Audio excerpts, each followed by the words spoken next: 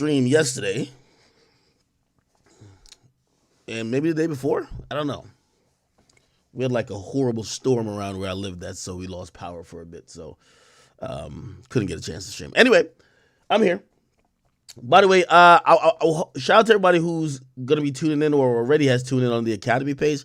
There's a shit ton of content coming on the Academy page that is, either filmed by, the Facto Show. That's obviously Troy Ab's podcast, or the TCS guys, which is the comment section. Those are some chat niggas, good old chat niggas from Discord.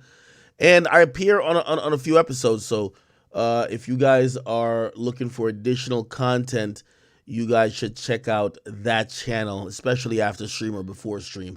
So, yeah, we'll get into it. Anyway, salute to Boom also, who came out for a couple of days. He was supposed to stream last night with me, but, I was so tight. Hey, number one, first of all, I keep saying gambling is a horrible thing. But, man, I missed out on $33,000 parlay because motherfucking Jason Tatum did not score 20 points. If I post it, y'all be sick. Everything else hit. It felt like it was like 15 legs. Everything hit. Jason Tatum had to score 20 points. 20. And it shouldn't even, nigga, I even hoped, because he had 15 with 12 minutes to go in the fourth quarter. I'm rooting. Let's go. I was hoping it even went to overtime. Fuck it. The motherfucker couldn't get 5 points in an overtime period and 9 minutes. I couldn't believe it. This motherfucker's getting paid $40 million. I see why people hate players. And obviously, I don't know Jason Tatum. He seems like a cool guy. But damn it, man. I see why you don't like a nigga, man. I see why niggas be threatening some of these players. Like, God damn it, yo, bitch ass. Now, here's the thing. I think he's out for tonight's game. I guarantee the next time he get on the court, this nigga probably dropping 60. So fucking inconsistent. It's all good, though. All right, chat. We got a bunch of stuff on the agenda today. By the way, if you guys want me to talk about a few things or talk about a topic, you guys should let me know what topic and what you got in mind. I'll tell you what I got in mind. What the fuck is this? What the fuck is this?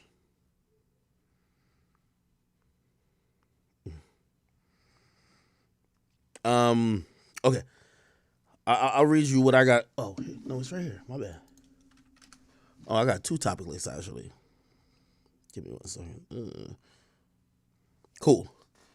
So, first of all, let me see. Where's my topics at?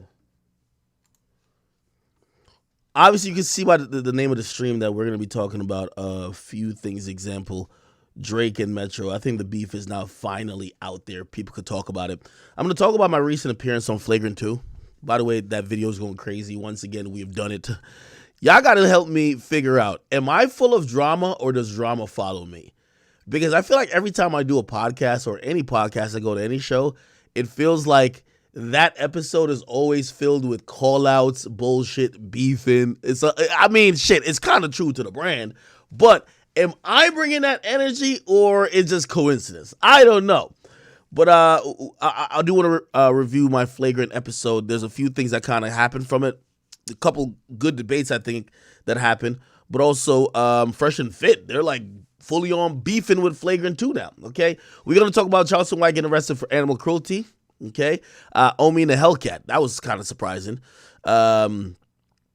Listen, you got to watch out for monkey see, monkey do. I see all the women, and shout out to my chat queens, I see all the women who were in my comment section and other people's comment section kind of celebrating how this whole Omi and the Hellcat situation was going down. By the way, Omi called me, and the whole time I'm like, because he hit me from his page, I'm like, nigga, ain't you in jail? Like, how the fuck is you hitting me? I was like, is this Omi or somebody, running this page? This nigga sent me a voice note. Nigga, it's me. I'm like, nigga, ain't you in jail?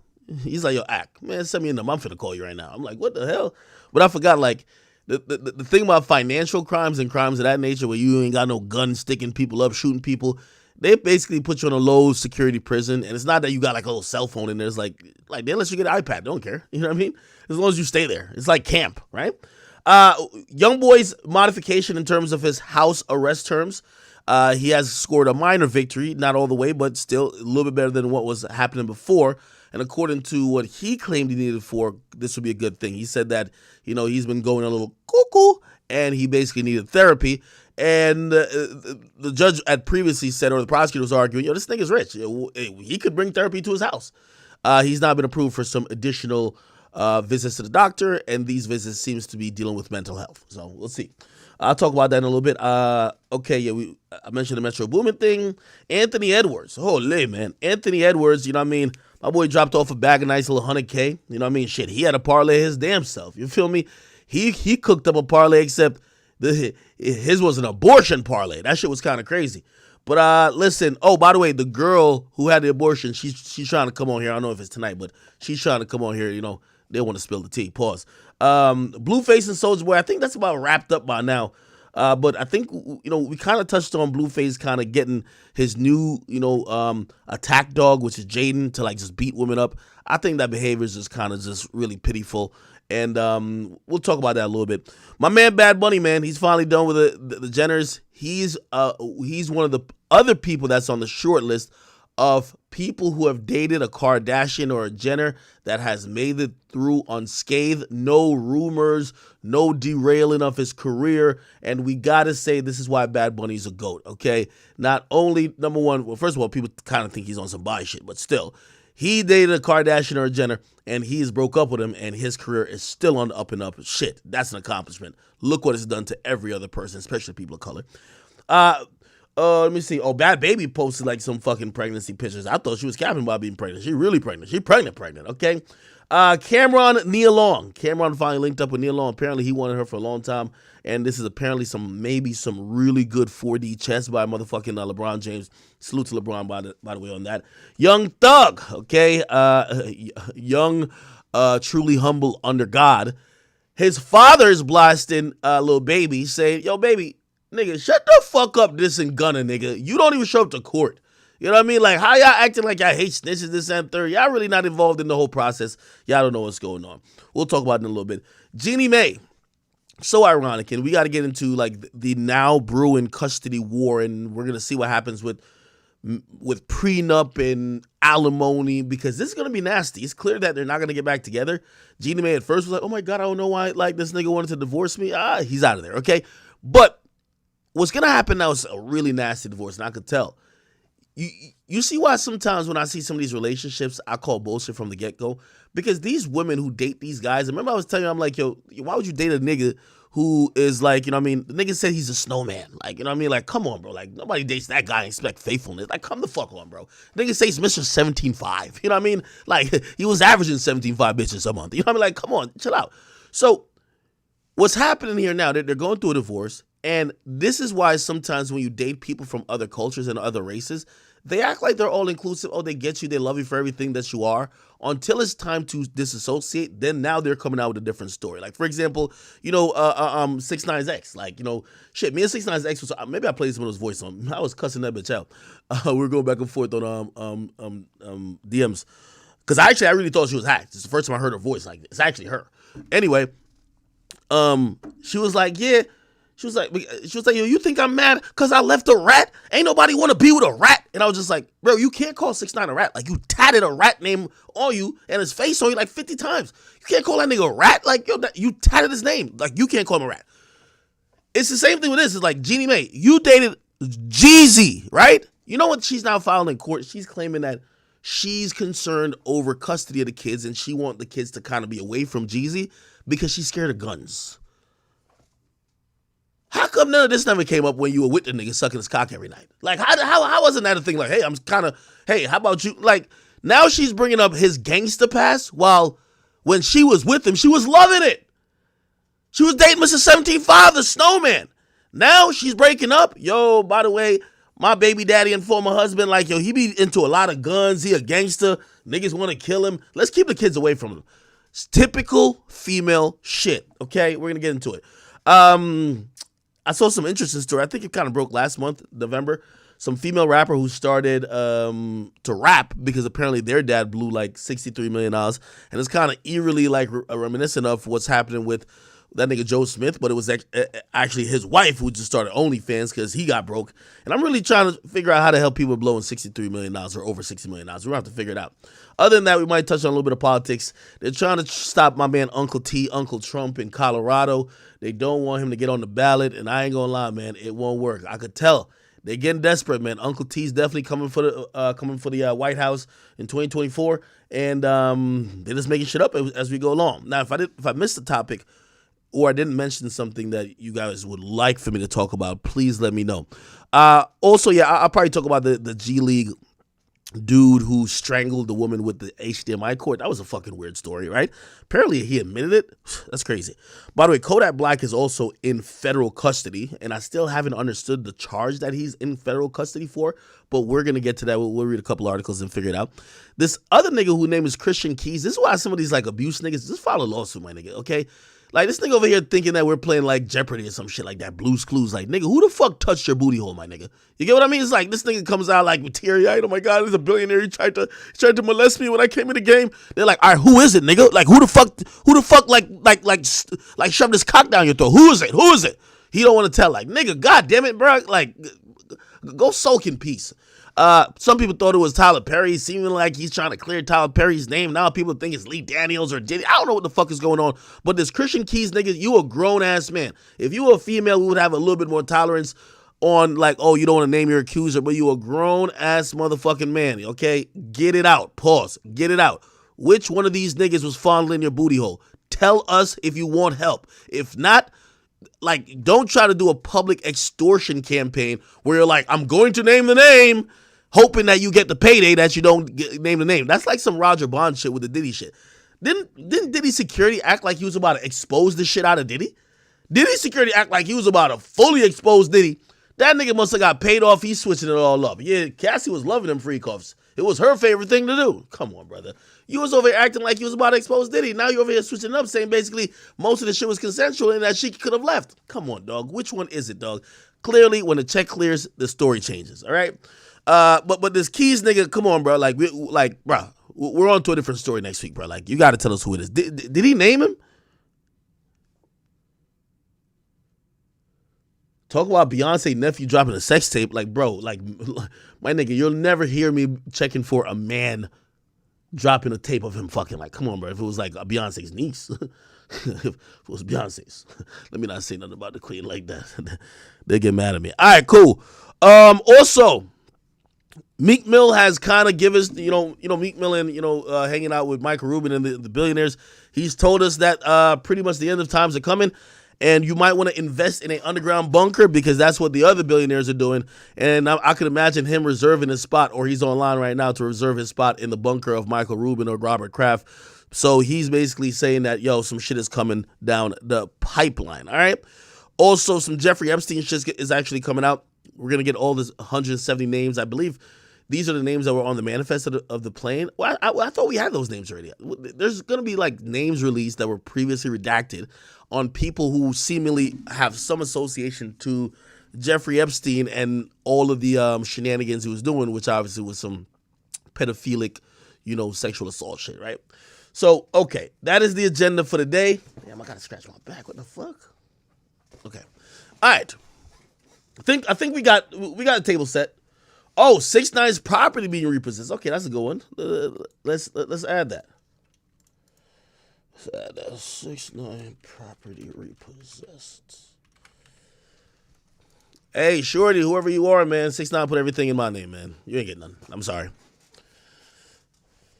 Okay. All right, let's go. Bet. Perfect. All right, let's actually start off with Flagrant first, all right? So I want to salute my boys over at Flagrant. I did their show. And, if you guys have been watching the streams religiously, I left stream to go do the show. And by the way, we're doing great on there. A day in, we're at, 403,000, views. Shit, clips are going crazy. Hey, another successful appearance. To be honest, I think I have a really good batting average when I go on other people's podcasts. Again, I'm like one of the top 10 most viewed episodes on Flagrant, period. And most podcasts, we usually do pretty good numbers because we give it up. You know what I mean? Like, we don't go there and just play the PC, let me just say what I need to say just to kind of be cool. we give it up, right? I like Flagrant too in terms of it being a podcast because it's comedians. And when you go in there, it's like a lion's den. Everybody got jokes for you and you're getting hit at every angle. You got to take the punches, give it back, and just keep it cool, like keep it chill. Anyway, I went on there. By the way, I think this is their longest episode yet. Obviously, that's another thing we do. Every time I get on somebody's podcast, I do the longest episode they've ever had. Bradley Martin, longest episode he's ever had. Flagrant, longest episode they ever had. I think Joe Budden, we did the longest episode they ever had. I think they had to cut it up into like multiple episodes. It's always, I love to talk, and clearly this is why I do 6-hour streams where I can just fucking rant.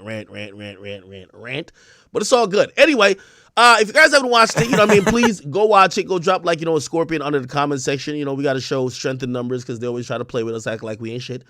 So, if you can, just go support, drop a comment in there. Just say the chat niggas is checking in. Okay, anyway. Let me, by the way, it is so funny. Let me, here we go. Okay, there's two arguments I kind of wanted to get to. Now, this is going to be for people who are a little bit older, I think. If you don't know how I got into the position I am, you always have to know your history if you're trying to, learn from people and build into the future, right? It's like, Kobe Bryant, even though Michael Jordan was more dominant in a decade before him, well, not really necessarily, but like when at his peak, Michael Jordan was dominant at the decade before. He learned a lot from Michael, right? And then he added a few things, and that's how he became him. And like, everybody builds on top of everybody, pause. And I guess I say that to say, me, when it comes to broadcasting and radio, I've always looked at the people that came before me. Like I've looked at, obviously Charlamagne, I've looked at Star, I've looked at, I've always said Wendy is the GOAT, right? Because I think that, what y'all call gossiping this and third, and, it's interesting when like, remember Dame Dash said to Charlamagne, was like, yo, you a chatty patty.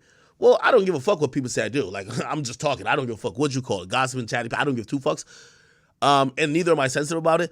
But to me, when it comes to like black culture and like, affecting like the entertainment business, I think that Wendy Williams was she set the fucking bar on how impactful someone could be just solo for the most part, holding down a mic and just providing entertainment and giving and disseminating information. Okay. Anyway, here's the conversation. And I want y'all honest opinion because I told y'all about this before. I hope I wasn't hating. Like, that's one of the things I never want. I see people hate on me. Y'all see people hate on me all the time, but I never want to come off as a salty hater. And I'm going to give you guys, because I know you always hold me accountable, let me know if I'm hating. So let me frame the debate.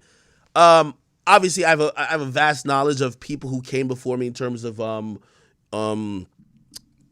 broadcasters, whether it's, Ed Lover, obviously Big Boy, you have Sway, you have Charlamagne, Star, everybody have named before, even Wendy. We got to this debate about who's the greatest person on radio. And while I do believe Charlamagne is one of the greatest ever, my conversation was something beyond that. I said the GOATs. I have to have Wendy in there and Howard Stern, and I said primarily because of one reason. The reason is not only did they dominate at radio when they were on it, they then at a point in their career said, I'm out. And they took their entire audience with them to their next platform. That's very hard to do. That's like, imagine y'all all watch me on, these apps that stream and YouTube, and I tell y'all, all y'all have to only now watch me on HBO.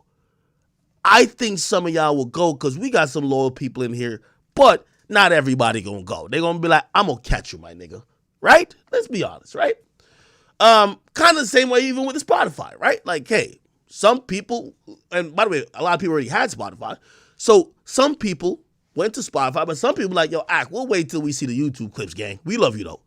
That's what I'm talking about. I'm talking about the ability to move an audience. Now, let me give you the example of Howard Stern and Wendy. Howard Stern, right, literally left FM radio and went to Sirius Radio, which is satellite, and he brought pretty much all his audience there to the point he was getting paid hundreds of millions of dollars per year because his value in the audience he brought was so much. He is a one of one. I think that makes him a GOAT. Now, who else has done that? I said Wendy Williams has done that too. Wendy Williams, who used to be on WBLS, you got to realize Wendy Williams' audience isn't like us. Like Wendy Williams' audience is like middle-aged woman. You know what I mean? Like middle-aged woman who likes to hear the tea on Housewives and, you know what I mean, like who's fucking who and blah, blah, blah, blah, right? She moved those people to daytime TV. Like she left radio, went to a TV show, and that TV show was successful because her audience went there. Okay. Now, with Charlamagne, one of the best talents who've ever held down a microphone. However, what I was saying that was different between Wendy and Howard Stern and him, we haven't seen him being able to move the Breakfast Club audience to any of the other things he's done. For example, if the Breakfast Club, which is number one, right? If he could move even a portion of that audience to his daytime TV ventures, or not daytime, late night TV ventures like Uncommon Sense and Hell of a Week, those shows would have been wildly successful because, again, I think those companies were just looking at like, hey, are we going to see if that Breakfast Club audience is going to come over here? By the way, this is not a knock on Charlamagne. I don't think I could move y'all to TV late night. You know what I mean? Like, it's such an antiquated thing, right? So that's what I was trying to say. Now, Schultz, you're going to hear, he's going to make an argument. And by the way, I'm summing up this whole thing before you hear it. Schultz is going to say, well, he has moved an audience. He's moved an audience from radio to YouTube. Now, what I didn't say in the moment, but I wish I had said, because I think Schultz is all the way wrong. All the way wrong. What I really should have said is that the Breakfast Club didn't move their audience from radio to YouTube. The Breakfast Club followed their audience to YouTube. Their audience was listening and regurgitating the on-air shit on YouTube. So they then adopted it. By the way, there was a time where the Breakfast Club used to strike pages who put up stuff of theirs on YouTube till they realized you can't fight YouTube. Then they deleted about 20 pages and got one official page. Matter of fact, the official Breakfast Club page with like 6 million followers wasn't even theirs. It was ran by a fan. They took it over. So they didn't say, hey, we're going to YouTube. All y'all come. No. The content was being consumed on YouTube, and they then said, all right, let's go there to monetize it. Very big difference than what I'm talking about with Howard Stern and Wendy Williams.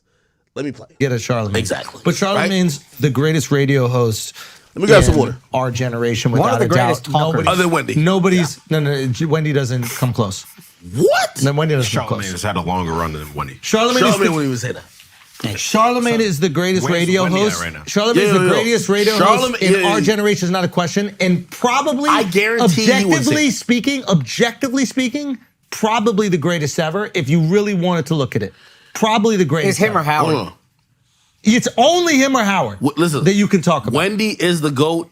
Wendy turned, because she turned what she was doing on. I'll walk down the street, I'll walk down the street, I'll ask 10 Asian people, they know who Wendy Williams is, they don't know the fuck she is. Well, because you're talking about now. Play this. Back then. I'll ask 10 Wendy Asian. Williams had a daytime TV show that she can still go back to now. You don't understand. You're on the internet too much, bro. He's international. So you're hold on. Like Charlamagne's international. You're telling me that. Like you don't understand. You don't understand. You don't bro. understand. Let me tell you something. Like, Wendy was popular at a time where hip hop existed primarily, and it was digested primarily in America. With the Breakfast Club and the YouTube channel, the Breakfast Club was the only access to hip-hop commentary outside of America. You have also become one of these portals. But the Breakfast Club was daily listening. So everybody in the world knows who Charl is. Remember when I talked about hip-hop platforms and I talked about like, like Shade Room and shit like that? Put like this. what Wendy Williams had in terms of when she went to mainstream TV, like midday type of shit. I'm sorry, hip hop doesn't come close. And I'm talking for me and anybody that's been in hip hop. What I'm telling you is, it does not come close. What I'm saying. Don't make fun of my Lacoste shirt. My mama bought me this. My mama bought me this. Stop playing with me. My mama bought me this. If you think it comes close otherwise, I don't even know where she got it, but she bought me it. If it came close, Charlamagne would be hosting a midday television show. That's also a TV show. You're talking about a TV show. Also, he said radio. He said he's the greatest radio host. You're talking about a TV show. Well, we're talking about skill at that point. No, I'm talking about greatest radio.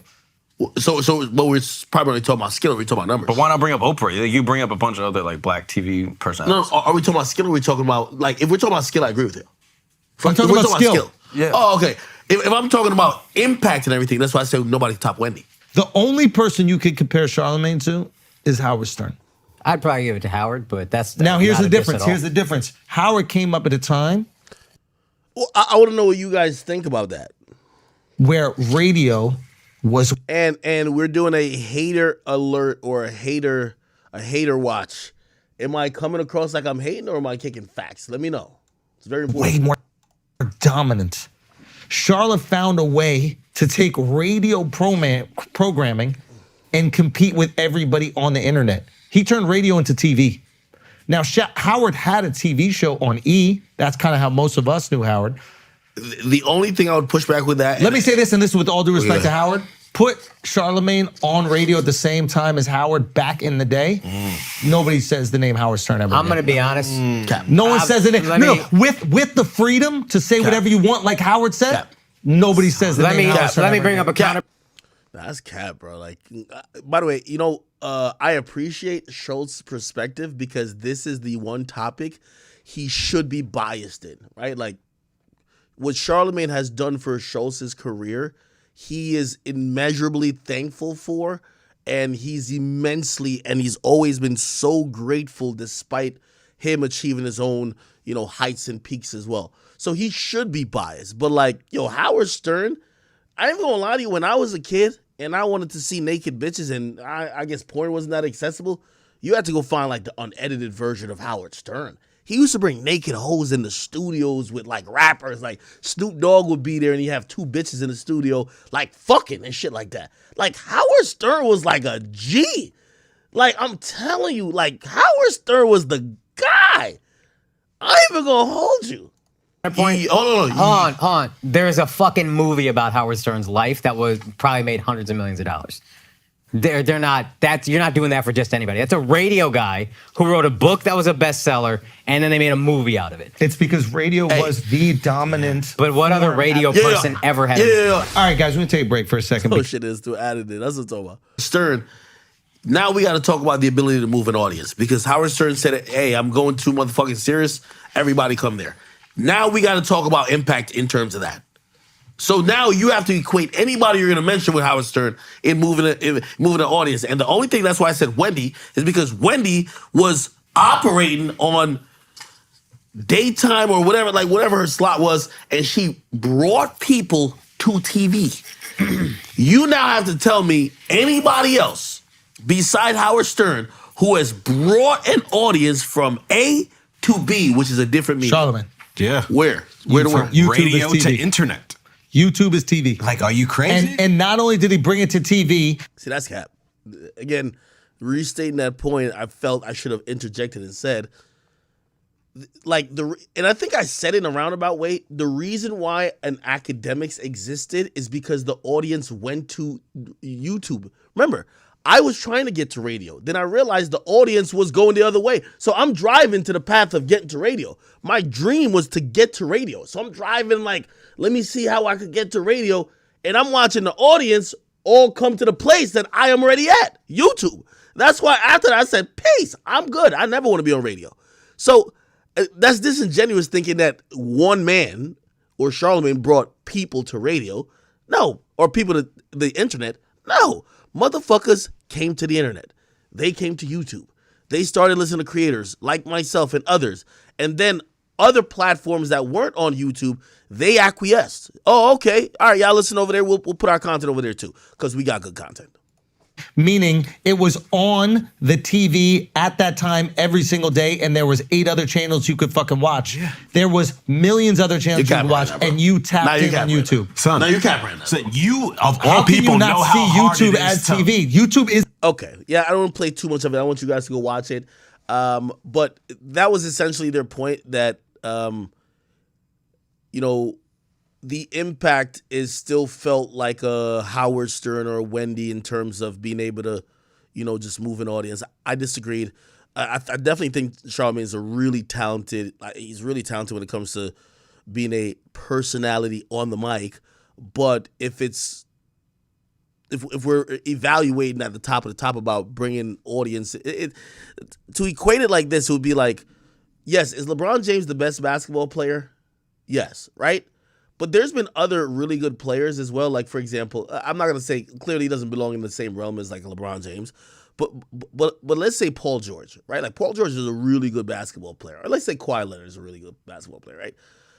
But is Kawhi Leonard's impact on selling out arenas and bringing like massive amount of commerce because you are now there? Like you're bringing the people, you're bringing the business.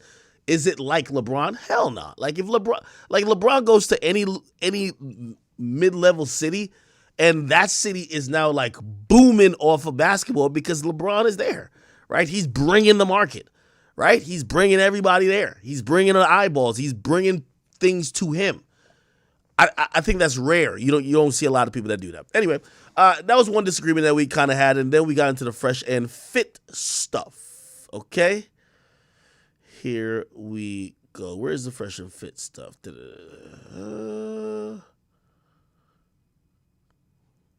on.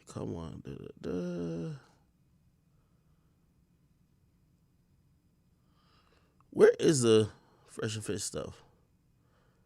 Anybody got a timestamp?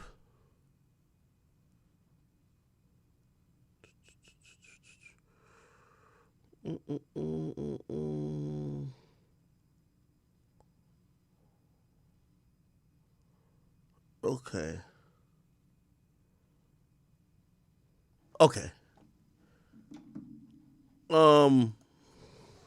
I'll just play it off of. Oh, they probably have it. Actually, no. I think I got it.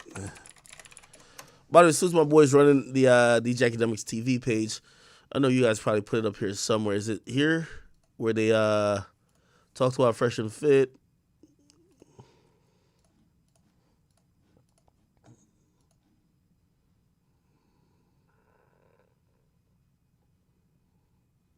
All right, I gotta go to Twitter. I don't know why I don't have a timestamp. Did you guys give me a timestamp?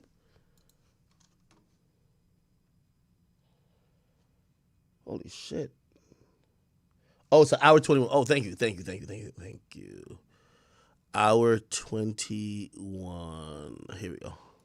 So like right now, I got to censor myself because I'm going to say things that I don't want to say. I'm like, man, that 25 million ain't worth nothing because I ain't going to want to live. You ain't gonna want to live after that. You don't make it a joke. You see, yo, fuck you, my nigga. Yo, let's cry together, bro. Yo, let's just. Have you ever? Hold on. That's I cry another thing all too. the time. That's another I thing cry too. all the time. Some people I on love social crying. media and some people, a man and a woman. What you Well, mean? you don't go down on girls. Like maybe. Woman. Yo, y'all gave me the wrong timestamp. Hour 21? No, it's not hour 21. It's not hour 21. Y'all catfishing me. It's all good. I'm going to go to Twitter. Fresh Fit Flagrant. Or I should just go to Reddit, low key. Let me see if I can find it.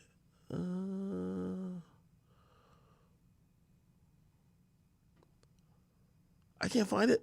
All right, whatever. I'll just go to the so Myron tweeted something, and I guess he obviously seen the episode.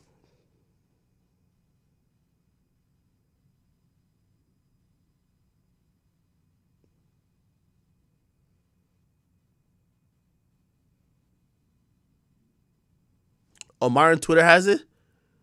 Okay, let me see. Maybe he has it.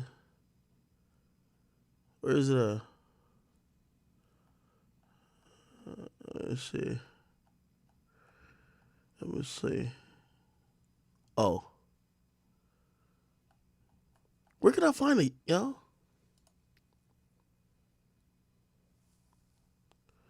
Somebody said I should have told Flagrant to shut up when they were interrupting me. That's part of Flagrant, bro. Like, yo, it's like it's jokes over everything, dog. It's like nobody gives a fuck about your story. So I don't care. I enjoyed my performance on Flagrant because I thought I was funny. I thought I kept up with their jokes. Okay. Jesus, could somebody give me a timestamp? Oh, I'm gonna just go to Reddit. Hold on. Reddit.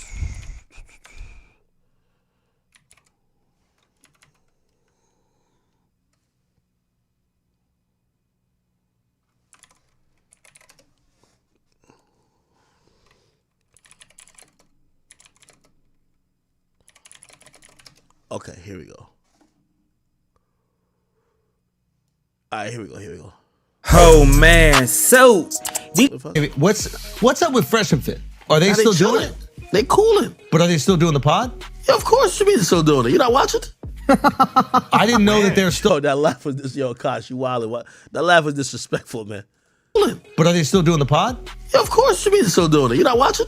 I didn't know that they're still doing the pod. Where can You you think watch? they died? No, I don't know. Maybe. They got demonetized. You know, it was a minor setback for a major comeback. You know what I mean? Yeah. No, don't laugh like that. That was disrespectful. Yeah. No, but tell us. So what's going on? Like, are they still? But they're still doing the pod. Still doing the pod, man. That's you know, fire, they bro. got some different monetization strategies. You know, What else are they working on? What's their different monetization strategies? what's up with y'all, man? Yo, what's their different monetization strategies? Nah, hold on, man. I don't like how y'all. I feel like y'all been. You brought him up. I ain't bring him up. You brought him up. Don't be upset at us for shit you bring like up. Y'all praying on my man's downfall. Praying on downfall. You asked me if we watched their podcast. I'm a 40-year-old man who's happy. Why would I watch that podcast? We're all married, bro. Y'all We're had him all up married. here. I only watch it when I'm fighting with my wife. I'll be like, these guys get me. These guys understand, bro. They understand women. All jokes aside, Fresh and Fit do hit hard when like you arguing with your girl and you need somebody else to tell the same shit you just told her. So you put it on and Myron is wilding out on like some 304 and he's just saying exactly what you say and you like, you just like, you just turn it up a little bit that she can hear like. 4 days every month that I watch that shit probably. When you walk in the room. Yo, 4 days every On month. the red days. On the red days. Red day I'm red pill. No, but for real, can you still watch it? Do they have their own website or how do you It's watch on the YouTube pod? still. What do you think it's at? I thought the podcast got taken off YouTube. No, it got demonetized. That's the new What way. does that mean? now one of the hosts of Fresh and Fit, Myron, By the way, let me read a couple donations. Ariel Jenkins thanking for the $10. She says, "Ack, have the chat rate me respectfully." Whoa, do you really want that? Yo, Ariel, do you really want that shit? Let me see. Is she trolling?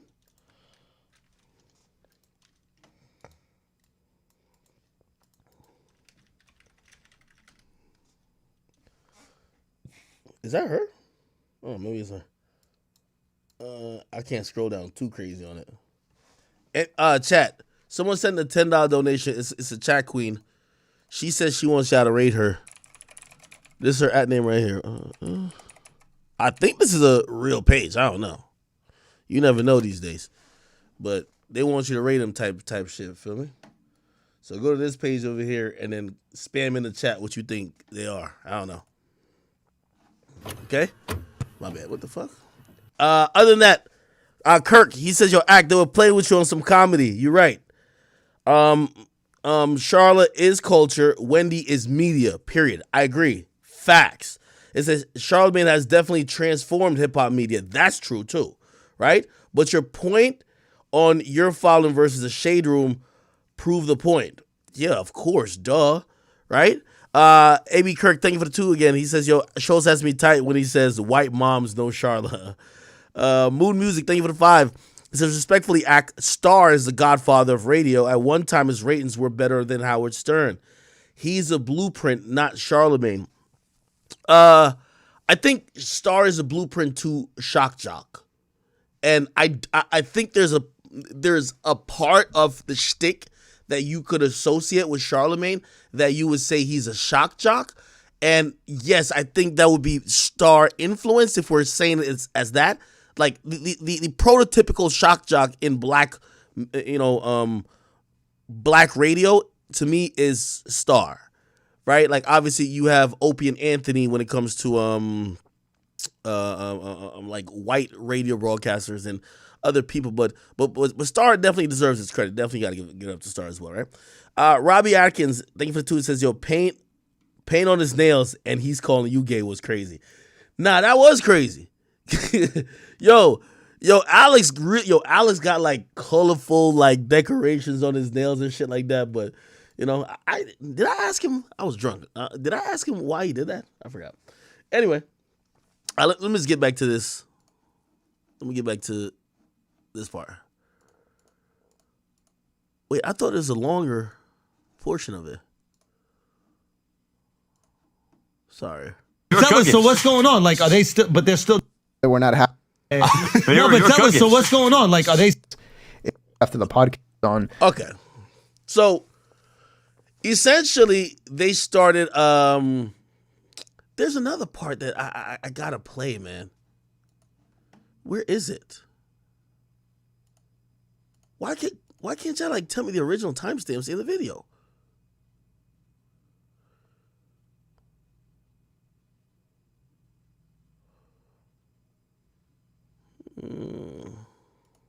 On their shit every single episode going, they were so good to us. Oh, here we go. Don't talk about girls right now, bro. We're talking about me and you. She was a whore.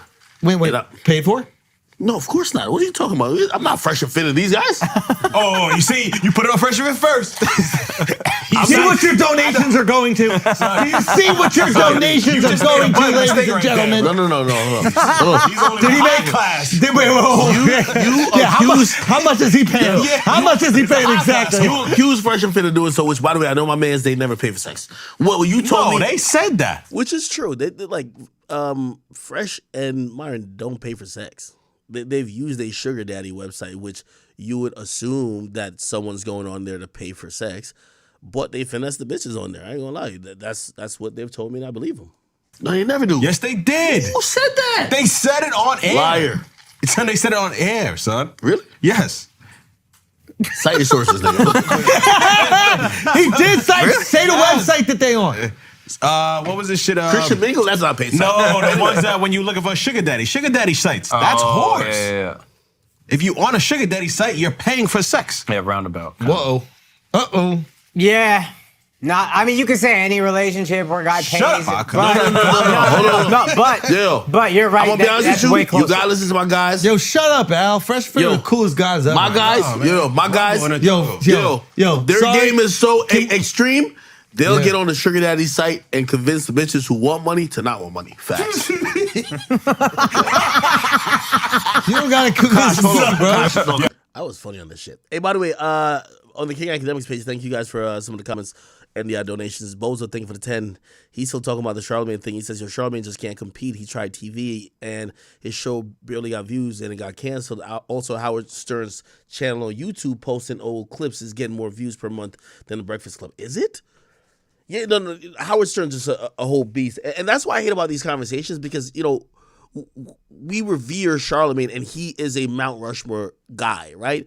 And this why I said the same thing to, I filmed the episode with the comment section and my guy, Wale intern was in there, but like my boy is sucking the skin off Wale's dick, like pause. And I said like sometimes when people show an artist or someone too much love, that when you're bringing them back down to earth, it seems like you're hating. Because like some people might be like, yo, you hating on Charlamagne. I'm definitely not. I'm saying like he's probably the greatest, of black media guys that's ever been on the mic, right? But, he hasn't done the Howard Stern thing, which that's like, nigga, Howard Stern is like motherfucking Bill Russell. Like Howard Stern is like Kareem Abdul-Jabbar. Like, nigga, that's impossible to do again, right? Story to tell, Ak, you're not a hater. He didn't build a huge audience on terrestrial radio. I think he does have a huge audience on terrestrial radio. I just don't think they're buying into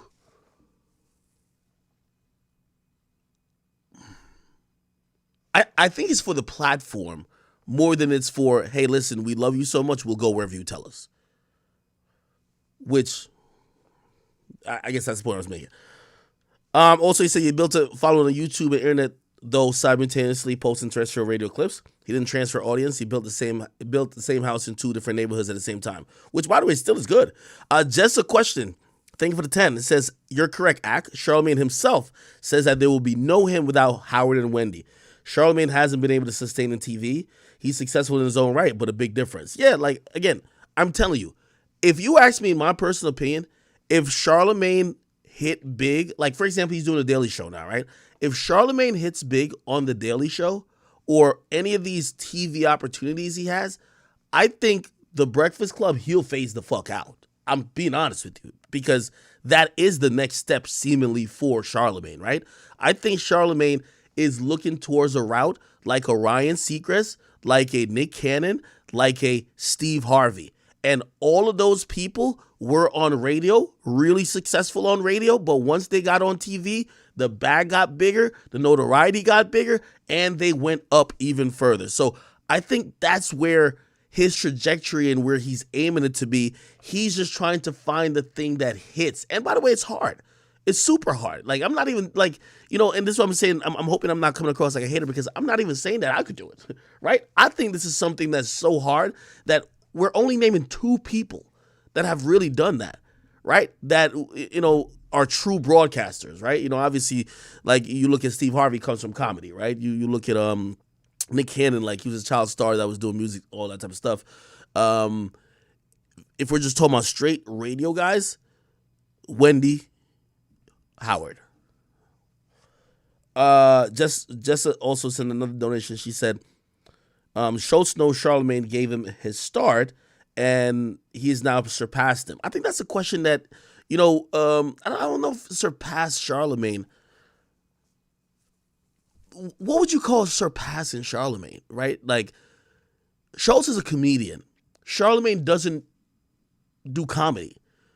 Now, here's the thing. You might feel that he surpassed. I'm trying to think about it and evaluate in a way.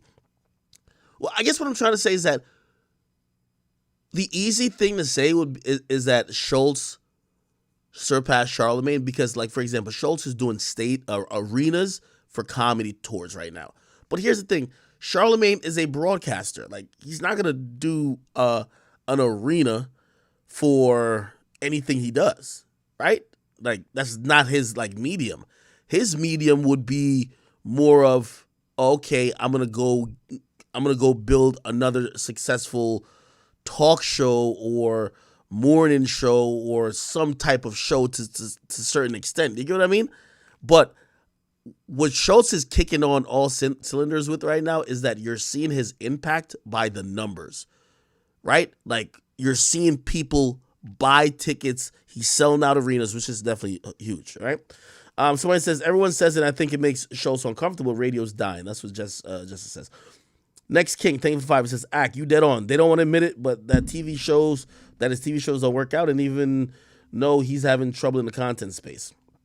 Urban Max TV, thank you for 5. He says, yo, Charlamagne become too PC to succeed like a Howard Stern or a Nick Cannon. I don't think so. Yeah and no. Like, I think for the hip hop space, he's a little bit too PC. Like, you're not gonna be that impactful, honestly, in the hip hop space if you're too PC. Like, if you're like, oh my god, trans, right? Like, nobody would hate on mental health shit like, you know, hip hop space. Like, hip hop is all about torturing motherfuckers mentally, not like uplifting them and shit like that. But if you're going into politics, if you're going into a realm that's gonna appease and appeal to, you know, other demographics, I do think that toning it down a little bit would work, right? Like, you know what I mean? For example, look at what's my guy that ran the Daily Show, the OG guy who ran the Daily Show. What's his name again? He's so good. What's his name? Why am I forgetting his name? He's so good. Which, by the way, I think he set a bar for the Daily Show. That's why it's just so hard to replace. And we're not talking about Trevor Noah, the guy before. Jon Stewart. right? Like Jon Stewart is that. Like Jon Stewart wasn't like some raunchy edgelord. He didn't need to be. He just needed to be the guy who was smart, witty, quick, and logical. So I think that's the realm Charlamagne's going into. And I think at a certain point he's gonna get it. I'm gonna hold you. Somebody said, don't forget Rush Limbaugh and Dick Clark. Yeah, well, they were raunchy motherfuckers. Like Rush Limbaugh, Rush Limbaugh kept a little racism with him all the time. All right, cool. All right. Anyway, let's get back to the Fresh and Fit thing. Yo, stop laughing at that! No, stop laughing at that! Yo, these are the coolest guys on the planet, bro. They're helping men every day. I know. Yo, they're helping so many men every day. The next time I'm coming up here, I'm bringing them. Bring them back up You here. won't have the same energy. How much you want to? How much do you want to? Buddy, what are you talking about? Me? Yo, I saw y'all here with them. Well, not here. The other side. They've been crying about it since. And I was nice to them? No, yeah. They're not on their shit every single episode going, they were so good to us. They're going, they were bullying us. We got 2 years bullied. later, they're still crying about it. So I literally called. Nah, you were hating on them though. 2 years later, Yo, they still my crying boy about it for Fresh gets clips. bitches. Like, no, I ain't capping. Which one is Fresh? Fresh is my he's The the ones that darker pay skinned for it or dude. don't pay for it? None of them pay for it. I mean, One of them got 4 the sugar girlfriends. daddy or Facts. non-sugar daddy? 4 girlfriends. Facts. Which one? True. You're a taller dude.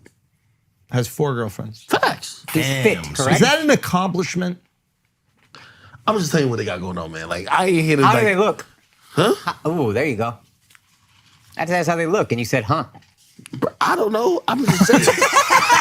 I asked an objective You question. got 4 girlfriends. You just don't know how any of them. Yo, this nigga was laughing dumb hard. I ain't gonna lie. That's why I every time I look, I'm like, damn, nigga, why you laughing this hard? Look, Like, this nigga was laughing before the joke was told. Ask an objective No, I'm question. all right, hold on. I mean, Because you know a lot of information, but then I you don't don't know a lot of Stop information. judging. Listen, I don't want to violate my mans. I'm gonna be honest though. you can buy No. a girl for 10 cents a No, I'm gonna be day. honest with you. Hold on. No, I'm gonna be honest with you though. My man Myron's girl, she looks really attractive. Yo, why you hitting on your man's girl? now you son? doing that. That's wild. That was crazy. crazy. You got a Spanish girl. You like Spanish girls? Yeah, I That do, was but really that's crazy, bro. I would never hit on my man's girl. I'm not hitting on her. I'm Yo, stop. Give me the website one more time. Rumble.com/. Yo, go donate to Rumble so he can take his Why you girl mad out at to a him? nice dinner, Wait, bro. hold on. Wait, why Go donate to Rumble so he can take his girl out to a nice, what is he like, steak, fish? I don't know. Anyway, Both. wait, who else y'all beef with? Because I like the beef. You know me. We don't beef. I don't. Don't be up. Are y'all cool with the JDP? Joe Budden podcast? Okay. All right. Anyway, they mentioned that about Fresh and Fit. Myron, who got Twitter recently, and by the way, I like Myron on Twitter because Myron give it up on Twitter, okay?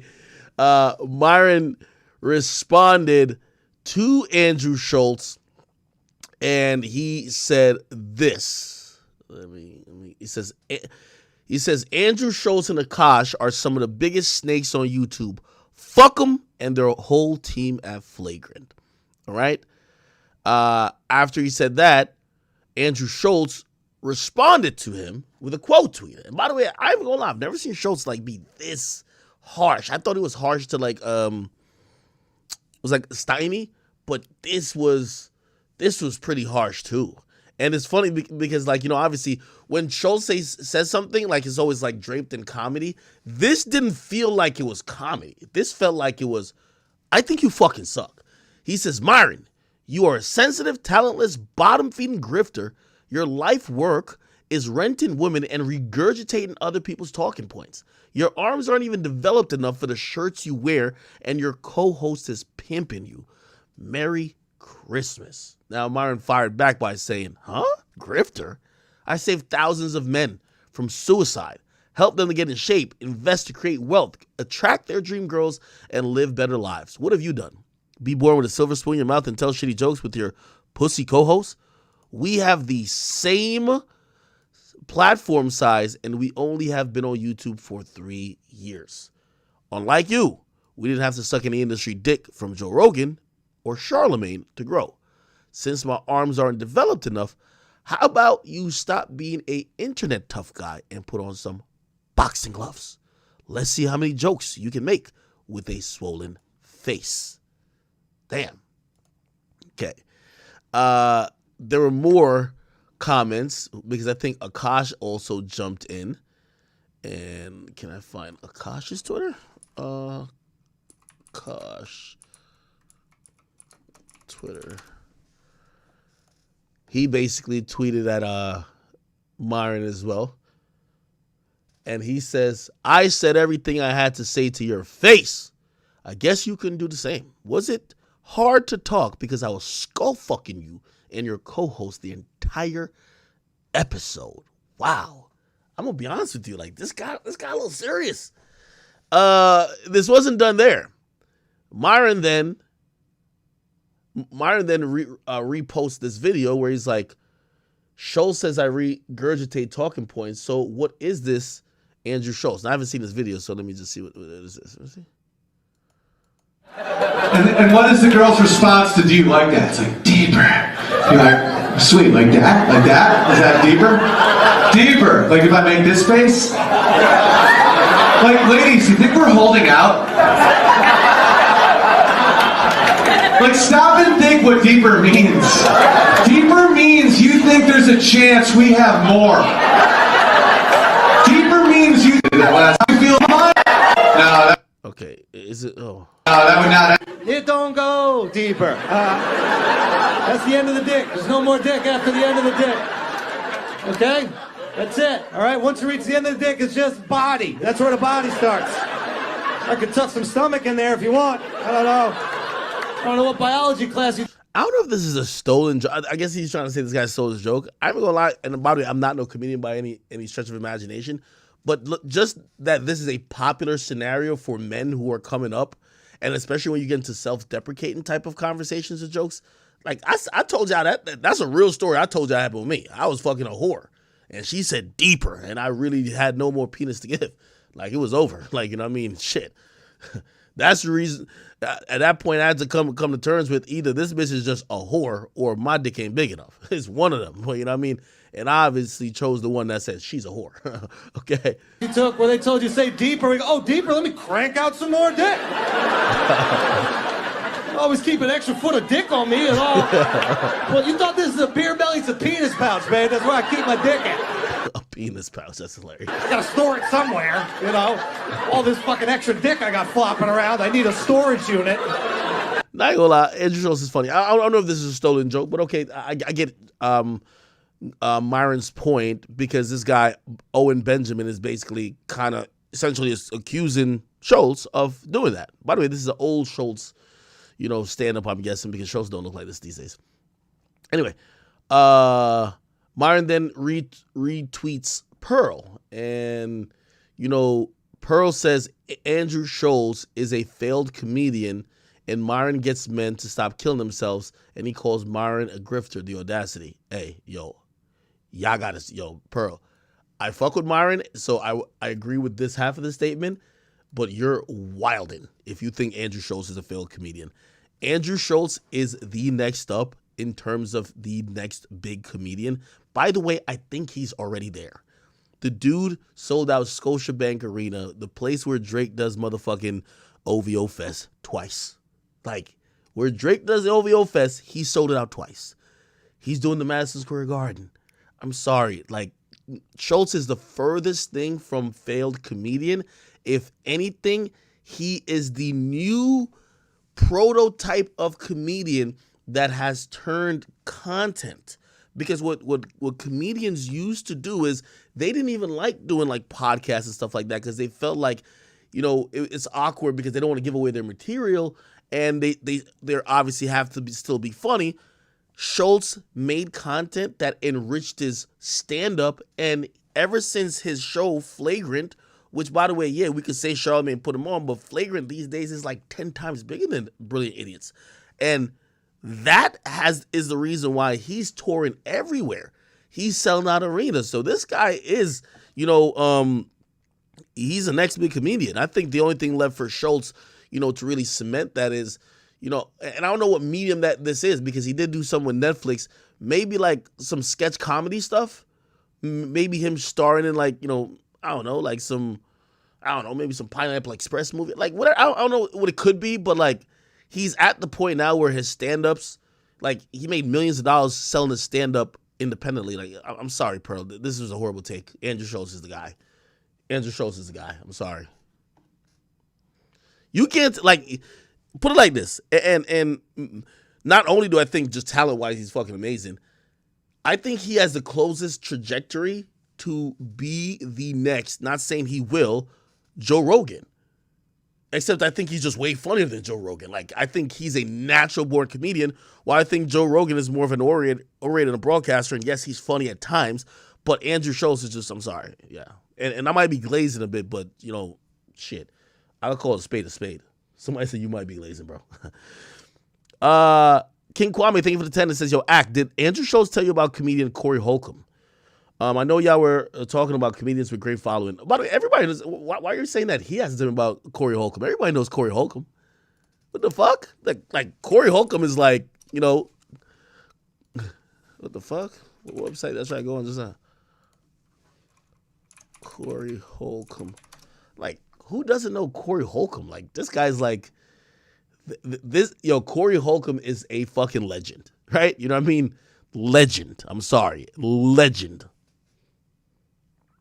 Obviously, while we're mentioning comedians of the sort, Patrice O'Neal, you know, I have aspirations just because I respect the art of comedy so much, and obviously in a live show, I'm trying to figure out, you know, I'm still working towards my next live show, but I always want comedy to be in the mix, and I've looked up to all these comedians, so like, I won't say I'm the biggest comedy fan or I know the most about comedy, but of course, like, I've seen all these guys like stand-up specials and shit like that.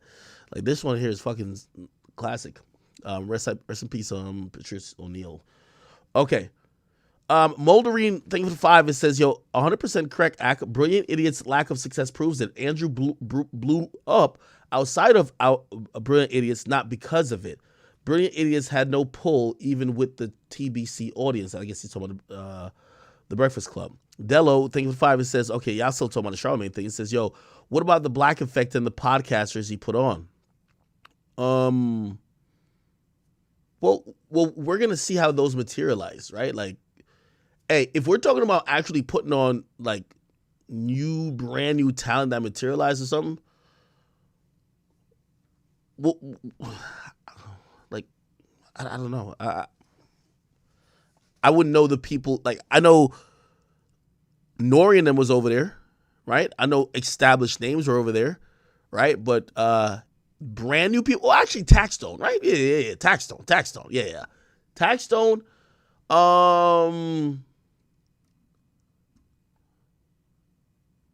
Yeah, we'll say Taxstone. Which, by the way, that's a huge name. That's like, fuck. Colton Masculine, thank you for the 10. He says, yo, Schultz does not have any iconic stand-up sets. Really? You think so? He said he's good, but he don't got no classic routines. He needs classic specials or movies to be cemented. Next up at 40 years old is crazy. Yo, Colton Masculinity, with all due respect, I think a comedy shelf life, let me see, Andrew Schultz age. You could be next up at 40, like, comedy, like, how old is, like, Louis C.K.? He got canceled recently, though, right? Louis C.K. age. Like, obviously he's been on and been whatever, but, like, bro, you could do comedy into your 50s, bro. Like, yeah, people still say this is one of the funniest motherfuckers out here. Like, look, Dave Chappelle. Wait, at what age is he? 50 now.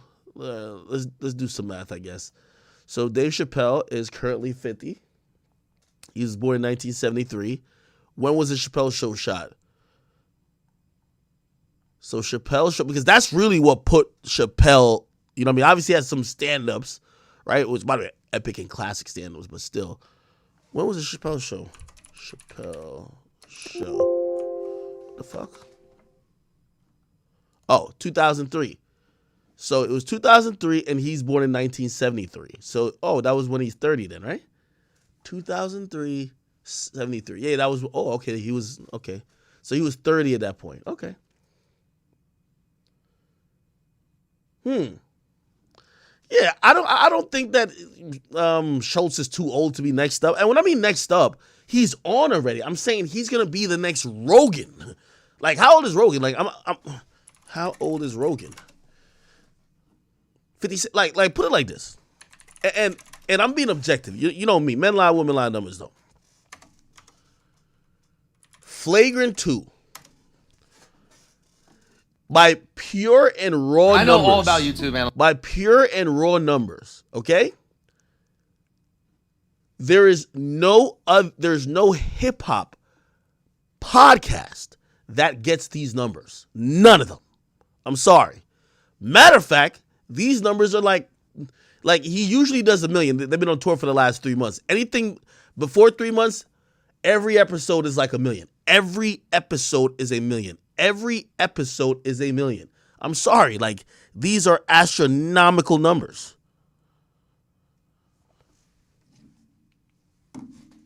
So again, if you ask me, his numbers are so crazy. So he's on right now. I'm saying that he has a potential where his platform could be seen like a Joe Rogan-esque, where, you remember when Joe Rogan was on YouTube and he was like doing nasty numbers, like everything he put up was like 5-10 million views. It was like, what the fuck? You could have that many people watching? I think that's where he's building towards. And then the comedy side of it is, obviously he's talented, but I think both helps each other.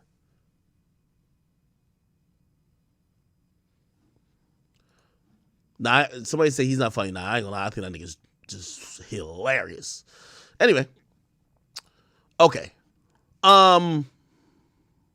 Okay, cool. Let me see. Did they go back and forth any more? Okay, Myron says, Andrew Schultz made his career sucking off the industry and still has the same size YouTube channel as us. I'd be mad too. Fuck Andrew Schultz and Flagrant podcast. Okay? All right. I'm interested to hear how Myron deals with this, because this is the interesting part about it too. I think Schultz actually probably doesn't care about him or doesn't like him, right? But I think his response is also to have Myron like go ballistic. Like, one of the rants I go on where I'm like foaming from the mouth? I think that's what he wants to elicit as a response from Myron. And then when he gets that response, he's going to get back to comedy and clowning him. That's the thing about a comedian. A comedian, they'll get serious with you. You get serious, then they just joke about you getting serious. Like, it's all jokes. So it is what it is. Land Money, thank you for the 10. It says, your Schultz numbers, in my opinion, has more to do with the popularity more than body of work. I agree with Colt. He definitely has the popularity. I just don't hear about nobody talk about that classic like Eddie Murphy Raw. I mean, have we talked about a stand-up special like Eddie Murphy Raw in a long time? I mean, we still have Chappelle doing his thing. Chappelle dropped like 2 or 3 specials, and we talked about what he's talking about in the special. Like, oh yeah, he's getting at the trannies this time, or he's getting at like the special needs people this time. But nobody's actually talking about, nobody's saying that these are like iconic stand-up specials. Matter of fact, I ain't gonna lie to you, I think Dave Chappelle stand-up specials these days are more of conversations, less than just comedy, comedy stand-ups. And it's like a new, unique way of doing stand-up. Anyway, even then, Kevin Hart. Does Kevin Hart have a equatable? Well, I guess he do that one with that pineapple. Yeah, I guess so, right? Somebody said Schultz is doing sold-out stadiums and arenas around the world. FNF did a live show in Miami, their hometown, and barely got 200 people. No comparison. Yeah, I would say, to be a little bit factual here, of course, I love Myron and everything, but their YouTube channel size isn't necessarily an indication of really how big, like, the movement that they've cultivated with Flagrant is. Andrew Schultz. You go to his Instagram, and I mean, you'll pretty much see, like, you're going to see, like, bro, this is Sydney, Australia, bro. Like, this is Sydney, Australia. They go in there doing a show. Let me see. Like, I'm sorry, bro. Like, this is like at least 10,000 people, bro. Like, I'm sorry. Like, this is huge.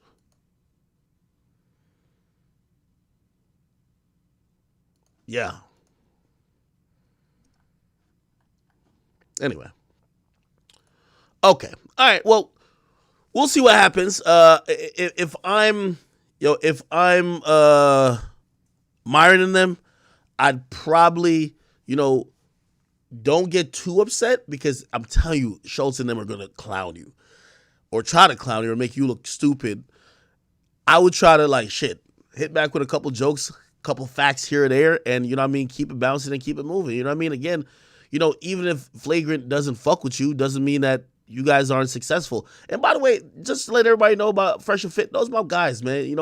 I don't like when people are celebrating, thinking that their demise is nearer because they got demonetized. What YouTube is doing is not only for them. It's like celebrating that somebody went to jail because you think that you could never go to jail or some shit like that. No, you have to realize that YouTube is taking a stance that people who have done objectionable content or who are just not liked by whoever they call the woke crowd, instead of reprimanding you by giving you strikes and getting you off the platform, they're just going to demonetize you and take away your ability to earn a living. So I don't think that's right. By the way, we've seen it being done to a bunch of other people that's not in this red pill community. So it's not only Fresh and Fit.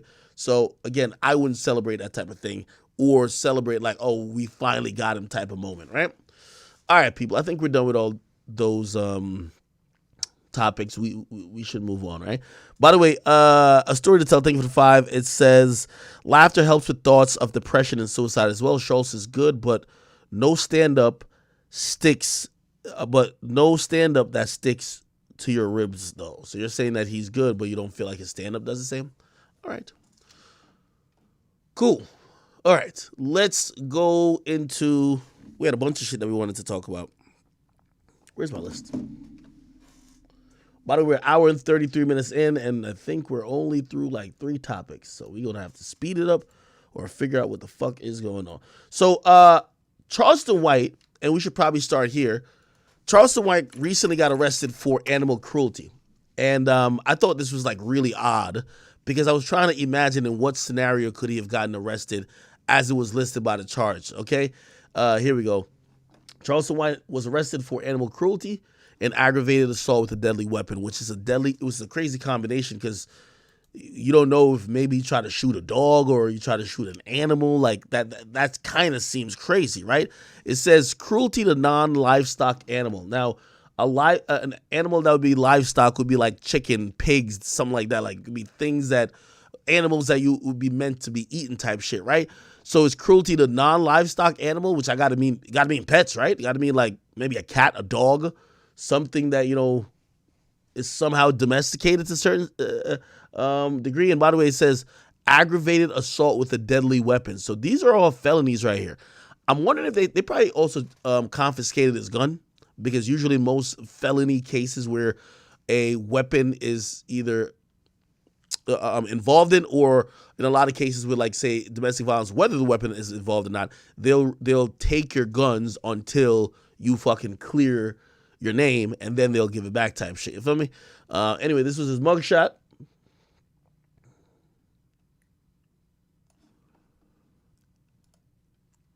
And yeah, this is a little bit more information about it. Now, he did get out on bond, and he got on Instagram Live, and he started to explain what the fuck went down. This is what he said. Yeah, it did, because I got arrested 9-something yesterday morning. Got lying to me, I made bond at 1 o'clock. I was supposed to be out at 7 o'clock this morning. GPS tracking monitor. What else? Home confinement. Yeah, they tried to act like I done killed somebody. And I ain't done none of what they said I did. They said I done something to 2 niggas. Yeah, I ain't done nothing to now 2 niggas. Yeah, it did, because I got arrested 9-something yesterday. I'm trying to figure out exactly what it is. Charleston White arrest. By the way, okay, here it is. He's speaking on it here. Got lying to me, I made bond at 1 o'clock. I was supposed to be out at 7 o'clock this morning. But they tried to put some motherfucking conditions on me. Yeah, they tried to give me a motherfucking GPS tracking monitor. What else? Home confinement. Yeah, they tried to act like I done killed somebody. And I ain't done none of what they said I did. They said I done something to 2 niggas. Yeah, I ain't done nothing to now 2 niggas.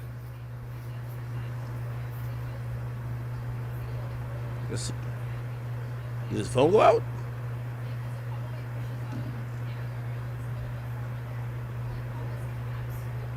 Hold up. go bring in a. So yeah, still the how they say, nigga. Every week you go viral. That's what. And we ain't even got past the interview money for the goddamn stage event. Here go another interview and motherfucking another event. Go bring in a bunch of goddamn money for Charlie. And I got a motherfucking badass motherfucking lawyer, Andrew Platt. If you ever get in trouble in the Dallas-Fort Worth area, nigga, go get Andy Platt. Even his secretary, Michelle. Man, but shout out to Judge Lofton. Shout out to the bailiffs and the marshals and the sheriff and Judge Lofton Court. Man, they showed me so much favor and love. I appreciate them. My beef has been with this one black officer called Tracy Carter. He mad because the white boys, supervisors and superiors love me. Now, shit, yeah. But nigga, guess what? I ain't never lost in the criminal justice system. I go hire attorneys, nigga. And one thing the old nigga always told me, nigga, it's easy to put your money up and put a lot of money in state cases. You can pay for them state cases, but nigga, you can't. Yeah. You can't buy them Fed cases. You can't get no lawyer to beat them Fed cases because them. I'm trying to figure out why he really got locked up. He said 2 niggas, but it says animals on the thing, right? Nigga, and boy, watch how it work for you. And that's how I learned to win, nigga. Money, motherfucker. Nigga, you knew they were coming to strike you. You already knew them people. You already knew Fort Worth Police Department. You done dug that Officer Garrett Hull story up. And these people don't know they killed that boy without no motherfucking due process. Man, you know they go get you, nigga. I already knew it. So after this happened, I called. So when that video went, when the Cam Newton video went viral, I called Cam Newton and said, say, my nigga, I just put a target on my back. He said, what? I said, yeah, man, remember I talked about that police officer getting killed? He said, yeah. I said, nigga, they got 2 felony warrants out for my arrest right now. And that was 2 weeks ago. He said, what? He said, man, whatever you need. If you need a lawyer, you need bail money. This is what Cam Newton said. If you need a lawyer, you need whatever you need, just let me know. He said, you shouldn't have talked about it. I said, once you took me there, homie, I was open to the world. That's part of, once you, I can't, yeah, so, yeah, so they put a target on my back because Officer Garrett Hull was a very high-ranking police officer, and my homeboy son, nigga, was a, yeah. So, I called Cam. So, I called a few other people in the industry and said, hey, that Cam Newton interview was great. Oh, man, it was wonderful. I said, yeah, it just put a target on my back in my city. So I went and moved out the city. So after that, right? So I went and moved out the city. I went and bought me a house in Dallas. So that's why y'all been seeing me at the new spot. Cause nigga, they mad in the motherfucker. The world know about the Garrett Hull and Dacian Steptoe story. All right, so he's saying that he feels like the police have targeted him because he starts speaking about maybe a police-involved shooting that they were trying to either cover up or not getting attention to. Okay. Morning, go see my lawyer so we can go back to the courts. Yeah. And the cold thing about this shit, nigga, because I did that interview, never before in my life have I been considered armed and dangerous. But for some reason today, as I ride around through my city, our local police department have classified me as being armed and dangerous. Ain't that some shit? Yeah. They wrong in the motherfucker. They trying to get a nigga killed. But that's why I never wanted to come out and show Charleston. I always wanted to play the fool, the ignorant, crazy nigga. He dumb. I never wanted Charleston to be seen because I ain't want to be done like Malcolm and Martin, my nigga. I want to fuck hold. I don't want these people trying to kill me. I'd rather for the niggas to try to kill me. Because the niggas just emotionally, when these white folk realize who you are. Are y'all buying that the police are now targeting him because he's a beacon of free speech and a beacon of, kind of exposing the corruption or the download dirty politics that's going on in some of these police precincts or, in some of these towns or communities? You let me know. By the way, Cult of Masculinity, thank you for the 5. He's still talking about the last topic. He said, act numbers don't mean greatest. Flow Rider has sold more than most rappers. Is he a legend? He said, Schultz is a flow rider of comedy. Oh, man, I feel like that's disrespectful. A story to tell, thank you for the 5. It says, Charleston White is a Steve Irwin, the crocodile hunter of hip-hop. He survives the animals in hip-hop, then gets taken out for kicking a poodle. Okay. Oh, man. Nigga, and what you are to your people, nigga, it's over with. And they go use a nigga to get you every time. Nigga, Dr. King didn't get brought out on that balcony without Jesse. Malcolm Malcolm, so they sent a nigga to hit me in the head with a gun, and the nigga they sent was a killer. The nigga they sent was a killer. I didn't chase after the killer. I chased into the building with my gun to go rescue my wife because the killer was still in the building. The killer was still in the building. Some kind of way, they got me on video proceeding in the building with my gun as if I was chasing after the killer. Now, the killer don't get charged for hitting me in the head with the gun, but I get charged for responding to getting hit in the head with the gun, chasing after the killer. I'm out on bond for getting hit in the head with a gun, chasing after the two killers who hit me in the head with the gun, and these are documented killer gangbangers. This is my second time having to fight charges against these goddamn gang members fucking with me. This is my second time getting charged with an aggravated assault with a deadly weapon with these gang member killer niggas fucking with me. So I'm out on bond for a 4-tray gangster crip OG nigga attack me and he a snitch, a FBI snitch, and he mad cause I called him snitch and nigga cracked me across the cranium with a pistol. Yeah, so they say I chased after him with my gun. They lying like a motherfucker. They lying on Charlie. I ain't chasing after them nigga with my gun. They lying like a motherfucker. But they say they got me on video doing it. I say they lying. That's a doctored up video. Yeah, where the whole video is. That's a doctored up motherfucking video. They lying like a motherfucker, y'all.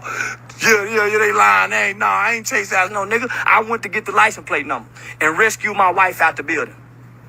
Yeah, I went to get the license plate number and rescue my wife out the building after being hit in the head with a pistol by a nigga 6'4", 290-something pounds. That nigga was the size of the nigga couldn't whoop Furry. What's the name of the nigga couldn't whoop the white boy Furry? Okay. I got plenty of money, nigga, to fight like I'm the leader. I'm gonna say it again, nigga. I got plenty motherfucking money, nigga.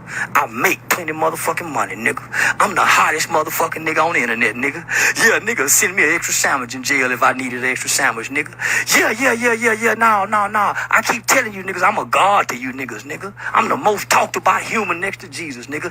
Ever since I was a little bitty boy, I saw the movie The Mac. And nigga, when I heard that nigga Goldie say I'm gonna have motherfuckers talking about me like they was talking about Jesus, when I was a little bitty boy and I heard that, I said, me too. And nigga, I grew up and I got motherfuckers talking about me like they talk about Jesus, nigga. Yeah. This don't add number to the repertoire, nigga. Cause guess what? One thing they gonna say, that little nigga stand on it. Cause they were trying to. All right, man, I'm going to pray with Charleston White, man, because, again, sometimes when a lot of stuff is happening and you're living that fast life, you're doing a lot of things. People just rush you on stage. You got hit in a barber shop. Now you're getting charges from the police. What usually ends up happening, I've seen this before. We've seen this a lot with people who are just a little bit too busy. It just seems like there's a lot going on. 6 9 was kind of like that, and then it was over real quick. So I'm praying for Charleston, hoping that this isn't a crash out. This isn't him like spiraling downward, and hopefully that whatever he's going through, he's going to get through it and, also kind of go to some type of equilibrium because, as much as you might not like him because he does talk his shit, he at times, and I think the Cam Newton interview was a great example, he'd be having a good message at times. And, if he packages stuff like that, I think it'd be really more impactful and helpful to everybody than just, beef. But we'll see, man. Pray for Charleston White, though. All right. By the way, I seen another Charleston White clip. This shit was funny as hell. I know Charleston White was pimping. Charleston White.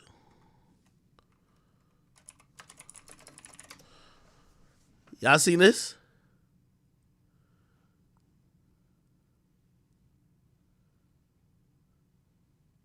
Hold on.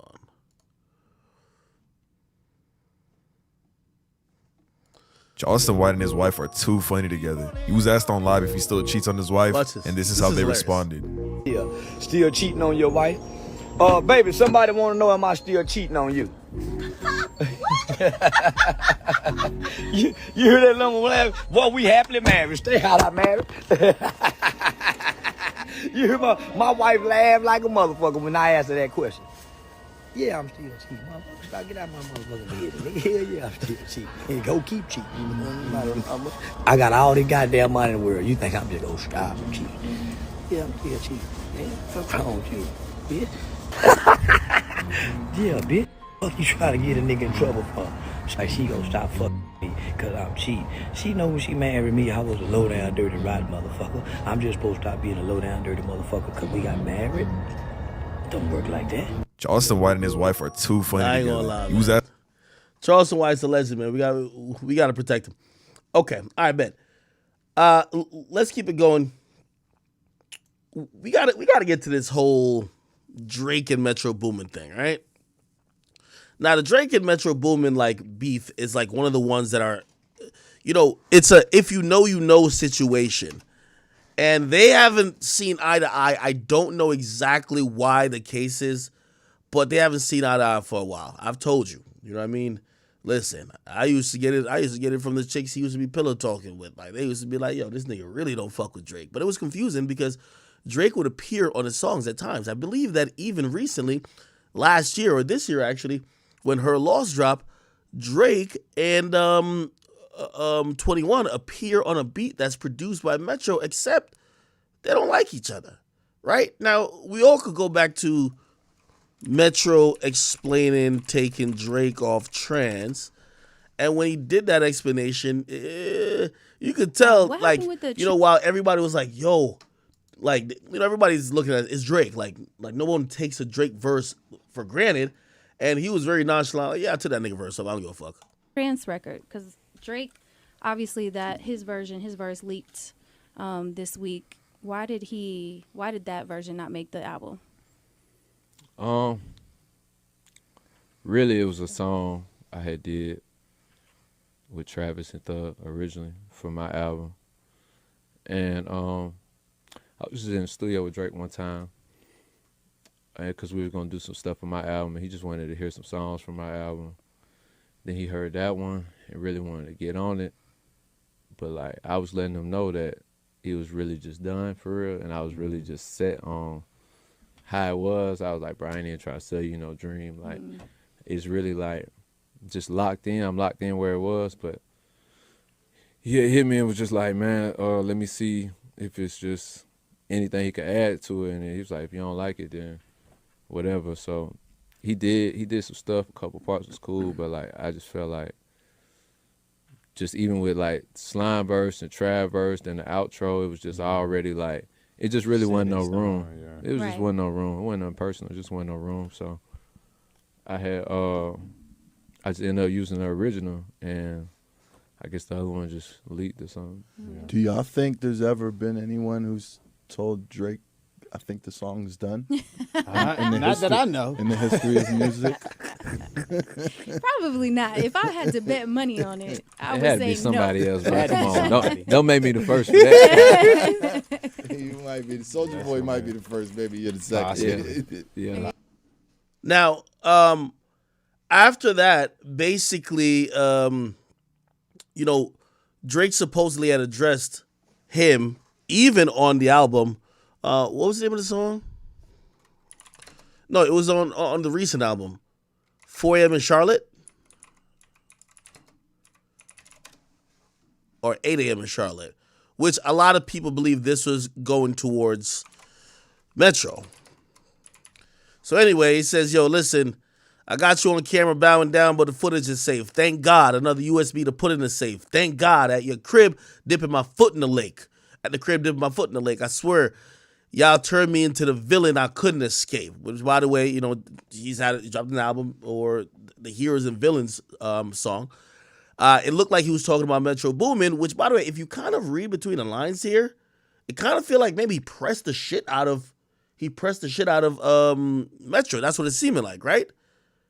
Right? Like, look, we all gotta lay in a bed what we make, but that couldn't be Drake. You forced a lot of fake love when the real one stood in your face. See? You forced a lot of fake love when real one stood in your face. That's why you got deserted by your niggas like pudding and cake. I got you on camera bowing down, but the footage is safe. Thank God, another USB to put in the safe. Thank God, blah, blah. Now, the thank God part is supposedly because every day Metro Boomin tweets out thank God. Like, supposedly every day. Let me see. If you scroll down, yeah, thank God for the day. So every day he tweets it out. Another day. Thank God for the day. Thank God for the day. Thank God for the day. Thank God for the day. So you can see. That's why people thought those bars were at him. Anyway, recently, Metro tweet and delete. He tweeted and deleted a tweet that was about, let me see. That was a response to somebody talking about awards. And he says, you know, yet her loss still keeps winning rap album of the year over Heroes and Villains. It's the proof that award shows are just politics and not for me. I don't really care, or I don't care about awards, honestly. The true award is and reward is knowing that the music I spend so much time on brings joy to people's everyday lives. Now, here's the problem about everything that's like, this all seems like a whole clusterfuck. Metro and 21 Savage are dumb cool. They're mad cool, right? They've had a collab album together that was classic. 21 Savage does a collab album with Drake, and then Metro is kind of throwing shade at it. That's weird, right? Also, you have to realize, remember when Drake was dropping Her Loss? Metro was dropping around the same time his album, Heroes and Villains. And here's the thing about that, too. Essentially, remember everybody was trying to get out the way of Taylor Swift? Well, while getting out the way of Taylor Swift, because Taylor Swift was teasing like she was about to drop some shit, so Drake did move his album back, right? And by the way, Drake rapped about it recently. He said, Taylor Swift, the only person to make me move my album back type shit. From what I also, surmise, not saying I didn't hear this, but I surmise, the album was moved back 2 weeks, but 1 week was to give grace to Metro, which I gotta believe that probably is a 21 Savage call. Like, yo, like the homie dropping this week, let's not drop on his date, let's fall back. Because if Drake don't fuck with him and he don't fuck with Drake, Drake probably wouldn't care about dropping when he drops, right? But 21 is like in the middle of it, and he's like, yo, bro, that's my guy. Like, I could imagine he's trying to mediate this, which this is why I'm surprised that there's tweets coming out, right? Obviously, Drake is slick dissing him that you got to really know to connect it to him. But this, like, Metro just clearly calls out, like, Her Loss, which, by the way, again, is confusing to me because his man's, even if you don't like Drake, his man's 21 is on Her Loss. Anyway, after this, you then get Drake who responds, and Drake responds in this way. Of you. To the rest of you, the non-believers, the underachievers, the tweet and deleters, you guys make me sick to my stomachs, fam. Honestly, if you guys want to look in my eyes, you guys want to do something? Oh, shit. That's what I thought. No, that's what I thought. That's what I. And to the rest of you. Okay. And by the way, let's run it one more time. To the rest of you, the non-believers, the underachievers, the tweet and deleters. You guys make me sick to my stomachs, fam. Honestly, if you guys want to look in my eyes, you guys want to do something? That's what I thought. No. I ain't gonna lie, Drake is giving the energy like he pressed the shit out of Metro, I would assume, allegedly. Which, by the way, you know what's so funny? Drake clearly be dissing this nigga. You remember how Metro was quick to be in my comment section? Hey, could you stop posting me? Could you tell Drake to stop dissing you? Keep the same energy with Drake. But look like, he don't really want that smoke with Drake. But maybe he does, because he did then put something else up, which, by the way, ironically, again, he has since deleted. So if we go to his page, he did respond to that video by Drake, but his response has since been deleted. Oh, never mind, it's not deleted. Oh, never mind, it's not deleted. My bad. I apologize. Okay, so this was his response to that, which, I ain't gonna lie, this was funny. Whoa, calm down, Jamal. Don't pull out the 9. It's just a joke. Come on. Don't shoot. Don't shoot. Whoa, calm down, Jamal. Don't pull out the 9. It's just a joke. Come on. Don't shoot. Don't shoot. Okay, and this is kind of him clowning like, yo, Drake, you're fucking taking this thing too serious. And plus, it's almost like clowning like, yo, Drake, wait, like, yo, it's almost clowning like, yo, oh, we're scared of Drake, which I don't know. Maybe Metro like that. Maybe looking at Drake like wheelchair Jimmy. But I don't know. This seems like a relationship that maybe won't be mended as quick as we think. However, do I think they're not gonna collaborate maybe unknowingly, or Drake's not gonna rap on his beats? I still think he's gonna rap on Metro beats. Metro's locked in with Future. Metro's locked in with 21 Savage. And I do believe Metro's just that big of a producer that, Drake cares more about the hits than, to try to spite a guy. So I think he'll be on the beat even if he's dissing Metro on his own beat, right? I still think he'll, end up on some of the instrumentals or songs that Metro has produced. So we'll see. My thing with Metro is that, listen, it's clear Metro's non-confrontational. Like, if you're non-confrontational, be non-confrontational. And just like, don't have these moments where you're kind of like on some slick, sly shit throwing shade, because that's like female stuff at that point, right? If you really don't like somebody and you don't care about the confrontation, just be like, I don't like the dude, or we don't see eye to eye. It's fine. But I do think that Metro is kind of like, he's throwing the stone and hiding his hand. Oh, I ain't do nothing. Oh, it's just a joke. No, it ain't no fucking joke, nigga. Because I guarantee you Drake had said some shitting on heroes and villains. He would feel a certain type of way. You basically shit on her laws, basically acting like, it's getting awards for rap album, and it's undeserved. Anyway, let's keep it going. This shit, and by the way, I got to talk to my man Omi and the Hellcat, man, because this shit was wild to me right here. So apparently Omi and the Hellcat, he's going through a breakup or maybe a possible divorce. So Omi and the Hellcat was dating this girl. And if you guys don't know, her name is like Mimi or something. Omi and the Hellcat girlfriend, okay? Now, here's the thing about Omi and the Hellcat and his girl, right? Which, by the way, he had proposed to her. Let me see if I can show the proposal. I think they both have deleted pictures. But look at this. See? Okay, this is her.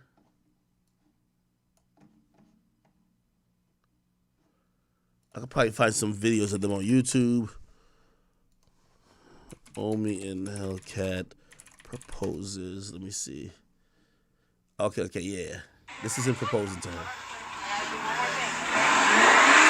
So it was Valentine's Day. He proposed to her.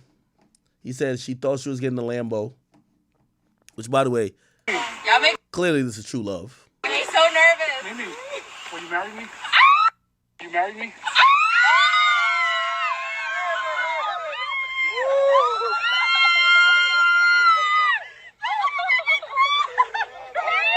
Aww.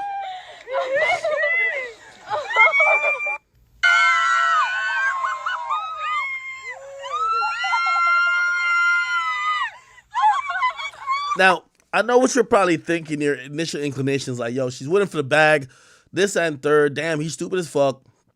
Number one, apparently people have been saying she's like a really loyal girl. So like people always said that she was holding him down for a long time, even before, by the way, he currently is incarcerated. They were saying he was holding her down way before that. Some people were saying though, like, well, would she hold him down if he didn't have that money? By the way, Omi the Hellcat, he has a history of spending a wild amount of money on women. Okay. He did my podcast back in the day and he talked about spending $1 million in a club, right? He talked about spending millions of dollars on women, right? So, I'm pretty sure she was probably taken care of, but still people felt like, yo, she's a loyal chick. Now, I don't know what could have happened because he's been incarcerated for months, and she was supposed to be taking over and running his business while he's locked up. But now we're hearing something about he cheated. Like, how the fuck could you cheat in jail unless you're gay, right? Like, Like, how the fuck that work? However, she's now supposedly about to leave him because he cheated. And by the way, let me play some more videos of them that you could kind of get like, the understanding of like their relationship, right? This is when they were about to surrender, or he was about to surrender to the feds. A little weird sleeping without him the first night, but today I'm gonna be positive. I'm gonna keep being as positive as I can. I'm gonna go to the warehouse. I'm gonna get as much done as possible. That way when he calls me, I could be like, look, this got done, that got done, everything's going good, we'll see you soon. I just want to give him as much good news as possible and as much accomplishments as possible to just keep his spirits high. So I'm about to go to the warehouse, get all that done. I'm gonna link up with Tez. He's gonna help get some things done for the site. And yeah, just a bunch of new things coming for you. Every time my phone rings, I'm like jumpy, but that's a text. So Okay. yeah, so I'm gonna bring you. So she was holding him down while, obviously he's incarcerated. Try to be. I'm not.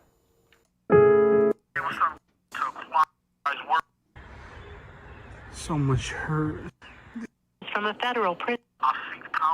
All you for pain. This is the last. People think that this is a bad thing.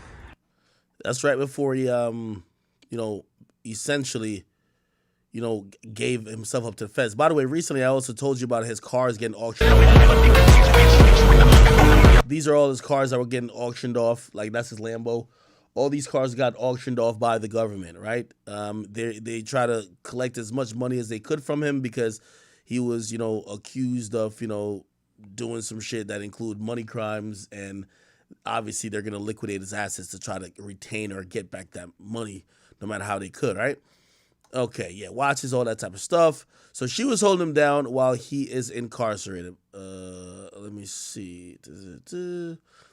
Any other videos of them? Oh. Okay. See, this is him buying. He says, I bought a Jeep Trackhawk for my girlfriend. This is her second one. Look at her response. Let's see. Jeep car. We broke up. Wait. This ain't the same girl, is it? Nah, this ain't the same girl.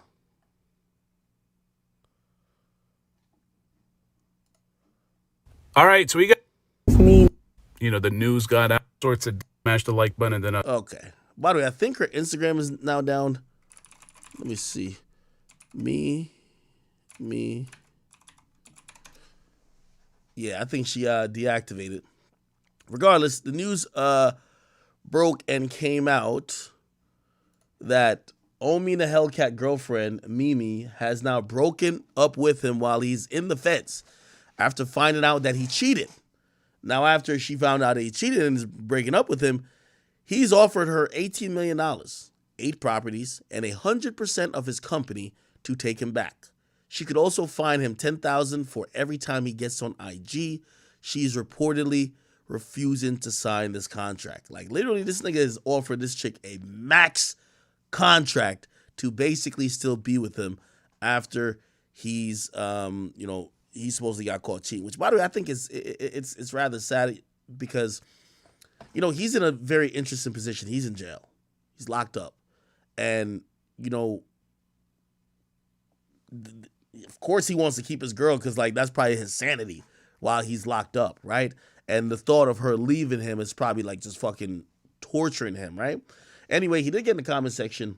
And by the way, look at, like, this is like an agreement. Look, it says, this agreement entered into by Bill Carrasquillo and Miriam Carrado, or so whatever, outlines the terms for a renewed relationship. Wow. Like, this is a contract for a relationship. This is crazy. Stipulations for Bill Carrasquillo. Property and financial loss. In the event of noncompliance with his contract, Bill Carrasquillo will forfeit the following assets: 8 commercial properties valued at $4.9 million, a trust account with $18.5 million. By the way, what's so funny about him naming all these things? I'm wondering why the feds don't just go seize the shit. Like because if the feds are seizing his cars and shit like that, I would imagine the feds would be like, oh, thank you for telling us where the money is. We're going to go get those shit too. Trust account with $18.5 million. And by the way, chat, I hear Pluto upstairs. He's crying because he's outside. I got to let him in. All right? Give me 1 second. I'll play one of these videos for you real quick.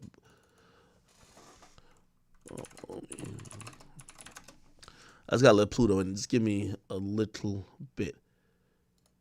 By the way, this is a video of them. Or not a video of them.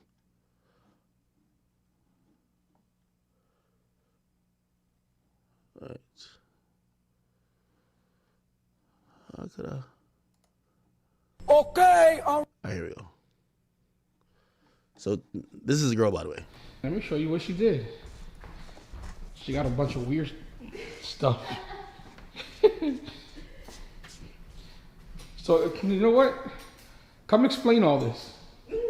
No, you have to. You have to explain this. All right. So explain what you bought, ma'am.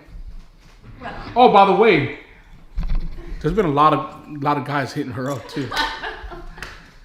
I'm like, Explain what you got So here. this is obviously all of the cool Pokemons, but they have winter hats. I thought this was the cutest thing in the world, and he was laughing at me. But look, he got a Scully on. I love it. And then there's more down here. So Gear stuff. No, because yeah. some nerd likes gear stuff. I don't know who that nerd is, but That's y'all me. might know. I like Game of Thrones.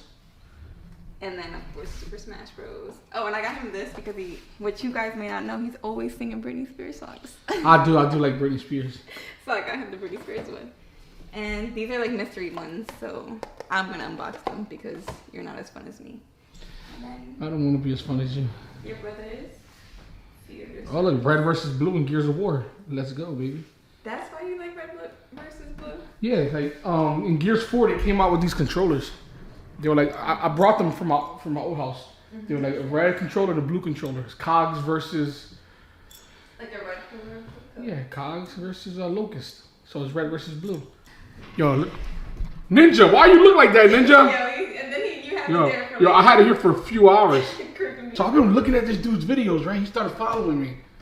This dude just got 13 million views. And he floated a boat from the movie It. Yo, shout out to you, by the way, brother. Eli So Cray. I just, want to shout you out because you followed me. So the room's coming together pretty good for some Twitch streaming. I can sit here and play. Most of the time, you know what? All the money's going to you, Mimi. All the Twitch money. You're gonna be the Twitcher here. All right? I'm gonna be your sidekick. This girl sucks at gaming. Cause she hasn't got paid in like 2 weeks. So. Boom. I'm gonna let her Twitch stream. I ain't gonna lie. You loyal though, cuz.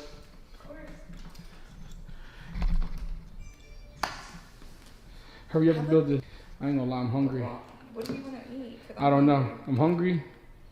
You get cranky after a while, so you better order some food. I'm gonna bust your ass and then you can take your ass home. Tripping. To your new boyfriend that wrote you. Alright, Mimi. What's your favorite food? Listen, we're trying to get her married. Pateles, alright. Oh my God. So, what is a patele? What is a patele? People are gonna ask us that. What the hell is that? No, I don't even know how to explain. Alright, so. You do it. So what it is, it's basically, you take bananas and plantains, you put them through a machine, a grinder, you grind them up real good. Then you take meat, you season it, and then, you lay the foundation of the plantain, the banana. You put the meat inside, you roll it up inside a banana plant, and then you boil. Okay, I apologize, Chad. Let's get Pluto straight. Yeah, so that was him and his girl. Original.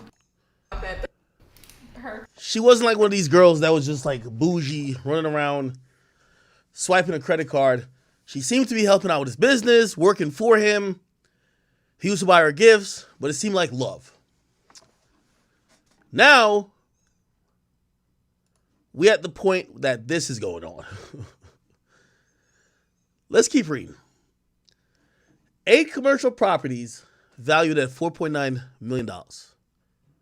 Trust account with $18.5 million. Ownership of 3 nightclubs, along with the associated licenses.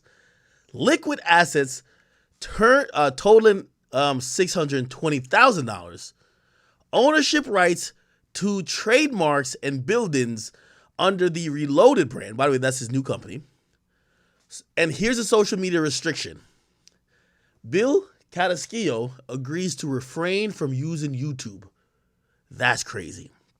By the way, YouTube is the way he used to market his new business. So now he can't make YouTube videos no more. Any violation will incur a penalty of $10,000 per each video. By the way, he got in the comment section and I thought he was going to be like, this is fake. He said, money isn't all the tangible things in life. The happiness that she brought me is worth more than all the money I've had or have. And you can't put a price on people. If I could take it all back, I would. So niggas that's laughing, laugh. I'd rather have true love. I have had it all. That's crazy. Okay? They further posted this, which essentially was his comment, and he also put up another comment. He says, social media got you guys fooled. Real love and family is everything. When I was broke, I was at my happiness. Having money overcomplicates everything. You can buy things, but you will still have a void in your heart. I'm speaking from experience. When you're of age, you will then understand what true happiness is. There is people with less money that are richer in life. And while I agree with Omi and the Hellcat, okay, I do agree with him. I don't want to see him talking about, oh, the money doesn't matter. Who cares about money? Love is more important than money. Well, maybe it is to you, but clearly it isn't to her. Or clearly you don't think it is to her. Because you're using the money you have that you claim you don't care about, you're using it as the reason to keep her. Because now you're putting a contract together where she could find you, which what would she get? Money. What if you fuck up, she would get money. So, yeah, you might not care about the money, but this doesn't seem like an equality thing where she doesn't as well. Or else you guys would have a contract that's not built on financial incentives for her if you mess up. So clearly you're saying she's staying for the money. I just rather have her over the money. That's what it's sounding like to me. Because I can't see it no other way. He's saying that real love is everything, and he felt richer when he was broke, but he got to analyze the girl he's with. If the only way for her to forgive you for cheating, and you're so apologetic and sincere, if the only way for her to forgive you includes you giving her all your belongings or all your money, she don't love you. And I'm wondering when this cheating happened. Also, I got to say, man, him being incarcerated, I think mentally that's just taking a toll on him, even though it's in a low security prison. Man, it's the reason. Remember I was saying about 6ix9ine and Jade? Bro, 6ix9ine grew so close to that girl because she was the person talking to him every day from sun up till sundown, reading him like Instagram comments, keeping his mind active and sane. You know what I mean? And I got to imagine with Omi and the Hellcat, this woman is probably like that for him too. So he's probably like, yo, the money can't do me nothing good here. I just want my girl back. You know what I mean? By the way, thank you for whoever just sent in a donation. Let me read what that is. I know some of y'all have followed this, this arc of their relationship for a while, so y'all probably know a lot more than me. But someone says, yo, y'all don't get it. He's had all the baddest, and she wasn't the baddest, but she's the only one that held him down. She spent her own money to buy him new YouTube cameras and laptops back when feds took everything and froze his accounts. And when he was broke, bro, she helped him start his new businesses and continued YouTube. He was making $3 million a day, bro, and still depressed till she came in his life. She's worth everything to him. He shouldn't have cheated.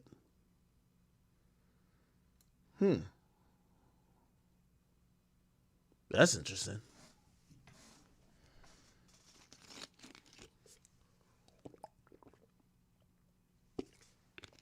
Really? Anybody else have any more insight on this relationship?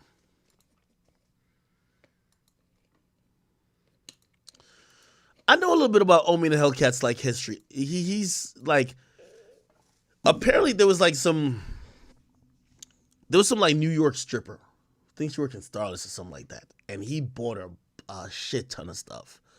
Cars, this, that, and third. Obviously, this is before he got with this girl. And what happened is that the girls did him dirty. You know what I mean? Still did him dirty. Like, it kind of just showed that money alone just isn't, you know what I mean? It might be enough to attract a woman at first, but not enough to keep a woman forever, right? That girl that probably milked every resources she could out of him. She got that shit and dipped out and fucking with other niggas now. You know what I mean? Well, you know, he was heartbroken at the time, and then he had to move on to other girls. This new girl he's with, maybe that last commenters, right? I don't know. But, you know, I might be a little bit jaded. Usually I don't see women like her getting with a nigga like Omi unless she already sees a pathway to the bag or sees the bag. You know what I mean? Like, if Omi isn't Omi, I don't think, but I could be jaded. This could be just true fucking love. Somebody said, what would I do if I had a shorty like that? No. I wouldn't be doing no shit like this. Let me tell you this. I truly believe that, you know,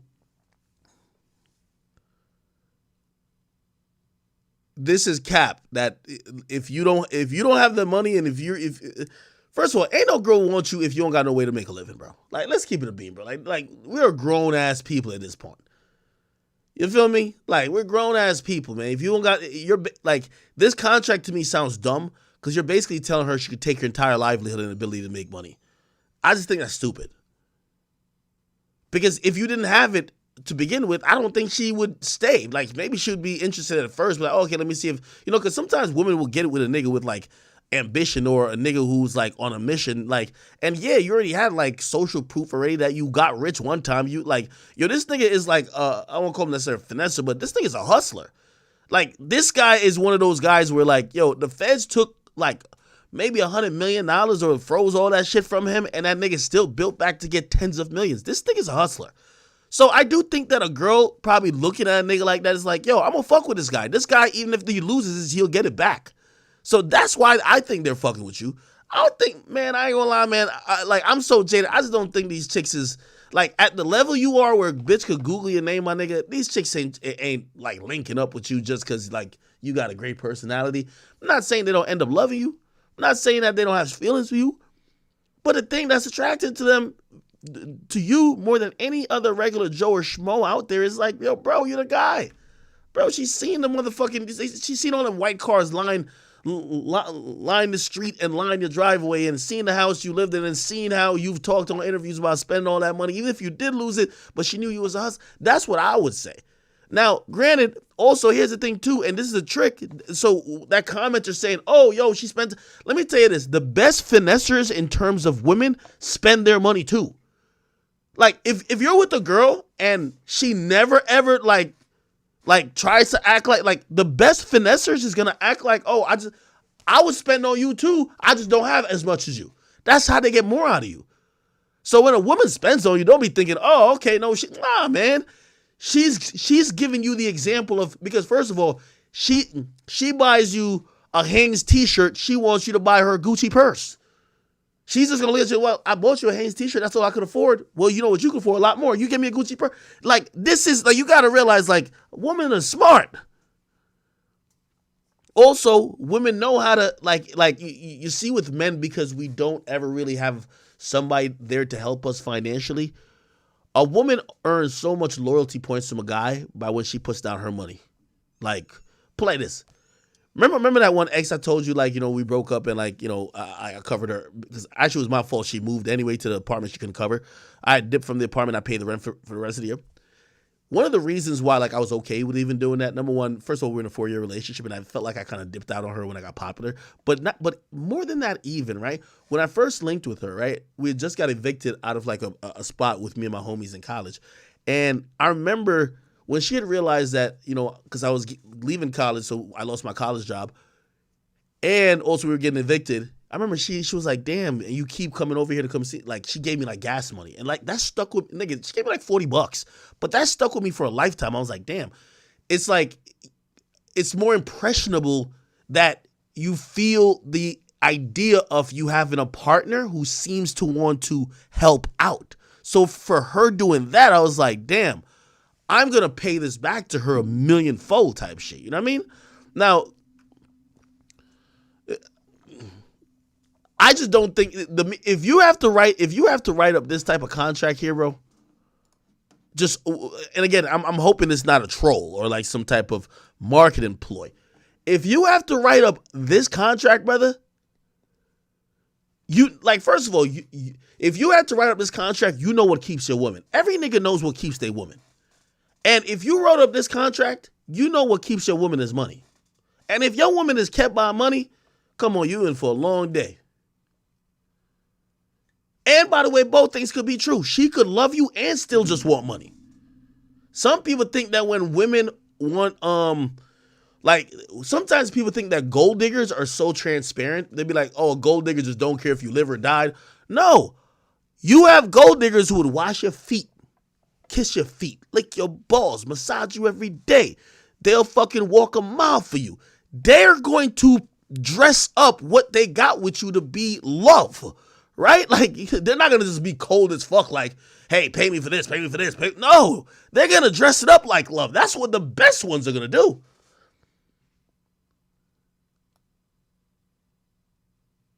You know what the funny thing is? Women say this to me, and I've heard it since like 2016. They'd be like, yo, if you ever go broke, I'll be there with you. Ha! Cap! Yeah, all right, my nigga. Put it like this, man. I remember I was never really ever homeless in history, but I like saying the story, like in my story, I like saying I was type shit. But in reality, like I was in between two apartments, and I remember instead of going home to my mama, which that's what I said, like, you're not really homeless if you go home to your mom. I don't think you're homeless. But nigga, I slept in my car in a parking lot for 2 weeks. Get in any situation, get in any jam, people, where you can't really go nowhere and you got to sleep in your car with your girl for 2 weeks. Trust me, nigga. She's going to say she down with you, but she's immediately looking, nigga, for the next nigga who ain't going to have her in that situation. Trust and believe. All that, oh yeah, we could sleep on the floor together. Nah, hell nah. Ain't no girl want to sleep with you on no goddamn floor. Fuck out of here. It sounds good though. Yeah, even if I was with you, even if you going broke, I'll be with you. Like, as soon as I hit him, I start side-eye like, fucking liar. Now, I ain't gonna lie, and this is another thing what I've realized about, men and women. This is why I think this contract shit is also dumb. Let me tell you this. Men, the worst thing you could do is letting a lady know or a female know or a woman know how much money you got. That's what I've realized. You never want a woman to know exactly how much money you got. Because, first of all, they start spending your money without your authorization. Like, they mentally spend it. Well, if you... they say the dumbest shit. If you got $18 million in the bank, why can't we just go on vacation for this? This is only $60,000. Why can't we just... Like, whoa there, horsey. Whoa there. Also, women, you should never... Just like how you don't like niggas trying to get up in your business about certain questions, you shouldn't be too inquisitive into what a nigga got, his finances. Unless you married, which, I'm not the biggest fan of marriage. Unless you are married, you should not be trying to know how much a nigga got in his bank account. As long as that nigga could pay the bills and car don't get declined, that's good enough for you. If you need to know exactly how much money he got, you got some side mission, some alternative type of situation. That's a problem. So in this type of thing, he's spelling out what he got. Yo, I got $620,000 there. I got $18.5 million over there. I got this. Bruh, put it like this. Before I spell some shit out to a woman like this, nigga, I would imagine the next hot meal she gives me is full of poison, nigga. You crazy? You done tell her where all the money's at? Nigga, she gonna make you sign one life insurance policy, or she gonna have you motherfucking, you sign one life insurance policy or sign something about power of attorney. Nigga, you'll be a vegetable the next day, nigga. You in the hospital bed, nigga, can't talk. You just looking through your eyes, nigga. You looking left, looking right. This bitch over there like, yeah, I'm buying the yacht with this money. And you look like, bitch, you did this to me. Yeah, hell nah. You let a girl know how much money you got, she'll kill you for that money or set you up. Somebody said, I got major trust issues? Fuck yes. But also, you have to realize, put it like this. If you're in a relationship, unless y'all are married, as I said, why would your significant other need to know how much you got? Why would she know where your money's at? Like, why? If she don't have any type of, and by the way, this goes both ways. This goes both ways, right? You're right, Wizard. This is the reason why these chicks are looking up your net worth on a date, all of that. Yeah. So I said that's why Martin was that's why Martin was thinking when Gina brought that up. Come on, man. Put it like this, man. Let me tell you this. And listen, I'm not saying people are evil, but if you could, I always said the only thing I could, I love my dog Pluto. It's the only thing in life that I could say, he loyal to me. Because loyalty wavers. You know what I mean? You done cheat on her, she not loyal no more. She out of here. Like, fuck you. Like, she's on some fuck you type of vibe, right? It's unconditional love till you cheat. Like, she's like, fuck you, whatever. So, in reality, what will happen is that all of these things, she'll weaponize it against you. Or she'll get a side nigga, and her side nigga be like, wait, ain't you dating Omi? Wait, that nigga say he got 18 million where? Man, let's rob this nigga, man. Hey, there's a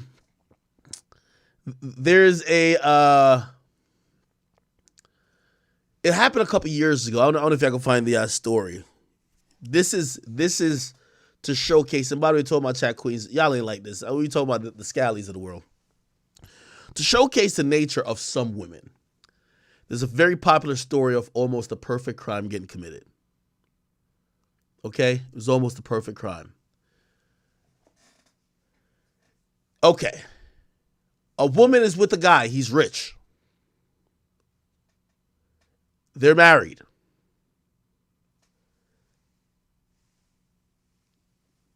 There is, if the dude dies, shit comes to her.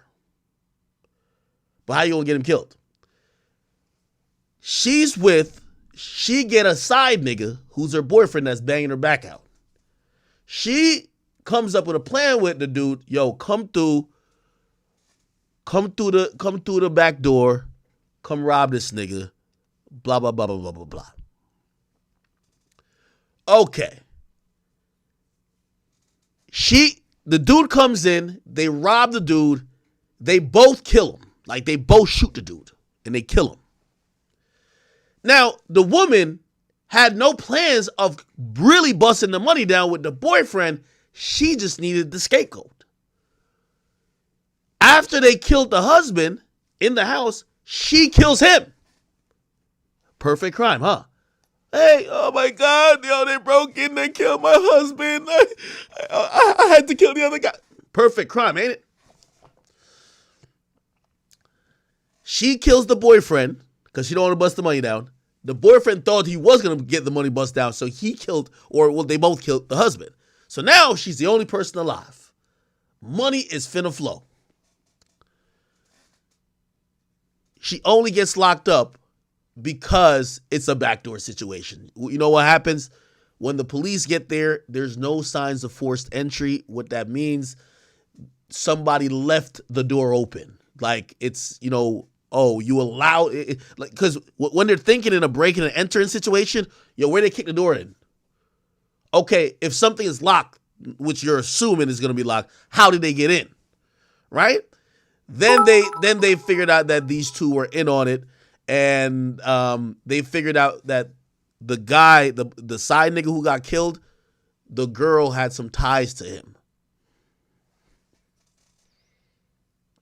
So, again, I don't know why I went on that little side story, but I guess I went on it to say, I think this is just a dangerous, remedy. If your girl want to leave you, I'm not saying you should cheat on your girl, but if your girl going to leave you for cheating and you need to pay her to stay, it already tells me that her heart is not with you anymore. And that's even more dangerous because you know what you're signing up for at that point. Once a woman's heart has left the relationship, her pussy is left definitely too.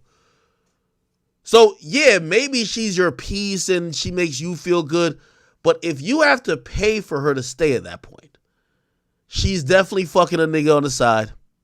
She's definitely going to have boyfriends, and she's probably going to still do the same thing. Milk you dry, pause. And as soon as you're done, she's going to go on with the next dude.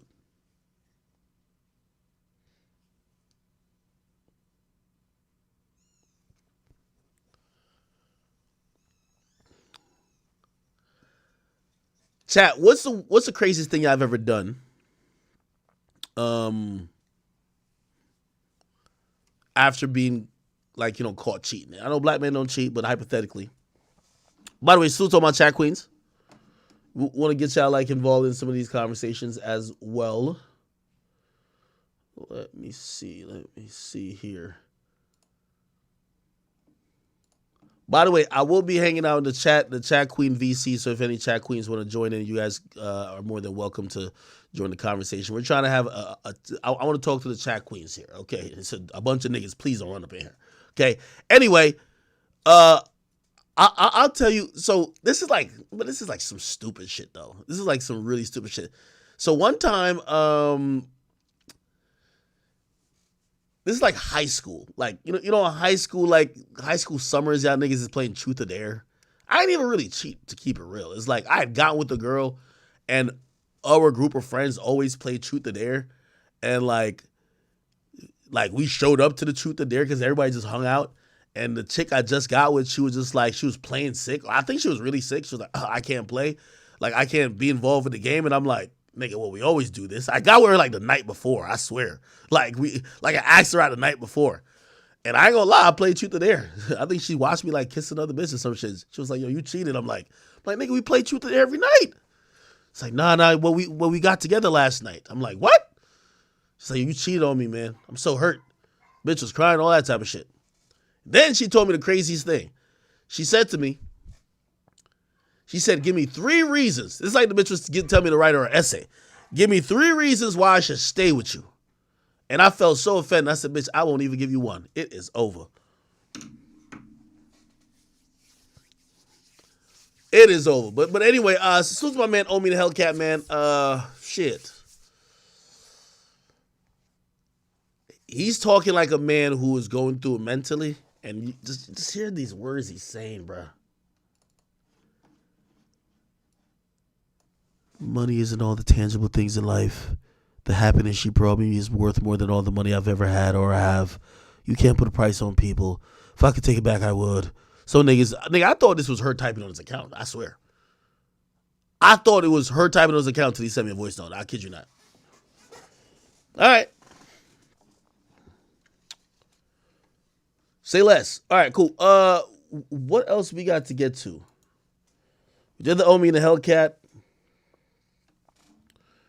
I'll address real quick right before we got some more topics, and I would love to get some chat queens and have some conversation about because for example we're gonna talk about this Anthony Edwards thing, and I want to talk about the Jeannie Mae thing, and I would like for a good balance of male and females to be in here while we have that conversation. Anyway, let me quickly get to the YoungBoy bail modification. So NBA YoungBoy.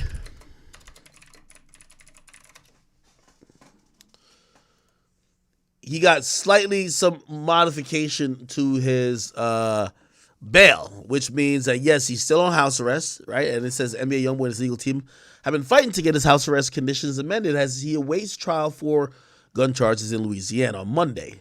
Judge Shelley D. Dick, signed off on a motion to allow one modification to the term, according to the court documents obtained by XXL.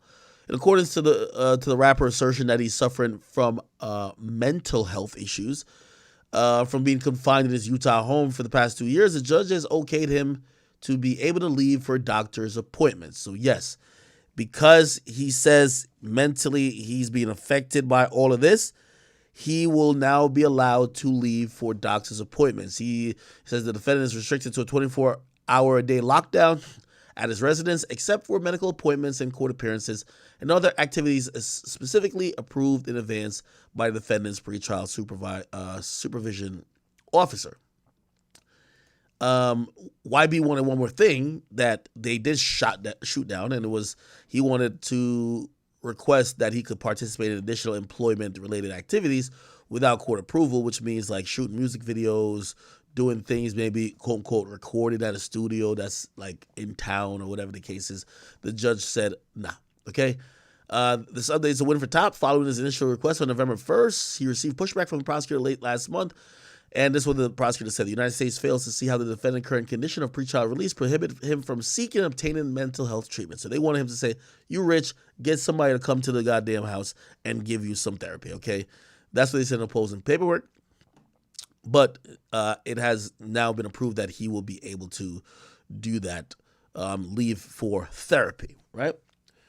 He still has to, let his supervising officer know, hey, I'm going to meet with this doctor and for this amount of time and blah, blah, blah. So, but at least he could get some fresh air, which I guess is like, I don't know, drive around the town.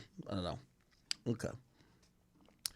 I do think that he's been locked up. I mean, granted, it's hard to feel bad for a nigga who's locked up like in a mansion, like a $7 million mansion. But, still, he's definitely been awaiting trial for like years. And, obviously there was 2 federal cases. He beat one. Now this is the next one that is on his docket. All right. Anyway, hopefully he gets off house arrest soon. And hopefully he'll be able to tour and do more things in music because, I agree with him that I think that his music and also like his sales is being affected by the fact that he can't leave the crib. Okay. Let me see. What should I talk about next? Gotta talk about these things. Okay. Yo, is Boom around? If Lil Boom is around, please somebody tell me to join the Discord. I'm gonna go in the chat niggas room low key.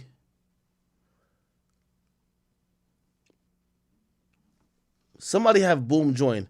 Because he was explaining this to me, and we were doing a podcast about it. I told him I wanted him to explain this to me on a stream. Because, obviously we've all seen the messages. We're talking about the Anthony Edwards stuff.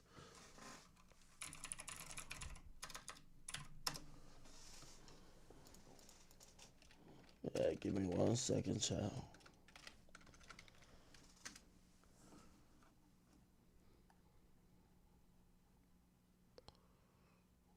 Where's this Anthony Edwards shit at? Is Boom traveling? I said Boom might be traveling right now. Nah, he made it back to Florida. Wait, where the fuck is this thing?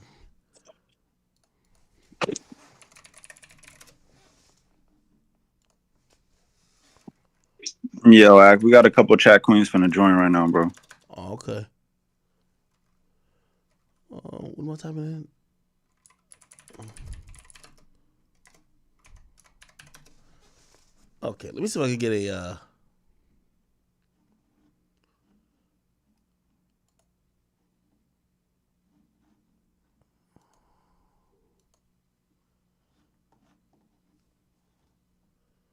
Is this not playing?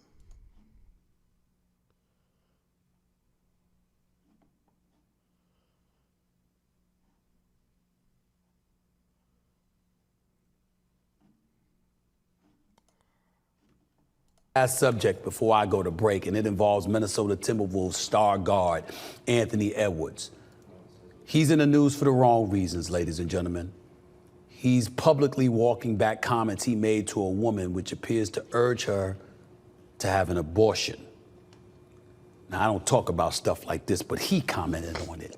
He's the 22-year-old Minnesota Timberwolves star, and he was put on blast in a series of social media posts this weekend by a Paige Jordan, or Jordae, Jordae, who has more than 1 million followers. And naturally, she shared a recent text conversation that she says lays out Edwards' wishes to terminate her pregnancy. The woman also shared a screenshot of a $100,000 wire transfer appearing to be from the former #1 overall pick after providing proof of the procedure. Edwards issued a statement today on his social media account addressing the alleged text message thread shared between him and the woman saying, quote, I made comments in the heat of the moment that are not me and that are not aligned with what I believe and who I want to be as a man, he wrote. All women should be supported and empowered to make their own decisions about their bodies and what is best for them. I am handling my personal matters privately and will not be commenting on them any further at this moment in time. Edwards, whose first place Timberwolves play the Heat in Miami tonight, is having his best year yet in his 4th NBA season, in case y'all didn't know, averaging 24 points per game. Let me say this.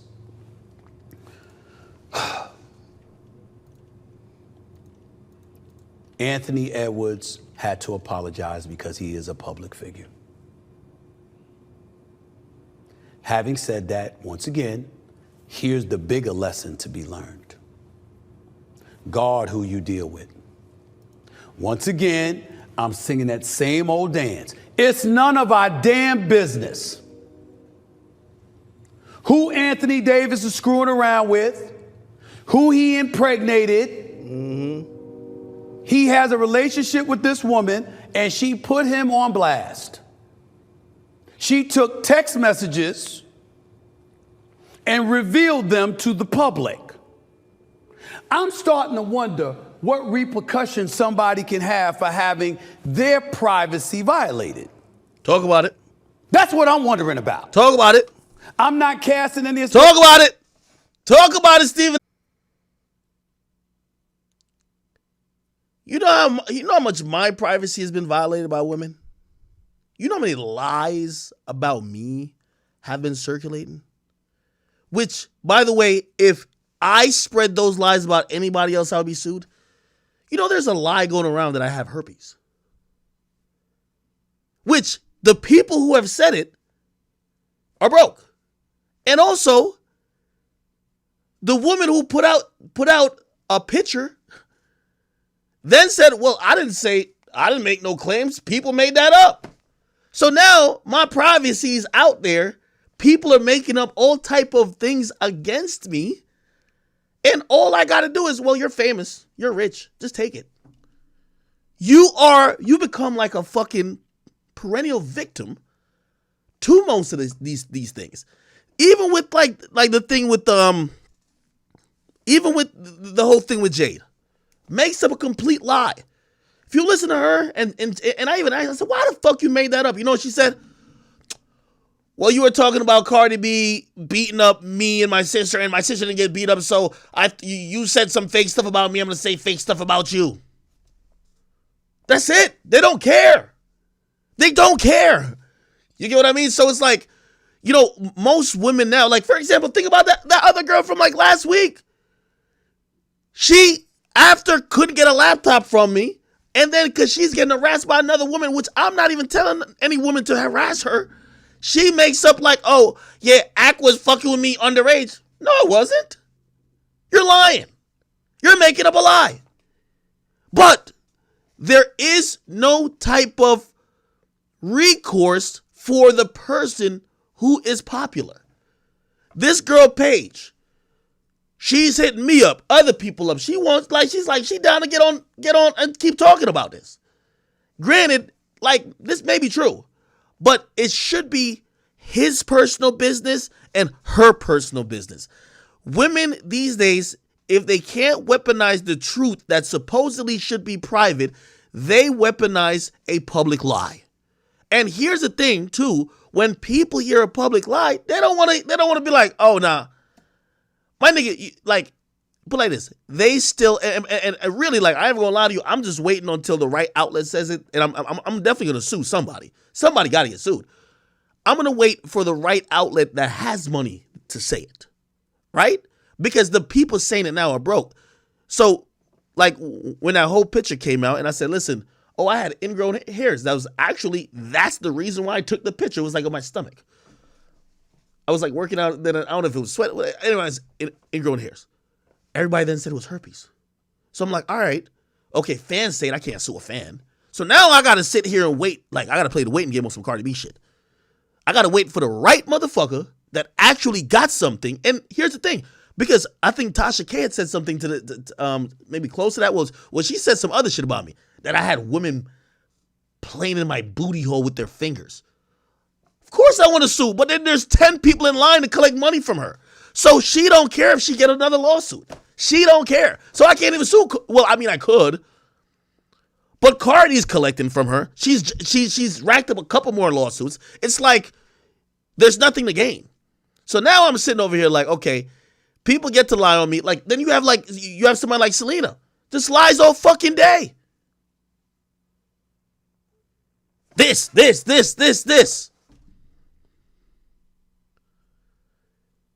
But I know when she's lying is when her bag is low. These are women who get little money, run through it, get broke, make up lies. Yo, just real quick, my bad. It's a couple chat queens in here. How y'all doing?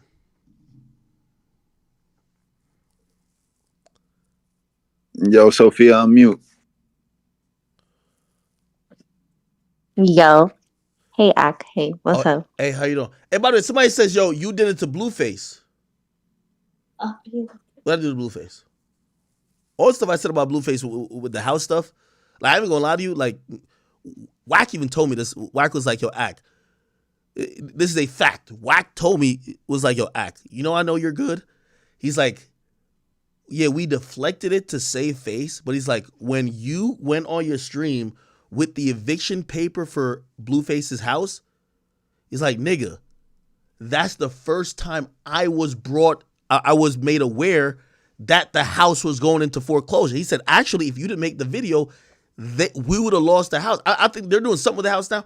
They said, we would have lost the house because he said, Blueface never told me about it. So he says, we saw your video, and then we're like, what the fuck? We look at it, and it was. And then he said, I got to run behind that, go handle that. So I ain't lying about that.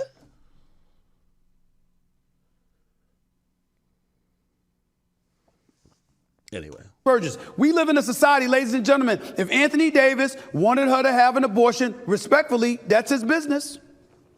We have See, that's another thing too, because I think so many people are like vilifying him for asking her to have abortion. And I'm glad we have some chat queens in here. Is it a problem if you know, or have you been in a situation where maybe you're pregnant or maybe you don't know if you're pregnant and you have that conversation with the guy who you had sex with about having an abortion? Everyone's had that talk, right? No? Yeah, that's a fact. Yeah. What's the limitations to that? Like, you know what I mean? You know, obviously, I think when it comes to women giving birth, men have limited rights or say so. How does that conversation, or how do you even see that conversation? Or do you think it's disrespectful if a man seemingly, because like, I'm gonna lie, I've been one of the people who have been like, yo, bro, I don't want to hear, bro, I don't want to have a kid right now, bro, like, stop, bro, I don't want to have a kid, bro, child, yo, bro, stop, bro, like, one of those, like, you know, when a girl's trying to get you to accept the fact that she's like, she might have your kid, you're like, nah, fuck that. Like, yeah, that's definitely been me. I don't think that's anything that wrong. Is that offensive to a female? Me personally, I don't think it's offensive. I feel like if a man don't want to have a kid, you as a woman shouldn't sit there and trap him. So if you trap a nigga and he ends up leaving you, that's on you at the end of the day. You can't sit here and talk about niggas ain't shit when he clearly told you he don't want a kid. So if you choosing to keep it when there's abortions and shit, like, that's on you. That's me personally. And I would want my nigga to communicate with me. And ladies, there is birth control. Yeah, that too. Hello, been on it for 6 years in my relationship. Like, Birth control is key. If you don't want a child, don't have one. Yeah, like if you know the nigga don't want a kid, don't sit there and trap him. It's that simple. And if he don't want to be with you and don't want to support it, like at the end, that's on you. Like, it is what it is. Is there ever a time where someone could, like, because I think people are also upset that he offered money. And like, I didn't read all the messages, but it feels like she was also soliciting money, saying, hey, listen, you know, are you going to like kind of take care of me? Like, I kid you not, and this is a real story. Well, actually, this girl lied about the pregnancy. I think I've told you all, I've given you guys all this story before. But I was down to pay for a girl's like back rent just for her to get it done. And I ain't gonna lie, like, it was such a long, drawn out process over a couple of weeks. I could tell she was almost like extorting me. Like, it was like, hey, I'll get the abortion done, but like I don't want to go back to my mom's house and I'm getting evicted, and yeah, you know, if I get this abortion, blah blah blah, and I'm like, fuck, all right, okay, how much you back on your rent? All right, cool, I got you, my nigga. You know what I mean? I felt like it was extortion, to keep it real, but it's like hustle politics. Like, have y'all ever used the fact that maybe you're pregnant to like? I'm not saying like extort money out of a guy, but you know, sometimes when a nigga not trying to have a kid, a nigga sound desperate as fuck. No. I mean, No. This is this is Biza, and I just feel like why even get to that point? Because even if you do it the morning after pill, your body's like it's you still go through a lot of changes. So it's like the men, y'all don't understand how it feels on our end. Like y'all just like, okay, just get rid of it, that's it. But it's so much stuff that goes with doing that. So I just feel like if you just I mean, I know no one likes to use a condom, but you got to do other preventive measures like for both parties. Yeah. Yeah. And gentlemen, make sure you know that she is on birth control. Or make you know. Hey, I think it ain't nothing wrong with a nigga offering money for you to get your shit done. It's like broke niggas out here who wouldn't give you shit. So if a nigga offering you money to do something, like you better go do it. Hey, but if the nigga worth 100 million, would you still have that same predicate? Like the nigga worth a couple of M's. Hey, by the way, hold on. Right before you answer that question, because I want to give Chad some context. I'll bring up the woman in question. Her name is Dream Page. I'll bring up her page on screen afterwards. But let me just read these messages. These are comedy, and obviously, like, you know, again, if anybody's ever had those texts, you know, the yo, I'm late text or whatever the case is, it gets tense. But anyway, I guess she's pregnant at this point. Listen to this. So she says, I still have an appointment on the 27th, and he said, hell nah, I can't do this. So she says, so what now? She said, what a great response. He says, yo, get an abortion. She says, honestly, I had an abortion with my son around 2 years ago, and I regret it every day. And he said, man, you can't force a kid in the world. Yo, I'm not going to lie. This guy he's something else. And he says, you don't even know what it is yet, which is kind of true.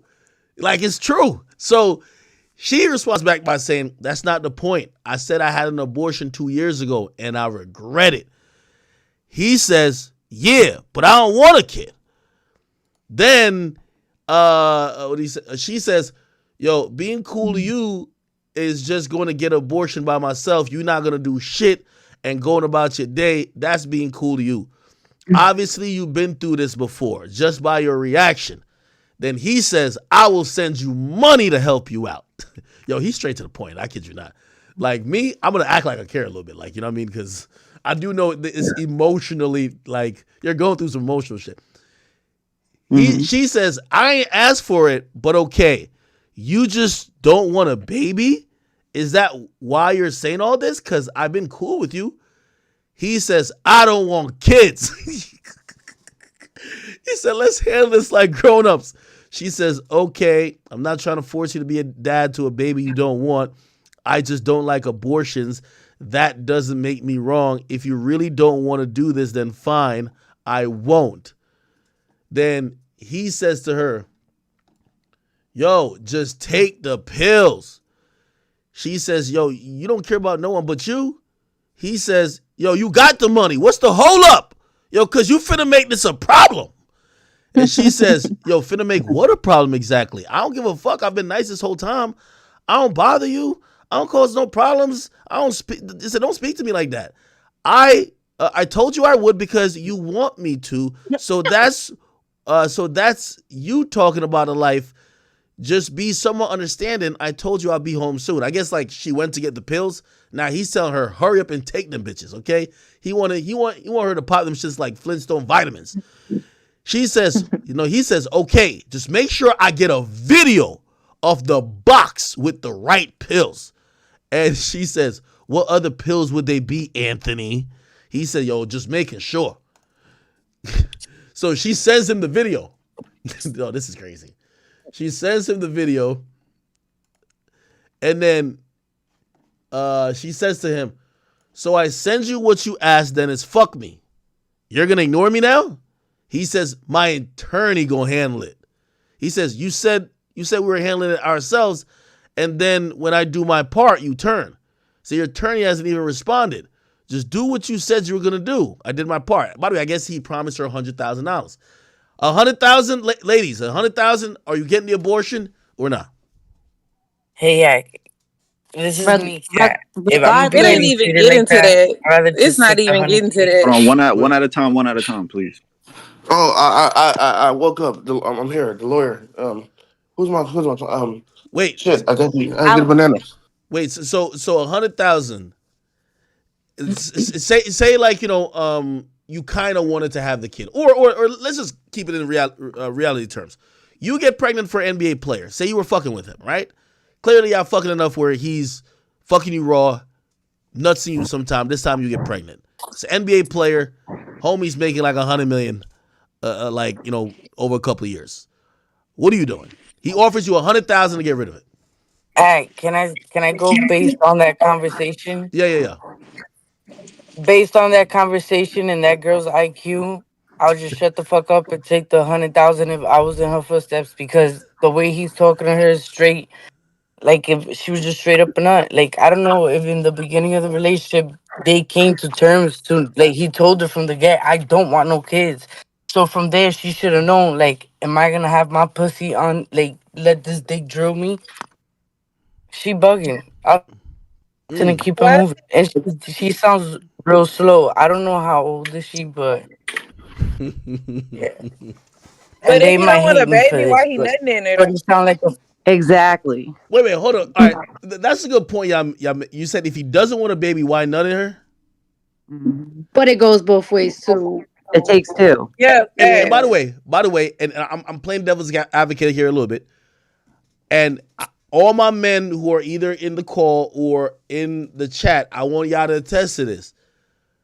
First of all, it don't take too much convincing for a man to nut in a woman. Like, put like this. A woman has told me, hey, I know my cycle. Today I can't get pregnant, nutting me. No. Well, I wouldn't do it now. But like women have sometimes like convinced dudes to nut in them. You know what I mean? So I'm not saying that. Bitches be lying, bro. They be like, oh, I'm on birth control, and they be lying the whole time. That's why I said you have to fact check.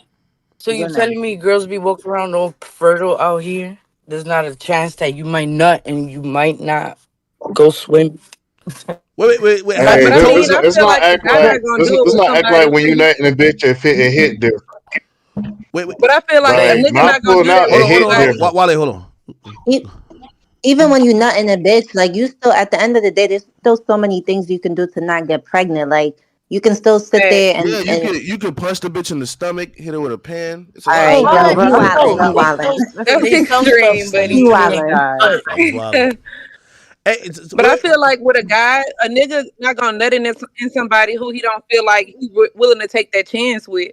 Like, even if she ugly, she probably got good pussy. If she pretty, he like, well, shit, if you don't get the abortion, well, I just feel like he ain't gonna do it with somebody he totally don't want a baby with. Hey, so we're having this, me and Boom should have streamed yesterday. We're having this conversation like off camera, and I ain't gonna lie to you, and this is kind of, I think many of us men act like this. And by the way, one in the chat if this describes you at a time, or maybe I'm just tweaking.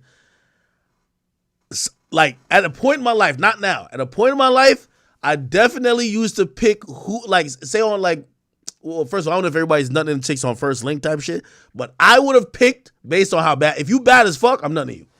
If you mid, what the fuck? If you mid, That's some nah. shit. If you mid, I'm pulling out. If you ugly, trust me, I might have 5 condoms on. I can't even take the chance. Facts. If I feel like I gotta wear a condom with a bitch, I'm not gonna fuck her. Yo, all right, so act me personally, like I didn't had to argue with a female like about like, okay, yeah, we was having a good time, like we was smashing whatever, but then she did end up pregnant, and I'm like, okay, well, like go handle it. Like what the fuck? Like, I told you I didn't want no kids. Like I know that sounds crazy to say or disrespectful or whatever, but it's like, yo, like shorty, I told you I didn't want no kids. And then like that shit turned into a whole argument, but it's like, yo, shorty, I'm telling you I don't want a kid with you. So why would you have a kid?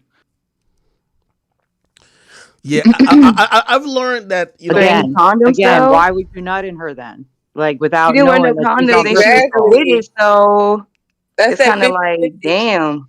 y'all could say like y'all could say that like, oh, why you didn't wear a condom, but that's the same thing like, shorty, why you didn't ask me to put a condom on? Yo, like, by the it's way, like, I'm yo, saying like in both situations, like in yours, then your like situation right now, like both of y'all kind of knew because you told her ahead of time. I'm assuming you said before y'all fuck, like, hey, if shit go left, you already know like what time it is, gang. Like you gonna get that cash app. If you say that before and she's still with the shit, like that's on her. But shorty, I'm trying to tell you, you know, yeah, I get what you're saying. yeah, shorty, I'm trying to tell you like I did, like I said it beforehand.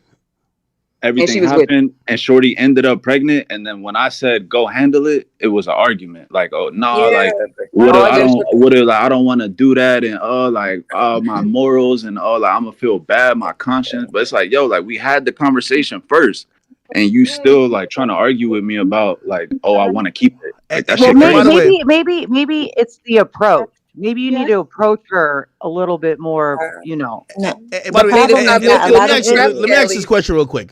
So, all right, is it equal or is it on either sex a little bit more? Like, for example, all right, y'all fucking, or like y'all about to fuck for the first time or whatever. Because I'm always like, I'm a little weirded out when a girl don't even mention condom. Like she's looking at me like, yeah, if you want to wear it, wear it. If you don't want to wear it, fuck it. I'm like, I usually expect women to more. I expect women, once we get to that point of like whatever, before insertion, she's like, yo, you got a condom? If a girl don't say that, I know she'll. Yeah, if she don't even say it, like it's equal. Man, that's not true. That's not true. That is not true. A girl don't even say you got a condom. Do y'all want a girl to suck your dick with a condom on? No, we're not talking about sucking dick. We're not talking about sucking dick, bro. We talking about fucking. Hey, I'm like, yo, if I'm gonna eat a big pussy, why the fuck I need to put a condom on? I done ate her out. You just gonna fuck random hoes raw. That's what you're telling me. Nigga, I don't fuck random bitches though. But Yo, Sophia, don't crash out. Don't crash out. Yo, I'm not crashing out. I'm asking. What are you talking about? Yo, if a girl doesn't at least like bring it up, and by the way, we might still not use it, but still, like, if you bring it up, I'm like, okay, maybe you have been responsible before, because I know sometimes, like, I think it's more on the woman to kind of ask, because it tells me a lot about you. If you just letting a lot of niggas link you and fuck you first time link raw, like, this is crazy. Like, yo. Fact. I don't know. There's not no amount of douche in the world that could really like cleanse what you probably got going on. But I mean, you don't think as a guy it's crazy for them to be fucking the female raw first link? Yeah, diseases is running rapid. Like well, maybe I'm a little biased, but what if the vibes there? See, man, I don't look at a chick a hoe for you on the first night. Hey, know better. I'm a little bit biased, but according to the stats, they say like, you know, in unprotected sex, women are more susceptible to catching an STD. Of course, because our pussy's like an oven, and it's like it's open. Okay. So if we acknowledging that, right? If we're acknowledging that, a woman should wanna use protection more than a guy. A woman should like. So when I see a girl, yeah. God. You know, your pussy's cooking is always hot. That shit's like an oven, so it's cooking up all that cum and all the disease and all that shit. So it's like straight STD. So if a bitch let a nigga nut in her raw, whether he got money or whatever, the bitch is dirty. I don't care. And the nigga's dirtier for even inserting his dick in that tunnel. Yeah, I feel like it's equal because the women too, they're not gonna sit up here and go raw with just an ugly nigga either. Like she gonna go raw with a nigga she really like. So it's 50-50 for me. I feel like and it's that equal. succubus shit is real. Like you can't be just fucking anybody. You catch some weird shit, then you got your whole life all salty and shit. You don't know why, and it's because you can't stop fucking. And a lot of bitches go in relationship expecting to change the nigga, like knowing exactly how he is, but expecting to change the nigga down the line, and that's where they fuck up. And by the way, they gotta know what they stand at too. Because if you just gonna be fucking, just sell that shit. Anything but norm. Anything but norms sent in a donation, and I want to hear y'all opinion on this. And whoever was about to speak, I'll let you continue thought afterwards. Okay. They said he said, you know what I don't understand. By the way, this is a woman, chat queen that sent it in. She says, you know what I don't understand? If a man asks you to have an abortion and you don't have the abortion, why the hell should the person have to pay child support? Because it was your decision alone. Do you women agree with that? Oh God. I actually agree that I kind of agree with him. If I have a kid and I choose to have the kid and they told me not to have the kid, me is gonna be me and that kid alone. Because why the fuck I'm gonna bring that toxic shit around him? You never wanted the kid around. So it's like I'm gonna bring that kid and then he's gonna know he was unwanted. So then he's gonna grow up scorned. I'm gonna bring another fucking piece of shit statistic to the fucking society. Nah, just avoid that shit. Take the 100,000 and keep it moving. Continue to do what you do. I feel like it's 50-50 because, like X said, like if he don't like the chick and she ugly, he gonna wear about 4 condoms. Like I feel like at the end of the day, it's on both. And then earlier, I was gonna say too, you got to look at that situation with NLE chopping his baby mama. Like he told her what it was, and you know what I'm saying. He's somebody he didn't want a baby, but he was super happy at the hospital, or even Blueface and Krishan. Like it's just a lot of toxicity, you know. They were in a relationship. Hey, by the way, as you mentioned that, I do know some people, and I think this is women and men alike. Some people, their quote unquote love language, they be talking about, yo, when you gonna let me nut in you? When you gonna do this? Yo, I want you to have my baby.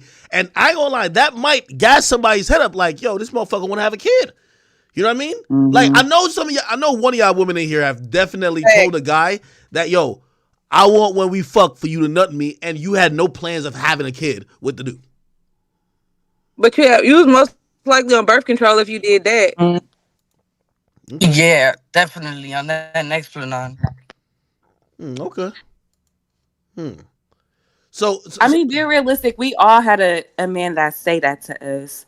But I want to circle back though, because I feel like the situation when y'all was talking about like how women see pregnancy versus as a male, I feel like men don't understand the physical and emotional changes that women have while they're pregnant. Yes. Whether you consent or not.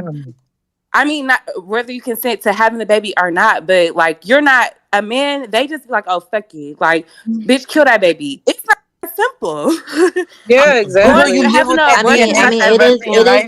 It is that simple, to be honest. Because if you're gonna sit there and spread your legs to get nutted in, then you better go and get that plan B. So or have do you had whatever an you gotta abortion do. before? But I'm saying physically that simple, like the things that you go through when you're having an abortion, like the physical symptoms that you have as a woman when you're going through that. Let's not talk about you wanting to what is spread your called legs. Let's not talk about the ectopic emotional pregnancy. and the conscious. No, Well, I'm sorry, you could talk. I'm just saying that like, if you're gonna do certain shit in life, you gotta prepare for the consequences. You can't just sit there and cry about it. Like, Yup, and then you got a conscience, and then you're gonna be a walking tombstone, because that But that's shit, what that I'm saying. DNA Like, be you a in your grown-ass body woman, till bro. you die.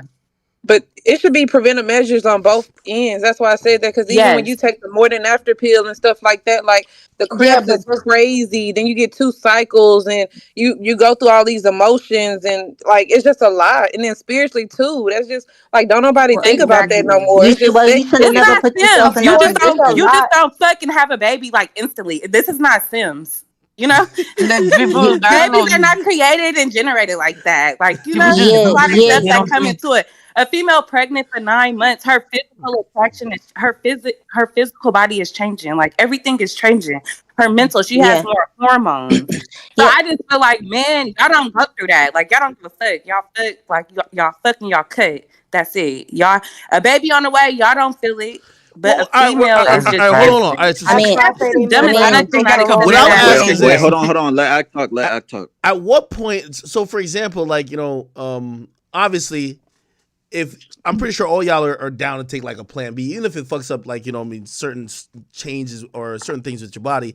But like when y'all talking about like these emotional and other type of connections to like having an abortion, are we talking about at a certain point, or like when we're talking about it where like it's literally like a fucking like tip of a needle, like it's like nothing? That shit lives with you. First of all, they're talking bullshit because at the end of the day, you knew exactly what you was doing when you was spreading your legs. Don't sit here and cry about shit afterwards talking about, oh, you don't know what we go through. Like, you put yourself in that position, bro. What are you talking about? I mean, I get it. On the other hand, there's women that go through stuff after the fact that they get pregnant, and it's like, like a couple months in and they can't get an abortion. That's a little bit different. That's a different scenario if you mean like to make it like actually like a sad part where you don't know, because there's times that women don't know that they're pregnant. Literally, it's like it's ridiculous, but you could go like 6 months, 7 months, get your period every month, and not know you're pregnant. And I know that's a fact. That's super rare though. That's super rare. You talking about a minority? Like that's super rare. That doesn't really happen like that. Like a lot I of think the emotional attachment comes because you're creating something within you. ladies, real quick. Like, could we please speak one at a time? And if Axe starts talking, can y'all please let him talk? By the way, in terms of like pregnancy too, and I've seen like games being played. Like I think this is kind of cut and dry in the message we're reading. But I know women who they'll use that as leverage. Like, for example, the relationship's on the rocks, right? And now this is one of those things to kind of like prolong being with the person. Or I've seen also likewise on the other side where a guy, like you trying to get her to get an abortion, she not really trying to do it, but she love you. You might have to tell like, yo, you have this kid. I'm out. Like this relationship done. Like we can't really rock out together no more. You know what I mean? So like their relationship, as I'm seeing it being messaged in this like chat, it kind of look dry. Like they're just fucking. It don't look like, oh, okay, we would be even open to having any type of thing about pregnancy. It don't even look like it was his girl, to be honest. Because if this was his girl, he wouldn't be talking so dry and like, talk to my attorney, this and third. He would at least trying to care about her emotions. He seems super dry. And that's her fault. Like that situation is her fault in general. Like being in that situation when you knew that if he's talking to you like this, like it's clear day. Like, well, I can say I was a young mom and I was under the age of 18, and my child's father, like he kept trying to get me pregnant after I had the baby, and I kept going to Planned Parenthood, getting Plan Bs.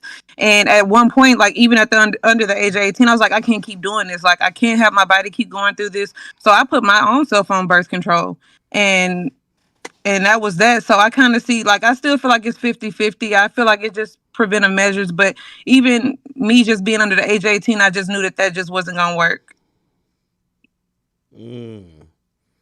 That's interesting. I agree with you. Hey, you know something, though? These be the same girls. Like, I don't get me wrong. I paid for a fair share of abortions in my lifetime, and I'm over 5 in my lifetime paying for them. These chicks would go get an abortion. Less than a week later, give another nigga that haunted pussy. Like I'm dead ass. Bro. No, I've been in a situation, man. I had a situation where a girl made me eat some haunted pussy, but I ain't found out about it because she ain't tell me. One of my homies tell me. Hey, by the way, I want to ask you a question. I want to ask a question. Would y'all let anyone but your like boyfriend nut you? Like, say you got a sneaky link, or like you got a little roster, whatever you got. So only your boyfriend you would let nut you. And it depends how long that's my boyfriend. Exactly. How long I've been with him. I done heard like 3 I done heard, boom. I done heard 3 or 4 of them say no. Y'all I done heard 3 or 4 of them say no. Clock out. Women are the best liars, bro. I ain't gonna lie. Women lie. Bruh, I done heard 3 or 4 of them say no, nigga, and I done nutted in mad bitches the first night I met them, bro. It's like, y'all lying right now, bro. I mean, we all know majority of females are hoes. We know that. Of course they lying, bro. Of course they lying. If they fucking little baby, I'm gonna be honest with you though. Like, I like, especially when you mid-stroke with a girl, especially if y'all raw. Like, I'm like, even that little conversation there. I never hear a girl be like, nah, you just can't nothing to me. They'll be like, yo, well, I'm gonna have to get a plan B, or hey, I'm now on birth control. But y'all are telling me that y'all are telling niggas do not nothing me. But are y'all fucking raw though? No, I'm not. I'm not even having sex right now. Who you're talking about? Oh my god, yo. Wait, you saying if you're in a relationship? But wait, I got a question. What do y'all niggas say when a bitch tell you don't fuck me raw? And you, yo, I'm gonna lie to you. So I've been hitting some shit. When a girl says nothing to me, like that's just music to my ears. I'm like, sometimes you fucking a bitch like, damn, it's like my dick is numb. This pussy ain't making me come. As soon as she say nothing me, I said say no mas. Like it's over.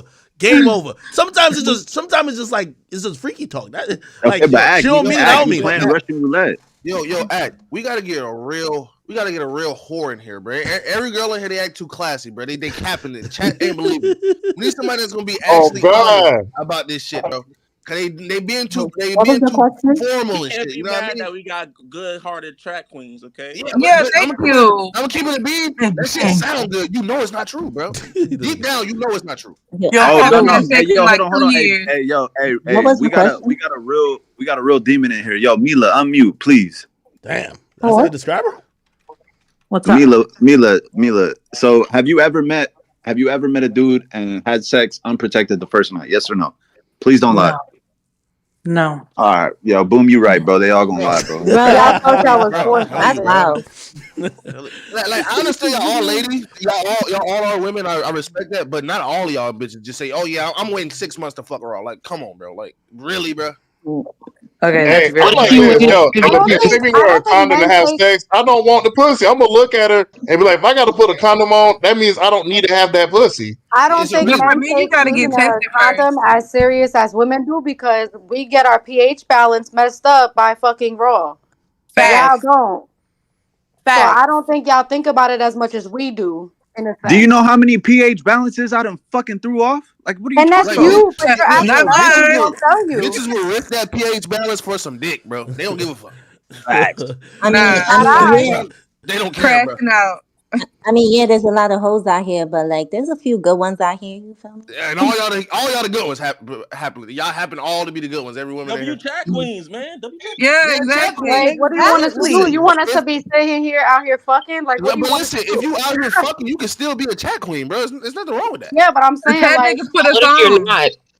Maybe what you want to ask is, would you ever do that? Not have you ever done that? Because me all I'ma personally, say is I've this, never bro. done that. But would I? Perhaps that, the right that person, pH maybe. balance shit is cap. Like y'all bitches need to just drink some water. Y'all be alright. On facts, drink some pineapple juice, some cranberry juice. Yeah, Hey, Yeah, but what if you're not? It's only y'all. know everything.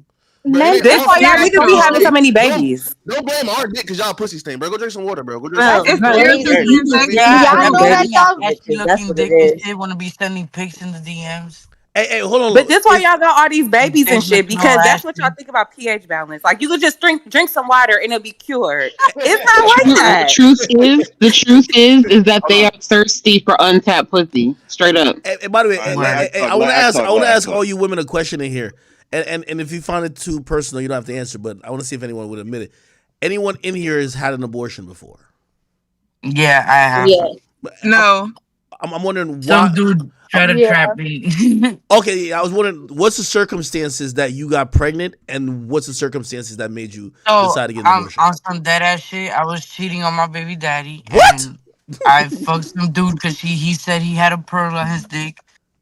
I liked the dick, so I was sneaking off, being a scallywag, and dude got me pregnant. And I didn't think I was pregnant. And then my friend got her period, and she looked at me like, yo, I got my period, and you haven't gotten yours. And I looked at her, and when I checked, I was pregnant. And I ran to that fucking clinic and got me a pill.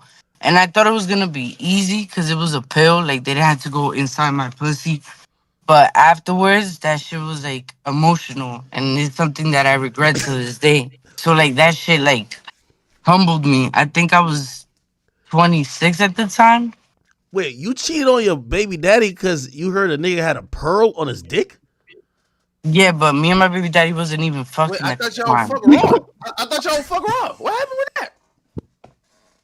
Well, I didn't fuck him raw the first day. Oh man. Hey, I'm gonna tell y'all. Hey, I'm gonna tell you something, bro. These girls be capping. Let me tell you why. I broke 2 IUDs in my lifetime on these bitches.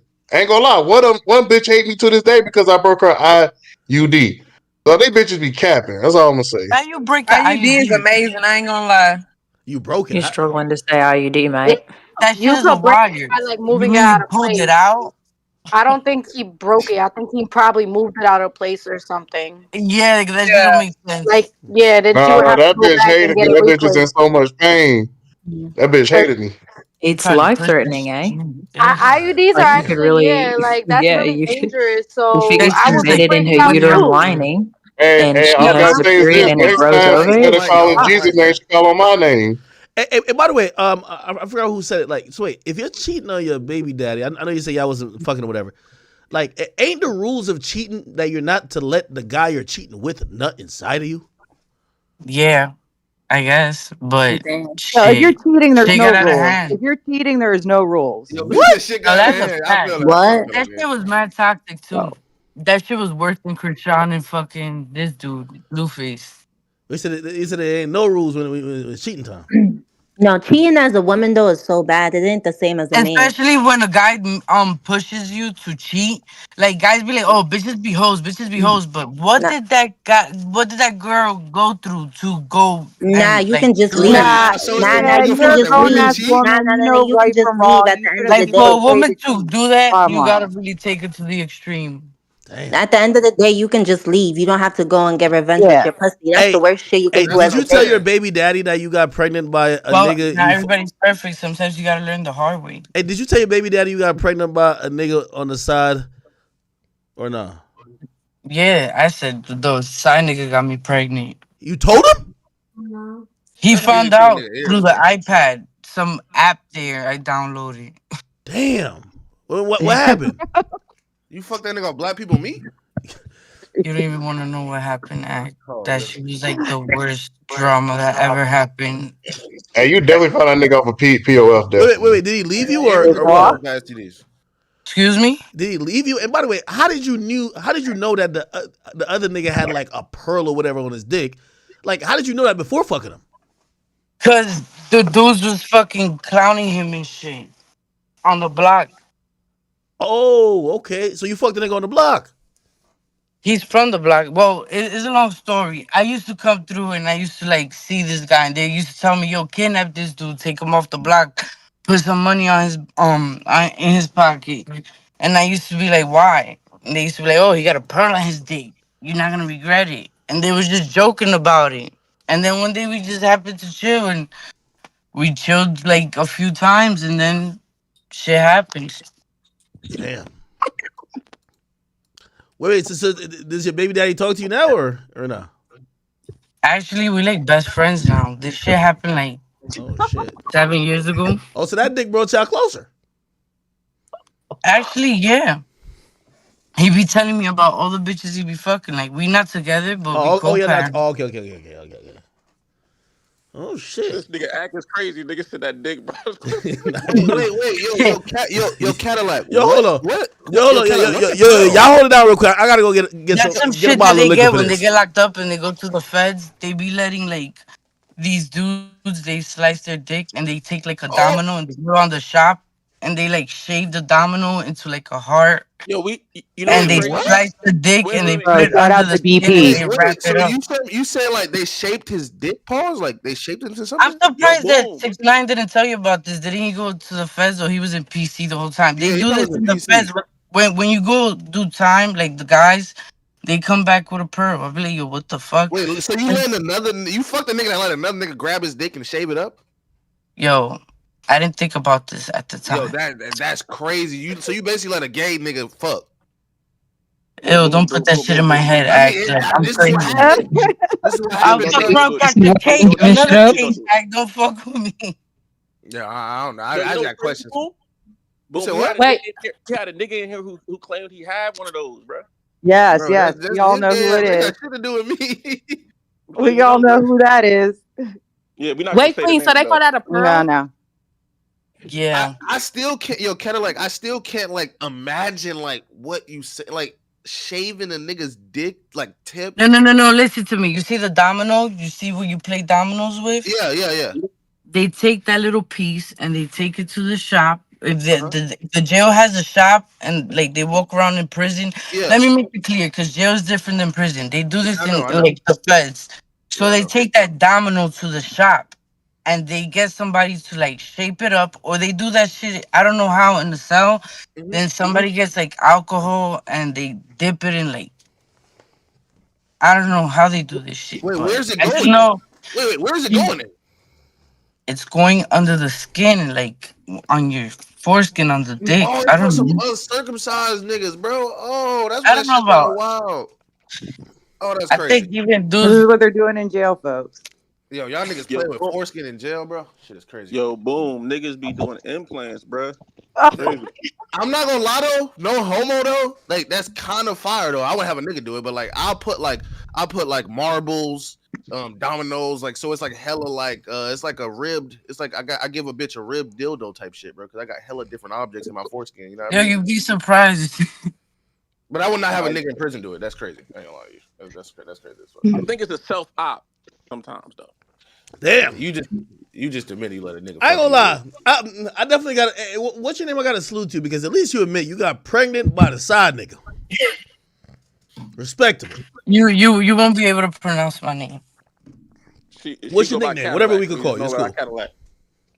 Yeah. What can we call you? Cadillac. All right, Cadillac. It's all good. Bet. Damn. Okay, so wait, is that the only abortion you got, or are you like a repeat offender? Nah, that's the only abortion in life. Repeat offender. Double homicide. I'm a first offender, but I will never do that shit again. Who said that someone was trying to trap them? Sometimes I feel like that was me. I said the dude that got me pregnant was trying to trap me because at the time I was doing some things that he could have been a good leech. He was leeching good off of me. So he was real comfortable. So he was like, "Yo, if I give this bitch a kid and shit happens, I could use the kid as bait." So he basically finessed my you. baby daddy was already doing that shit with my other kids. He was trying to use them as bait and try to extort me for money because I left them So look, because I got pregnant by the we got a pearl. lot of chat queens. We got a lot of chat queens in here. None of y'all have ever had sex with a dude, and he told you he didn't want a kid, but y'all still considered keeping the kid. None of y'all. Nah, no, because I ain't no dumb bitch. That's by the some way, real by the way, dumb bitch shit. who Like, you is really it gonna on? put yourself through? You're gonna take care of another kid, another life? Hey, hold on. Who is it on? Like, is it on the guy or the female to pay for the abortion if there is an abortion? Because I usually cough up the $500. The $500 I usually cough up. Don't nobody Either got a or. medical plan? That's crazy. Yeah, facts. Like, Yeah, these bitches don't get yeah, insurance does cover it. Wait, insurance does covers cover it? Yo, you go tell your doctor you're pregnant, you don't want to get a kid, they will fucking shove a pill down your throat real quick. Oh, you know what that means? There's been mad bitches that done finesse me. They done told me I had to pay. I willingly paid. I'm like, just suck that motherfucker out of there. They probably took that and went to the mall. Oh, hell nah. Yeah, you got finesse. Why you think they trying to get rid of Planned Parenthood? A bitch can go to Planned Parenthood and get rid of it real quick. Don't you gotta pay a Planned You can get a Parenthood? fucking payment plan on an abortion, probably. You could get a You could get what a I hear, payment. depending on their income and whatever, they can get that shit for practically free. Yo, could you put an abortion on layaway? That's crazy. Out here in New York, when I was in high school, I remember bitches used to go to Third Ave to get abortions, and I used to look at that shit so weird. What do you mean I Third went Ave? to school with some girl, and she got an abortion of twins, and they put some sticks inside her pussy, and when she went home, I was supposed to take care of her. Yo, this bitch fucking flushed her ear down the toilet. I will never forget that shit. That shit traumatized me. Wait, Okay, so I got a question for the chat queens. Who had abortions? Do y'all prefer the pill or do y'all prefer going to the doctor? Because I feel like the pill is kind of, from what I heard about it, I feel like it's kind of different because it's like you having a miscarriage and you can see the baby, like the feet. Well, not the fetus. No, you don't see no baby. You see a blob of fucking, like, if you got your period. You don't see no baby. It's just like straight blood. It depends. It depends at what point you are. Like if it's super early, it will just be like a bunch of like blobs of cells and shit like that. If it's a little bit late, it might be a tiny fetus. I don't think they're gonna give a person that has a big fetus a pill. They're gonna put sticks in there. Yo, Cadillac, I have a question. You ended up with the side nigga? Like, did you want a relationship Hell with him? no, that nigga ratted on me and I had to do a whole bid. Oh That shit! shit was Oh, damn. Damn. So you gave rat to a so you gave pussy to a rat nigga. That's crazy. I'm came back real quick. Yeah, yo, that shit was the worst thing I ever did, yo. That shit was like karma, like 100 times. If y'all women are cheating though, which by the way, I think women cheating is such bad for society. But if y'all cheating, why can't y'all have y'all side dudes wear condoms and shit like that? Y'all supposed to keep it safe and clean. Black, here's what my issue is.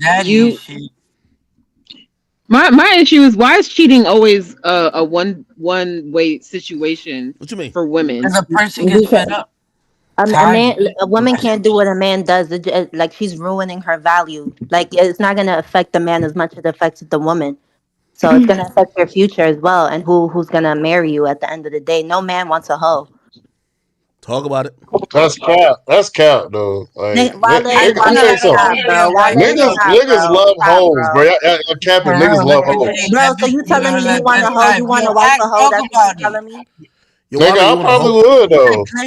See, Boney baited niggas wife hoes. Let's talk about that. Nah, no it Wale, ain't. you would be heartbroken. Bro, only baited niggas wife hoes. Ain't no top tier nigga wife and a hoe, bro, and that's the end of it. Nah, that's cap. Bro, ain't no top tier nigga wife and a hoe, bro. Out here, That's cap. Yo, these Wait, I bitches want to play is devil's fucking advocate. dick. Heck, where you at? You gotta come to Dykeman. Dykeman? Yeah, I come to Dykeman, yo. These bitches will fucking jump on your dick like you that shit. I don't know, but you need to come on hey, here. hey, by the way, listen. When I was asking Joe, I was like, "Damn, where you got all these Spanish chicks?" Because he used to pop out with mad Spanish chicks. He said, "Man, Dykeman, Washington Heights, that nigga be over there, man." Who's that? You know Joe Budden. He said he used to date only like Spanish chicks. He used to go over there and get like the Yeah, baddest he used chick. to go see Tahiri. She used to work at Isole. There's like a restaurant back by the marina. But now it's popping is all the way by 205th and 10th Ave. There's like a few spots over there. Some shit called Brasier and Morocco. And I've been seeing some fly bitches going in there. I'm not gonna lie. And some nice ass looking dudes. Yeah, so basically you're making it enticing for these men to go cheat in the first place. Right. Fuck it. They're already doing it. Why not? Come cheat out here. Yo, act. Let me create some bitches. Yo, act. Wait, hold on. Wait, right before boom. So wait, did your? I know you say you cheat on your guy who got pregnant. Did he ever cheat on you? Or like, what do you Hell think? yeah, that nigga cheated with the whole world. That nigga cheated with my neighbor. That nigga cheated with the cussies. That nigga cheated with everybody. So I was fed up. So I cheated out the whole world. So is that why you use it? You didn't use a condom because you were fed up? Because me personally, And I then not don't only feel that, like listen, I was 20, I was 26 at the time. I was like at home, always with my kids, always being a mom. And then as soon as I got freedom, I started chilling with the dude for like a month or two, and he got in my head real good. And I don't know. I just feel like the only time you don't use a condom, only time you don't use a condom when you cheating is when you absolutely know Well, you're not I fucking with actually that bitch. knew where his dick was because we spoke about shit before we got N- intimate. I get Yeah, I checked. mean, like, yeah, He gets I don't do shit like that. Like me and my nigga, we done went through shit. That nigga done cheated on me countless times, but I'm not gonna not use a condom with another nigga because I know That's I'm not why ready they to got leave him. that's why they make You a shouldn't be box full of cheating. crayons, baby. Wait, There's wait. mad colors. Everybody's Hey, different. by the way, just a survey. Has every woman in here, and by the way, I get it, maybe your guy cheated first. Has every woman in here cheated on their guy? No, never, Yeah. never. Who said no, never? Me, never. Yes. I don't care who says it's Yo, cap. I PK, understand. PK, why you laughing like that? Hold up. I mean, it's all I love different it types of because cheating I feel though. like men, y'all feel like, look, when y'all cheat, like it's just so clear to y'all, like, I had this, I had that. When women cheat, y'all feel like it's the end of the world. What? Well, Yes. it's a reason. It's a reason Nah, why definitely though. the end of the world. That's a fact. Like, wait, It's just a like reason the why, end though. of the Like, world. Y'all don't want. wait, We supposed to be cheating. Wait, my bad. PK, we talked about this the other day. Niggas cheat for some pussy. Women cheat, it's like emotionally attachment to this nigga. Exactly. But it take a woman to. But it's the thing, y'all would cheat for some pussy in a club on a drunk night, like just on some. Y'all might be with y'all partners. Y'all might take one for the team. Yeah, it's a woman emotionally has to get to the point to cheating to want to fuck another nigga. Okay, but PK, Y'all just go if you're emotionally checked out, leave, nigga. Don't fall in love with two niggas at the same time. What if the dude don't want to leave? What if they don't want to leave your side? And you're like, yo, So if you want to fuck another bitch, why you gonna leave? If you don't want to leave, Because if I'm you don't want to fucking leave, for some pussy. You dating, you fucking this nigga to be in love with him and go on dates with him and shit. but if you don't want to leave, then get used to his cheating. It's that simple. So basically, what you're saying, Boom, is that there's no emotional attachment when you're having sex. No, when niggas cheat, there's no emotional attachment. Even though sex is an emotional experience. It do. That's why y'all have a side bitch though. Hold All on. right, yo, hold on, If hold on. they Let coming Act talk. down, Let Act talk. Boom Let Act trying to talk. make it a Let Act double. talk. It can't be a double standard. Why do y'all have side bitches? Hold on. And how do y'all fuck your side bitches? Yeah, Yo, Yo, niggas, let Act niggas talk just real like quick. new pussy. That's just what it is. Yo, We never. let Act talk real quick. God Hold damn. on, hold on. No. So I wasn't even trying to add too much. I was just like, for men, by and large, put it like this: if you see a side chick, like usually men will fuck any random girl, right? Like even to cheat. If you see somebody who's a reoccurring side chick or whatever you want to call it, it's just because it's an easy situation that he probably trusts that she not gonna fuck up his main situation. Like it might not make sense, but guys, That's emotional attachment. no, hell It's really no, not. no, yo, It is. nah. Bro, Okay, Axel. Let me ask you. They got niggas on that one. It's definitely an emotional attachment if you got a side bitch. Yo, So, here Act. come Let Kyrie. me ask you a quick question. Go ahead. They love their main bitch. Act. Let me ask you a quick Act. question Go ahead. though. Have you ever basically nutted in your side bitch? Plead the fifth. Act, I don't said, answer yeah, that. that's a federal ass question, Act, Shorty. do That's not a answer that's that. a Don't even federal answer ass that. shit. Act. Don't even. That's mad federal. Yeah, that was wild, bro. That is like do not. mad federal. Wait, Hey, but I'm gonna say this though. I fucked a lot of married women in my lifetime. I fucked a handful of them. But the thing about it is, they not about to leave their husband. They got a good situation. No, I'm just see, happy to get my turn. no, but see, the thing is, that's some rare shit. When women cheat, they're down to leave the nigga they cheating on for the nigga they cheating with. Exactly. Like a nigga cheat, he not finna leave his main bitch for some treats that he just fucked on the first day. No, but if you have a side bitch which is Hold reoccurring, which you have attachment to, you want to see this bitch all the Women time. will never You like understand something this about, you fact. love something about her that you really want to come see her. No, women and will keep never seeing understand her. this fact. That's an emotional attachment. No, We can't let yo, Act talk, let her talk. yo, Oh, my bad. women will never understand this fact, and it's gonna be like so counterintuitive to how y'all see things. When a guy goes and cheats on his girl or does anything that's outside of the relationship with the person he loves, I promise you, he appreciates his girl so much more. Like it's like I'm telling you, niggas will like listen after that nigga bust a nut with the bitch you claiming is a side bitch. Man, he love you so much. He gonna say like this is why women could tell when niggas cheated. When a nigga's acting too nice to you, it's because he just done bust a nut with his side bitch, and he just realizing like, all right, I got that out of my system. I really love this bitch. That's how it goes. Y'all know that. That's very true. That's very true. Cause that's what my nigga does to me. He gaslights me. Bro, of And I course. seen it in his Yo, you're phone where gonna he get was actually love telling the bombed. bitch that he You're gonna loved get her. love So bombed the what most. do you do then when a nigga actually loves his side bitch? What do you do then? Yo, you're Like, gonna do you get cheat Yo, or you're do gonna you get stay? love bombed. You're as a woman, you're gonna get love bombed when your nigga cheats. You know why? He's gonna come home. He's gonna feel like, yo, listen, damn, look at my girl, like she's here, she being a good girl, like, yo, I fucked up. But really, he's moving off instincts. He's moving off just biology. So that's why he feels bad and he love bombs you. And he's like, yo, like he's trying to show you, like, I love you so much.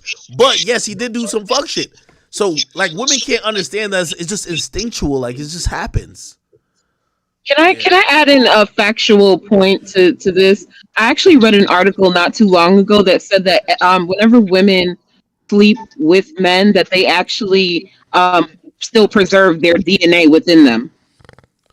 I heard that if a man ejaculates in a woman, it could last for like the remnants of that DNA could be still detected over years. Like, yes, it won't get her pregnant, but it would be detected within her uterus for years just because of just how like everything doesn't get expelled from there. You get what I mean? And if these balls could talk, you said what? If these balls could talk, A lot of things could talk. Yo, man. That just give me an idea, bro. I'm gonna just take them hoes to wherever y'all did that survey at, and I'm gonna see how much semen remnant she got. She got like 11, 15 niggas, different DNA in her. You know what I'm saying? We're gonna know she that a wallpaper bro. look crazy, dog. Yo. No, but you have to think about it this way. How would it affect their personalities after a period of time? Can they pick up their personalities, their emotional Nigga traits. better than you? Yeah, I'm just being DNA is very strong. You think it's some symbiote shit? Like you take the nigga like character and shit because he nothing you? Nah. You gotta hang around people to do that. You can't just get nothing and take his character and shit. I don't know all that. You kind of gotta hang around the fuck, right? Yeah. At the end of the day, women just gotta understand they can't do what men do. Like it's just that simple. Well, that's not what's That's being why I'm not preached now, sharing. though. Hey, listen, I keep saying this because this is what we keep hearing from Sexy Red, the City Girls, and everything. Do y'all women think y'all could sport fuck?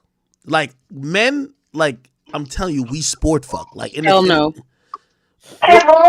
No. It's not. No. Absolutely not. Women are meant to have a family and a husband. That's just what it is. It's biology.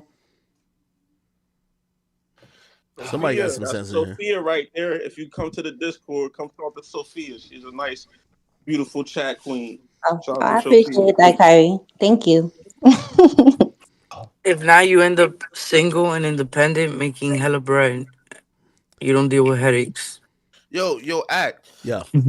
Yeah. By the way, boom. You were talking about this whole situation, and I'm gonna be honest with you. So, like, I was thinking about if I was this guy, right? And I ain't gonna lie, I thought he was kind of cold.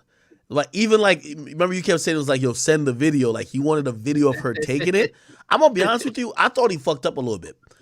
Why you say that? Yo, if I'm worth $100 million, I got a $100 million contract, or is it 200? 225. Oh, I'm sorry. I'm sending a private jet for her to me, and I'm gonna make sure she takes it in front of me. I don't need no video. You're gonna be in my presence.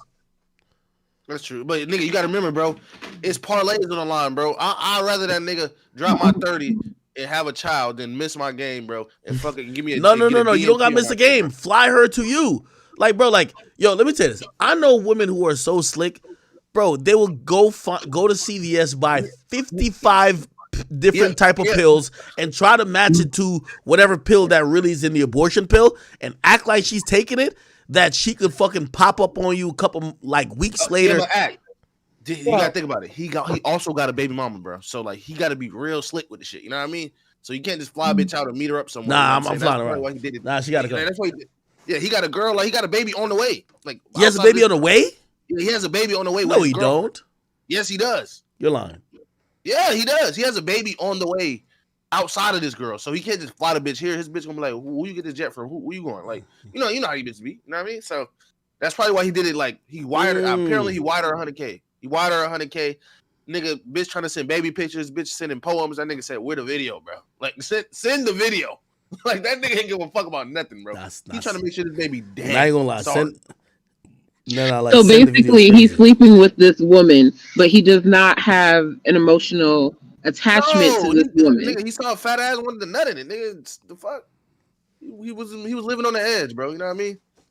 He was living on the edge, bro. But that's the shit that's the price you got to pay, bro. You got her ass looked like a football anyway. It looked like some sloppy BBL shit. So I don't know. I'm just wondering. Here's what I'm wondering. I'm wondering if that woman actually, like, if he knew that she was like, got around or something. You feel me? Like, and maybe that's why he was opposed to it. No. He don't want no baby with nobody but his girlfriend. Nigga. It could have been anybody, bro. It probably could have been Kim K. He probably been on that time. You crazy as that? Was Kim K. I guess his girlfriend is his bitch from way back. You know what I mean? Nigga, fuck all that shit. Why is he fucking that bitch wrong? Nah, fuck all that shit. It's the thrill. Hey man, all I gotta say, man, fuck that, man. Yo, if she a nice looking white queen, and nigga, she might be worth the raw sex. You fucking her wrong, then you go home to your girlfriend and you give her something and fuck up her pH. What are you gonna tell her? Oops, I'm sorry. Respectfully, I'm not gonna cheat. Black men don't cheat. Hold on, Wally. If a nigga go and fuck another bitch raw, right? And then this how grimy niggas is. If a nigga go and fuck another bitch raw, right? And then go to her and fuck her raw, and she gets something, he gonna gaslight you to think it's you who cheated and not him. That's crazy if she stays with him. What? I'm sorry. How is that not sociopathic behavior? You probably been that day. You gave it to me, type shit. You know what I mean? And she gonna be like, "Damn, did I give it to him?" That sounds like a sociopath.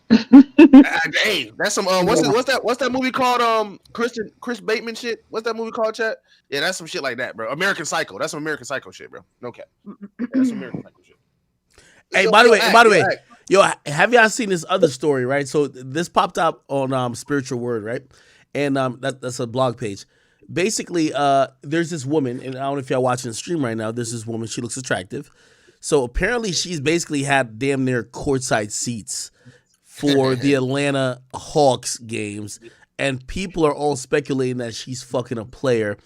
And for me, I was just like, damn, why is it like that? Why do people think that just because an attractive woman is at the arena or at courtside or whatever, she has to be fucking a player? And I don't know, like, it to me, it's just interesting the dynamic among women and also men and also what people feel.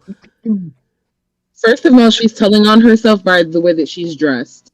So she's clearly dressed to impress somebody on that court. Do you think so? Let's keep it real. Wait, no, hold on. Wait.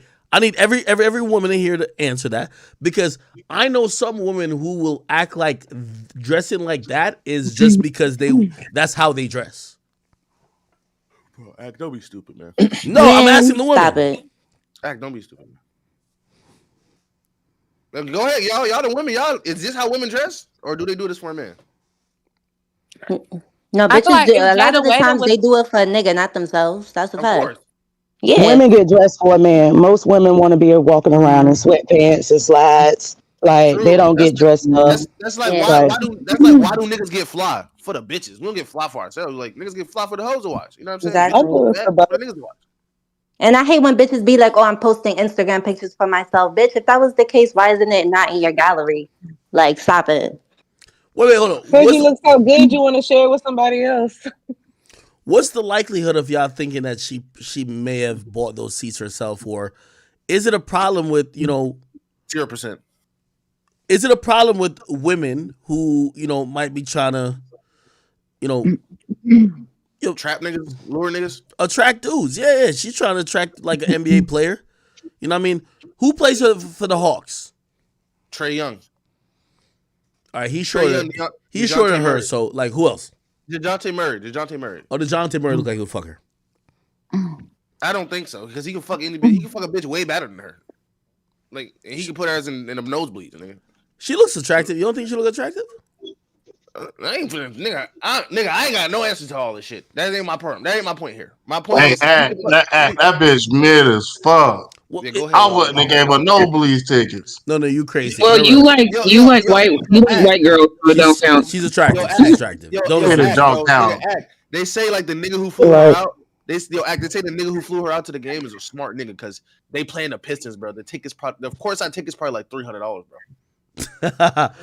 No cap. No. So she probably did buy that. It's the Pistons. You know what I mean? Hey, by the way, yo, Wally intern. This is a really attractive black woman. Like, bro, like I'm gonna be honest with you. I know you. I know you're like drowning in the milk of magnesia.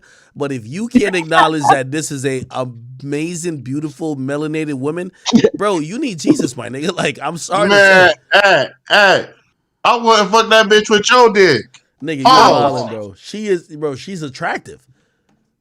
Objectively, she looked like Megan Good. Bro, she looks good. Megan Mid. Wait, hold on. Bro, do you really He just said you really Megan just don't is like weird. you That's really crazy. you really just don't like women who are black like that, bro? Like, what's wrong with her? Nigga, I'm not fucking, man. Nigga, I wouldn't give her time today, man. If she come up to me, if you look at me, I'm like, beg your pardon. So you wouldn't fuck her, but you'll fuck Hillary Duff. Yeah. Yes. Yo, hold on. I'm gonna be honest with you. Yo, Like Wale. she's too much. He probably a fuck woke Vicky or some shit like Wale, that. I ain't gonna lie to you. Ain't you like 400 pounds? Wale, the only time, like I know some people who sometimes they like, oh, they don't deal with black women, but they have a stereotype. They think that all black women are blah blah. And the only time I could understand it if they think that they in their belief they think all black women are standoffish or loud. But that's not even how you think. You just don't like women who ain't white. Like, that's crazy, my nigga. Like, are you telling me you don't see beauty in black women? I see beauty in all women. Like, white women are beautiful. Black women are beautiful. You have Asian women are beautiful. Latino women are beautiful. You have people, all like Indian women are beautiful. Like, you don't You only think white Caucasian women are beautiful, bro? Man, I'm going with what's right, and that's white. Yo, I ain't gonna lie, man. You sound like an MK Ultra. Yo, this, Yo, this yo, is- Wale, you wildin', bro. You wildin', bro. This shit sound crazy. Yeah, The CIA got bro. The CIA I got feel like white women. I feel like white women builds his confidence up. Black women don't make him feel as confident as white women. That's probably do. true. Like, That's probably true. Wale acted like Lil Durk before he blew up when he was with Nicki. Bro. So basically, Wale, you basically you basically in 50 Shades of Get Out. I beg your pardon? Yeah, you in 50 Shades of Get Out, G. Like you want the reparations back. You trying to get the reparations back popping. Hey, what's the hey? I mean, rule one, rule one to the player handbook, get the dividends. So I ain't gonna be mad at that. yeah, I don't mean no harm. I'm a black queen, and ain't no white person looking better than me.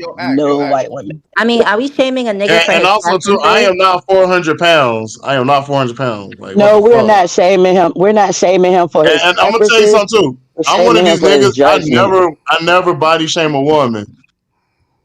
I never do that. Yeah, but you shame a woman based on their color, though. Yeah, Wait, you're did he race say shaming. anything? He didn't say anything disrespectful though. He just said he wouldn't smash a black woman. Well, why not date a black woman and she's of your race? That's like blasphemy. Like, Yeah, but if that's his That's preference, a preference, though. we're in a time nowadays where Hold on. Hey, boom. Let Sophia cook. no, we're in a time nowadays that niggas always getting bashed for their preferences. If a nigga likes something, it is what it is. When a bitch say, "Oh, she wants a nigga who makes this amount of money," he's told he got to do this, that. Like niggas don't sit there and bitch about it. So why the hell if a nigga likes right? But what is it? But what is it? But and you're right. But what's a reason why? Like, did something happen, or did you know what I'm saying? Because you don't bro. just wake How up would you one feel? day. How you feel, man? You leave the country for 2 weeks, and a bitch got another nigga hugged up, kissing on your car, posting it on Facebook. How would you feel? You pull up to your crib and your bitch sucking dick in the car. Okay. So you were nigga, how hurt would by a you black feel? woman. That's what it was. That's what it was. nah, You was this ain't hurt hurt. Nah, by a this black ain't woman. hurt. Nah, Yeah, this but ain't what hurt. you gotta realize that's not all black women, though. You know what I mean? I get it now, though. I get it now. He was Yo, hurt hold by on, one. So yeah, wait. Yo, Wale. So, but to me, it's bigger than that, right? Okay, I get it. You've been disappointed or hurt by some black women, but I'm just talking about just generally on attractiveness level. Like to me, this woman is attractive. It doesn't matter if she's black. If she was white, she'd be attractive. If she was high yellow, she probably would have been there. So Wale, So you make exceptions for high yellow ones, huh? Yo. So Wale, it sounds So like you're you're a colorist. suffering from a colorism complex then, right? Right, Because you're a colorist. if you're saying that she's not attractive because she's not of the complexion that would make you attracted to her, you're a little bit colorist. You know what I mean? Right. Hey, what's wrong with me if I want a woman that had the complexion of Acceptance? That's crazy. That's kind of colors. Yo, yo, Wale, I got a thing. I got a scenario. It might not be the same, but it's close to it. All right, let's say a white nigga gets robbed by like 3 black niggas. You know what I mean? They fucking hit a nigga in the head with a bat and a pistol. Every day he wake up, should he hate all black people? You know what I'm saying? Should that make him racist? That shouldn't make you racist because one thing happened to you. It's not all black people. The same way it's not all black women. You got arrested by a white cop and the white cop made you feel less than a human being. I'm gonna go hate all white cops after that. That's just What's stupid. the difference? Hold on, I'm gonna but it makes sense. Hold on. So Wale, you saying so that situation that happened to you, like you said the whole whatever you said happened to you. I don't want to repeat it. But if it was a white girl, would you not like white girls after that? Man, only thing I know that white women always they be honest with you. They don't be on all that weird shit. You see what I'm telling you? Not all white women are honest, bro. White bitches cheat on their husband for a black cock. Like, this is true. So not all white women are honest. That's true. They cheat on their white husband for black cock. And I've been the black cock that these white women cheat on. You already have loopholed yourself. You say it's cool. Oh yeah, I'll fuck a lot of married white bitches. These white bitches are cheaters. The same way your black bitch cheated, that white bitch is cheating on her. But they ain't gonna cheat on me. Because I'm the black cock. The same way you get them is how they lose you. You think if you in the house, you think if you in this white bitch house and you eat all her fucking food, she ain't gonna leave for a nigga that don't eat that much, bro. She gonna start cheating on your ass too if she cheat on you to get you. Yeah. Hold on, Act, what was you saying? Well, I wasn't really saying anything, but Wale, like, man, I ain't gonna lie, like, it's a little bit sad, bro. Like, you have to. I get the fact that you got hurt by women that happen to be of color, but man, there's a little bit of Uncle Ruckus there. If you're trying to say that, that's not the reason why you don't think that a woman of color is attractive. When I think 99% of the chat would call this woman attractive, but you're saying she's too dark for you. That's not the trauma of you dating a black woman who may have cheated on you. That's the trauma of you just not liking people that are black. My nigga, I'm sorry. So basically, Wale, really quick, if a man, let's just say, I don't know if your mom is married or not, or let's just hypothetically say she's not, and she's dating someone, and a guy, you know, that she might be really interested in, you know, they're talking, they're getting to know each other, but then he puts the brakes on it and says, oh, well, I can't really mess with you like that because, yeah, you're black. Hey, it's like I said, everybody has their own preference. That's all it is. Like, it is what it is. Wale, Wale. No one is like, bro. Like, I don't even want to say this shit, but fuck it, bro. Like, nigga, I like white girls too, bro. It is what it is, bro. However, I'm not about to shit on black women just because I like white women. I am not shitting on black. Hold on. Let me get this straight. I am not shitting on black women. I am not speaking ill on black women. I just say, hey, this is what I like. This is my opinion. I'm gonna be like, I wouldn't go after her. That's me. I mean, if you have a preference, she probably say I wouldn't go after a nigga like me anyway. If you have a preference, if it's a preference, I can understand that. I have preference as well. Like I'm gonna be for real. I personally don't think that I could ever see myself really dating outside of my race, to be honest. But I just don't.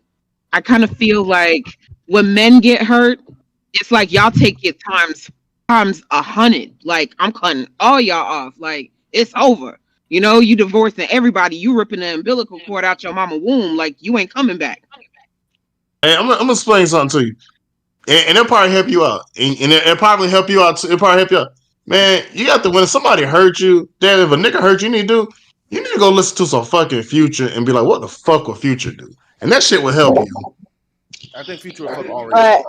But I understand what you're saying. It's kind of sort of like when women get hurt too much by niggas and they say fuck niggas now, and now they just want to fuck with girls. Like, I mean, then they're gonna go. Then what happens when they start fucking with girls? They're gonna cry over fingers. Then they're gonna go back to the real thing. I've never had the real thing. I've only messed with girls. But you know, it's about preservation. It's kind of like nice to kind of observe people in their relationships and see how toxic it can get, so that way I don't swim in oily water, if that makes sense. All right, I'm keeping it being this shit. It's a yap fest. It's a yap fest. Yo, act. Wait, hold on. Before we get off of this, I got to go to Jeannie Mae and Jeezy. So, I do want to hear y'all opinion on this. So now Jeannie Mae, which by the way, as we talk about interracial relationships, Jeannie Mae dated Jeezy. Jeezy the Snowman's Mr. 17.5. You know what I mean? Like he was down with BMF. This is the guy who was getting it in, okay? The guy who, like, he's about that life, right? She claimed that she doesn't like dark meat as the main. She likes it as a side. However, somehow, some way, she ends up with dark meat as the main. And she marries him. She marries Jeezy. And by the way, if you don't know what I'm talking about, go back and watch her past, comments on whatever show she's on. She said this about quote unquote dark meat, which happens to be talking about dark people, which Jeezy is. So now they're going to a divorce, and the divorce is about to get messy because now Jeannie Mae, who seemingly loved everything that came with Jeezy when she got married to him, she loved the black culture, she loved this, she loved blah blah, she loved whatever. Now she has to point out things that she don't like no more because it's going to give her a leg up in court. You know what she says she doesn't like? I'll read it. Jeannie Mae Jenkins, and by the way, she still has the last name, continues to deny previous accusations made by her estranged husband that she is gatekeeping their daughter from him. The former Real host, who's 44, refutes claims that were made in late November that she's keeping their 23-month-old daughter, Monaco, from spending adequate time with the father, okay? In the new document, Jeannie Mae's lawyers reiterate the concern for the child's safety. It says it's essential to clarify that Ms. Jenkins' insistence on reasonable safety measures be put in place, such as safely securing and locking away all firearms that have been unsecured in the past, as well as having familiarity and properly trained caregivers, is absolutely not gatekeeping, but rather a responsible effort to prioritize their daughter's well-being. Now, by the way, I can read a little bit more. It says, these requests are grounded in Ms. Jenkins' genuine concern for the party's daughter's safety and security, especially when under the care of others and traveling across the country, and are reasonable protective measures. They're not an attempt to restrict Jeezy's access to his daughter, and they're saying that she's scared about guns that are around and about, and she wants to make sure those things are addressed before she gives him his daughter. I look at it and I think it's interesting, and after I say this, you guys can chime in. She dates the snowman, Mr. 17.5. She knows what type of guy he is. He's a gangster. She's attracted to that because the type of woman she is, she's attracted to men that seemingly are whatever, right? However, not only does she have a kid with him, she's all good with his lifestyle until it's time to get divorced. Now she's critical of everything she previously ignored or liked. She don't like the fact that he's a gangster. She don't like the fact that guns are around. And she's now putting this in court documents, and he's going to suffer for because a judge is probably going to say, well, she got a point. Why you got guns around? Now, keep in mind, one of the reasons she was fucking a nigga is probably because he was that guy. He's the former gangster or he's a street nigga, whatever the case is. Now she's using the court against him. What do y'all think about, and especially you, Wale, in turn, who loves to, I feel like you love to show love or date people from other races who may seemingly identify with how you grew up, or maybe not how you grew up, but like the plight of your people, which you are black, but they'll understand it for a while until it's time to take advantage of it or they need to weaponize it in court or otherwise. What do you think about that? I mean, she didn't want the divorce, so obviously she gonna do whatever she got to do to keep Jeezy around. I'm not mad at it because, like I said, she still love him, but Jeezy don't want to be there. So it's kind of like a whole situation of, hey, you got to be adults. Like she hurt. Like I said, she an attractive Asian woman. She down, but maybe she probably would have allowed that nigga to cheat and do whatever he wanted to. But I guess Jeezy wanted to be free, so you can't control that. The question that I have was she okay with him being thug before she got pregnant? That's a great question. She probably knew that, and the thing about it is, she probably got to understand, like, this is how he got this money. He was his rapper and stuff. Let me tell you something, bro. Asian people love black culture. They love the American black. They love all of that. Of course, she was infatuated. Then the fact that he's like African American and he has status and money, but of course, our family loved that. I remember those videos of him going, spending the holidays with his family and stuff like that. She loved that. I saw a video of Jeezy with his daughter. I think they were on the beach. It was like Jeezy. This is like when she was, very small. And I mean, he loves that little girl. You could tell he's like in love with his daughter. And I just kind of feel like, don't you think that, a man like that would do anything and everything within his power to make sure that his child is safe? So it seems like it's kind of a spin to me.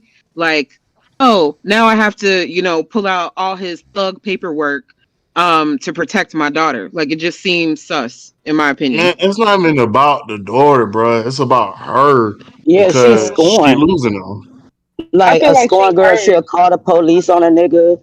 Like when you get married, call the police on a nigga, say tell them where the drugs at, shit like that. She's scoring. She's being spiteful right now at this point because that's crazy that I she'll just do that. Like she should have just kept it B. And when I say keep it B, Beyonce, like keep it quiet because you putting all these people in your business. Like she just could have. She knew what she signed up for. She just hurt right now. yeah, I'm never telling on my baby daddy so that the police could talk about guns and shit. Like you bringing all that into court, like that's wild. I'm not doing that. I'm not trying to get somebody locked up that I know is going to take care of my daughter. She just mad right now. I understand And why that's she the mad as difference a between woman, but I feel like she going too far. Once you start doing stuff like that, you basically snitching. Like what? It's crazy. and that's the value of black women. That's what I wanted to add. But anyway, So I mean, and I guess I would ask this, like, by the way, I like interracial relationships. I have no problem with it. Obviously I love, if it's black love, I love black love. If it's two people who are Indian who are with each other, I got no problem with that. But if it's a black guy and a white woman or a white man and a black woman, I have no problem with that. I think interracial relationships are great. I do think that there is what comes into play in times like this. It is what matters between races and just ethnicities, like the differences between us. Like for example, she was almost acting and acquiescing like, oh yeah, nah, it's cool for me. Like, nothing about her says that she would date Jeezy, but cool, she's dating Jeezy, right? She's acting like everything was cool, and I have no problem with that until we see this time and time again, where you'll see people who are interracially mixing, they act like they're like naive to the other person's culture, this and third. Just like, which by the way, I'm gonna blame Jeezy for this too. Yo, Jeezy, you knew what it was. You got with an Asian woman, my nigga. In Asian culture, the fucking family's living up in the crib with you, bruh. Why the fuck did you think that you was gonna treat her like Kiki and everybody else? That's why you probably got checked out. Like, oh hell nah, like all this Asian shit they got going on ain't cool with me. But it's the same game she's playing with you. I think sometimes, people have these type of fetishes in terms of race mixing, and they don't really understand each other's culture. Because if I'm hearing that Jeezy was kind of not really with certain shit that was with her, that came with her cultures and traditions, what did you think it was? You're dating an Asian woman, my nigga. Like them and their family gonna give it up a certain way, and it's the same way, vice versa. Yo, you're dating Jeezy, my nigga. You're dating a hood nigga. I don't care how he dress it up. You're probably was Jeezy ever cheating, Ack? Well, she tried to kind of almost claim that, but Jeezy told Nia Long that black men don't cheat. But I ain't gonna lie to you, like a nigga who was a snowman, who was getting it for Mr. 17.5. 1732. I don't know, but I do believe if it was cheating, she would have made that more abundantly clear. It looked like there was a lot of issues with we're not getting along with, hey, you're expecting certain shit. I'm not used to that, right? Which this is why I also have problems with celebrity relationships. If you're gonna get married to someone, like Jeezy, bruh, I don't know, where's she from? Japan? North Korea? Where's she from? Japan is crazy, Nigga, I don't know where the fuck she from. She look Asian, Viet, nigga. she look Viet or something like that. Nigga, all that motherfucker look alike. Nigga, the fuck? Like, nigga, wherever she from. Nigga, wherever she from, nigga, Jeezy should have went over there and go spend a good 6 months and figure out what type of shit she on. Because you could tell she is definitely, she follows traditions that are in tune with where she's from. Just like how you do. Tradition, she was fucking the snowman, nigga. Well, yo, listen, yo, Ack, what's good? My boy Jeezy just had yellow fever. He's over it. This is what I've been saying. That's it. Man, listen, bro. He should have went to Japan, got him an anime bitch, bro. Nigga doing the most, bro. Jeezy, you doing the most. You see, and this is what I was talking about. I'm not racist, but all that mixed culture, mixed relationships, it never works. No one knows what the hell the outcome is. No, that's not cap. Listen, Wale, I don't know what happened with you and black woman, bro, but you gotta come back home, bro. I'm not sure what's going on with you. Maybe it was a fad. Or matter of fact, you from down south, so most of those black women down south be looking fake chop. And I understand what's going on. You know what I mean? But there's still some pretty ones out there, bro.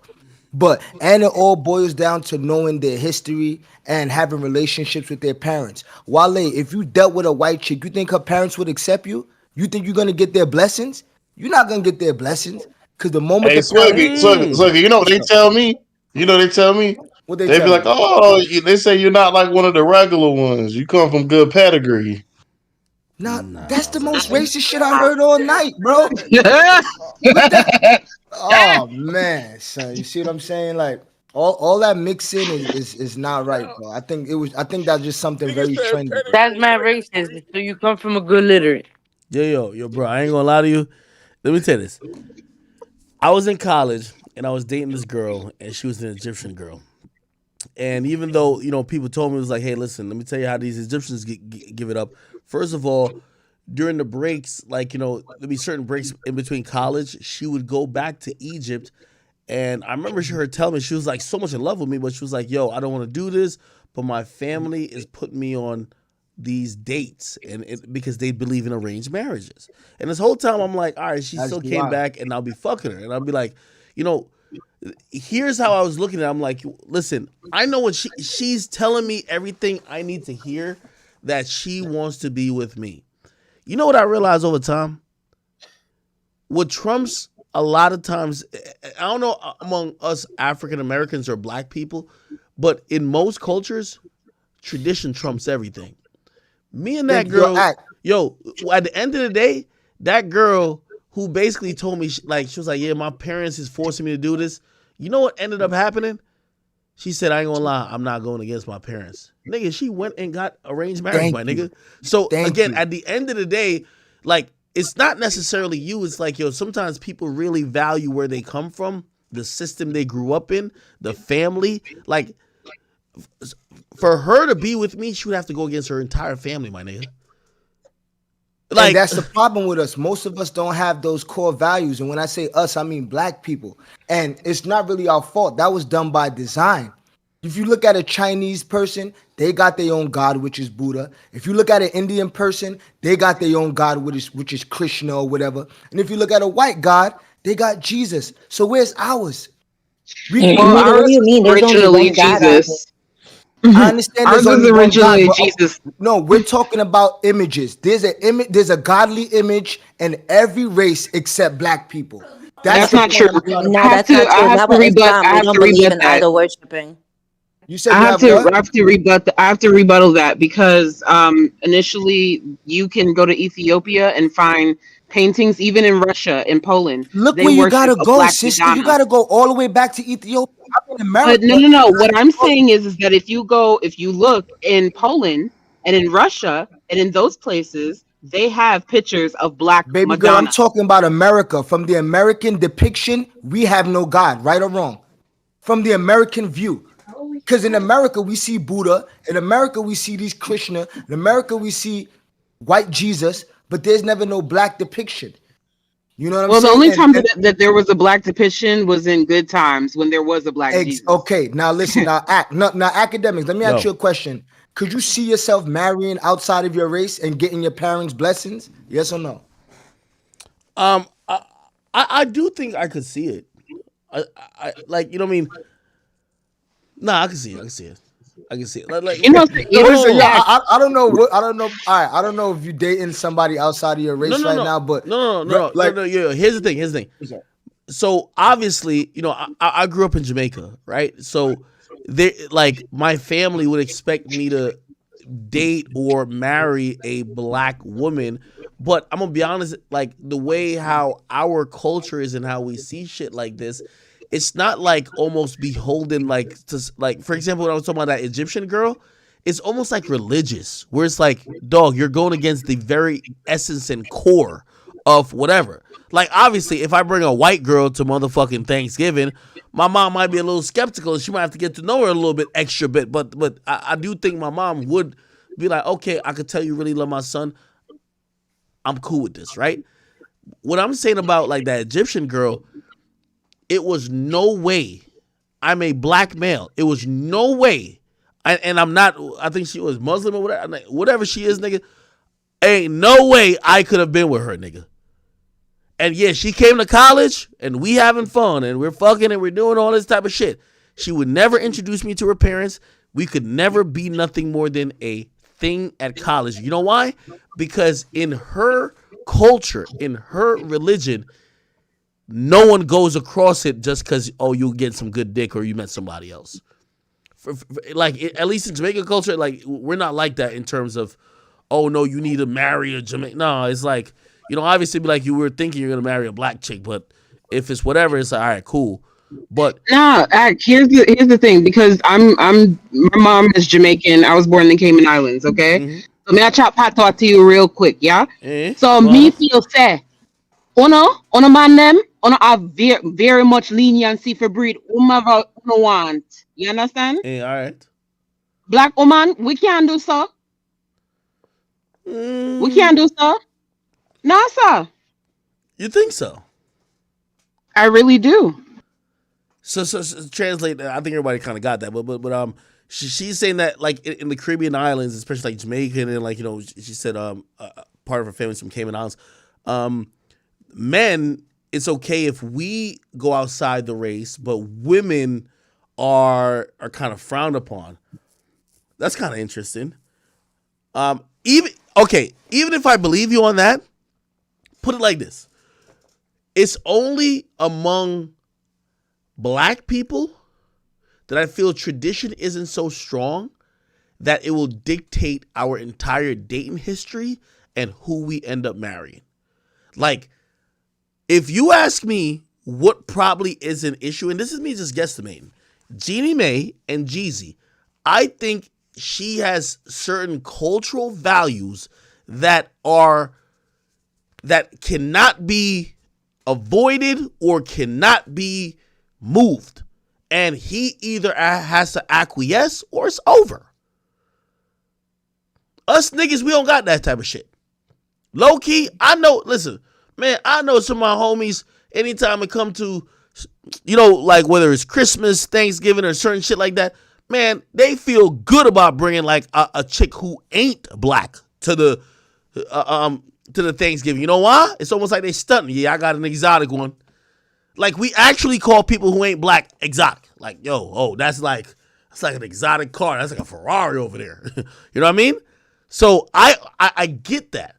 But also, I'm telling y'all why I'm saying that traditions among people who are religious or who are from other cultures, they stand way taller than us. Facts. Hey, you know how I feel when you the exotic one at the Thanksgiving? Yo, my nigga, you're black. You ain't show up to no motherfucking brother. Hold on. Yo, Wale. This year I was the only black person and everybody else was white. Wale, with all due respect, you're a black man. If you think you showed up to a motherfucking all white Thanksgiving, no seasoning, no nothing, and you think they're like, here's the exotic nigga, you know what they said? Yo, is this Get Out? Yo, let's get a fucking auction going on. Who gets the great Get Out? Nigga, you are tweaking if you think that white people, you're the only black nigga showing up to an all-white function. They're like, oh my God, he's exotic. Hell to the no, nigga. You wildin'. What? No, bro. Hey, now, Wale, what kind of sneakers you had when you went to the Thanksgiving party? Bro, it's no way you thought that, bro. I was wearing Hey Dudes. You see what I'm saying? What the hell are Hey Dudes? And this is the problem. My boy is gone. He's gone, son. Like, I was wearing Hey Dudes. What you mean? I was good. I was wearing Hey Dudes. Man. If you know, you know. Nah, bro. I ain't gonna lie, they did have some wild shit. They was like, oh, this is our family tradition. They had like some broccoli parade. That shit was wild. I ain't know what the fuck that shit was. And I'm gonna just say this really quick for any woman outside of the race dating Jamaican men. Just know that as long as his mother's cooking for him, he will always be at his mama's house or his side chick that is Jamaican. FYI. Wait, hold on. Yo, Jamaican men don't cheat. What you talking about, side chick? Hey.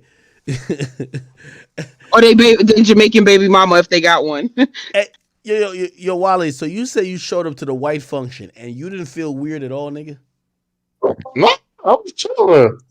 You say Bruh. you felt exotic. My boy felt exotic. Yo, Wale Nigga. said imagine walking into Get Out and be like, yo, I feel exotic in this bitch.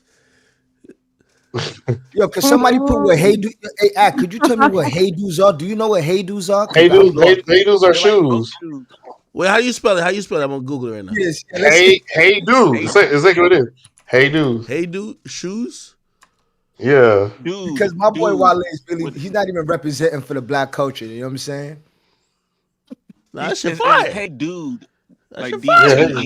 This is the hey dude shoes. Yeah. My God. Yo, Wale, this is what you want. Hey, yo, what size shoe are you, bro? 13. Oh shit! Nah, Okay, side note. Hey, yo, everybody join the Discord. We're 100 people away from hit 25K. You feel me? Everybody. Yeah, everybody join. Oh, 100 away from 25K. Everybody get up in there. Hold on. Yeah, I'm about to go get some more liquor. Hold up. Nah, yo, everybody join the Discord. Yo, hey, Swigger, bro, welcome home, my nigga. Yo, good looks, my G. Good looks. Yo, good looks, yo. I can't, but check those out in a size 13 going to a Thanksgiving dinner as a black man. I mean, swag. Yo, Lauren, what's up, man? Yo, let me tell you something. It has nothing to do about being racist, ladies and gentlemen. But you got to stick with your own kind to the very end. You know what I'm saying? You got to understand that you need blessings from your ancestors. Yo, Wale, you think I think your ancestors are rolling in their grave looking at you, man.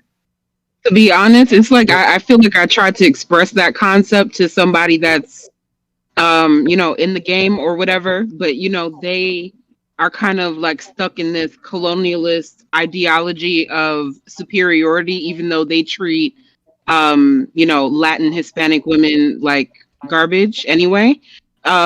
It's just I kind of feel like it's more of a mental thing. Like men need to be mentally stimulated by women that are from their same background in order to even entertain it. Nah, but to be honest, most of the black women, they don't really look at black men as superior, and that's from history. Like back in the slave days, the slave owner would take the wife from the husband at night and literally rape their wives, and the husbands couldn't do nothing. So the black men always looked inferior to the white man. He couldn't even stand up and tell the slave master, "Don't touch my wife," without getting killed. And I know you guys heard of buck breaking. So when you keep looking at that, like it's a whole history of us being inferior, but No, I completely understand. And just to clarify, because somebody in the YouTube chat was like, "Oh, Latin women are mad respected," but keep in mind that those females also cheated on him too. So anyway, it's just like sister, this turn your background down. We can hear you doubling up. Yeah, we my hear bad, you doubling up. It's just this ideology. Like I said, maybe there's a black female that did somebody wrong or whatever it is, and then they just like write them all off. But I kind of feel like when it comes down to non-black women, they kind of get like a pass, to do the same fuckery the same stuff that dude be doing.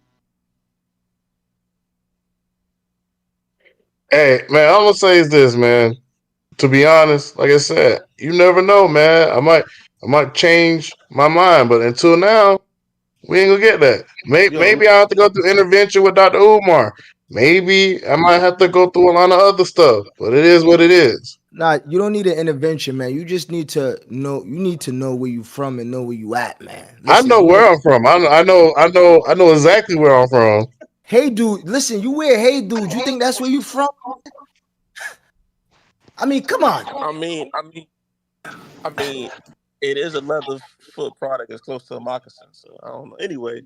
Okay. So you think that's just Indian? Yo, man. Hey, listen. Would y'all niggas fuck a dragon or not, bro? Like, is we fucking dragons? We still on that? That's a mystical transformer. I don't know about that. Well, yo, Boom, are you talking bestiality right now, man? Huh? I'm out of here. Talking about having sex with dragons, yo. That's bestiality. I'd rather talk about fucking dragons than fucking. my niggas Wale transgressions, bro. Like Wale ain't gonna never fuck any bitch that's not white, bro. It's not happening, bro. So basically, donkey Man, and I'm dragon shit. gonna keep it a buck. I'm gonna keep it a buck, man. I'm gonna keep it a buck. To be honest with you, man, Wale really only love like one person. It is what it is. Who, Bobby Adolf? Ooh, Hey, Bobby. Hey, yo, Wale. Dolly Parton. Yo, Wale, don't let no nigga shame you, man. That Hey Dude shoes is that shit fire. Hey, it's just fine. Hey, act. I just post a video of Thanksgiving where I was at. Yo, act, bro. Yo, act. You hear me, nigga? What up? Hey, Yo, act, I tagged you in main chat. You can see how I was the only nigga at Thanksgiving. I posted a video of it. He gonna be the next Christian Toby with Courtney. Did you see Zion Williamson, porn star bitch, cooked that nigga on Instagram, bro? Told that nigga he fat, eating too many Twinkies, then can't shoot threes. When? You seen that? When? Nigga, this is today. You remember I was telling you he fucked a porn star bitch? What's her name? Mariah Mills? She's still going? Nigga, she bounced back, bro. I sent it to your DM. Bro. Hey, act. You seen that video I just tagged you in from Thanksgiving? I told you about how I was the only, like, this is what it looked like. It was in main chat. I tagged you in.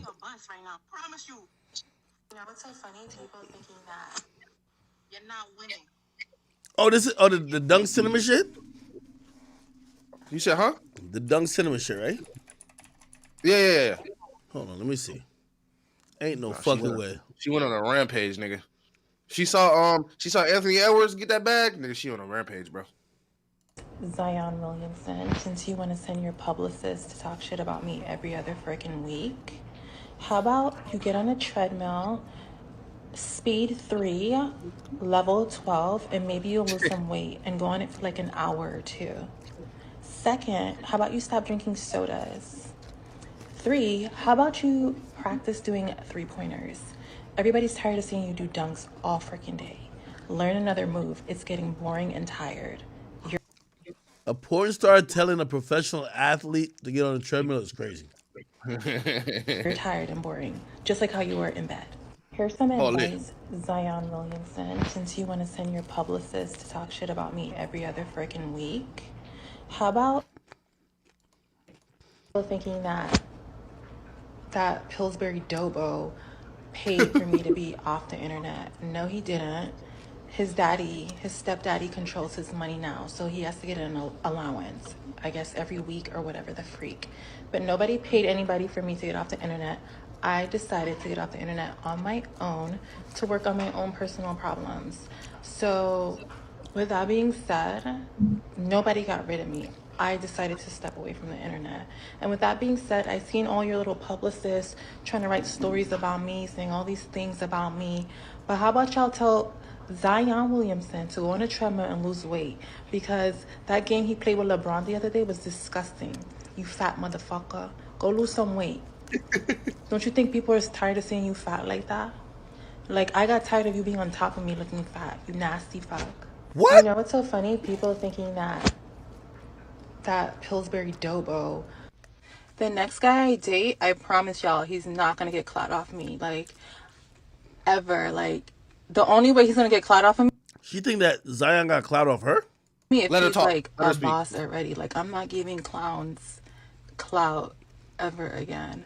And you guys might argue down and say, oh, that person was this and that. Nobody gave a you know what about that person, honestly, until, you know, I spoke about our relationship. So, bro, honestly, you can get all your publicists to make me and the fake Twitter pages to talk shit about me, but when people really hear, when you open your mouth, they're gonna see that you're really a lame, low key. Like, so me hyping you up kind of gave you a name for yourself. Congratulations. Bruh. You should thank me. Yo, a lame Yo, what tells race another is she, person that bro? they lame crazy. You're not winning. You're not gonna win nothing. Y'all listen, y'all can record this all y'all want. You're missing a lot of shots tonight. You're gonna get embarrassed in front of national TV. You're not winning tonight. You wanna be the laughing stock parlays. He's awake. Do not. I'm telling you, he's gonna lose tonight. It's John Morant's night. We ain't winning shit. She was right though. She was right though, Act. We saw that shit yesterday. You're not gonna Zion, win. I don't think Zion played. I promise you. You gonna get okay. Here's a prediction. He getting benched second half. He gonna front the first half like he doing something. He gonna That's right too. That's crazy. Nah, he played, but he didn't play second half like that. The NBA is done with him. That's crazy. The NBA is done with him. How y'all gonna tell me he's finished? Nigga He gonna pump fake the first half. What half is it right now? I don't even watch basketball. Like I stopped watching it because I'm not giving him my energy. Anytime I gave him my energy, he got 30 points, all them kind of points. I'm not giving you my energy no more, homie. You gonna lose tonight. Yo, I'll give everybody $100 on his live tonight. Yo, He's losing the game tonight. I promise you. Do not put y'all parlays. He's awake. Do not. I'm telling you, he's gonna lose tonight. No, she got a parlay. John Morant tonight. We ain't winning shit. See, man, I'm gonna defend Zion because he from Marion, South Carolina, just like me. Man, won't need no. He shouldn't have been dealing with no wicked woman like that. She wicked. A white woman would have done it worse. BPL is wicked. A white woman that said you did something to her, nigga. So you better be lucky she just on Twitter, nigga. Nigga, Act. She was dead ass right, nigga. That nigga had 13, 4, and 3, bro, in 30 minutes. Yo, I gotta go under. Every time she argue with this nigga, I gotta go under on underdog, bro. No cap, bro. Why is she still arguing with him though?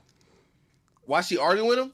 Mm-hmm. No, she was upset that she got this that old stripper bitch pregnant. That like her whole life was fucking That was bullshit. months ago though. I mean, no, Wale. I think she see the Anthony Edwards shit. Niggas in her comments cooking her and shit, telling her she didn't get the bag.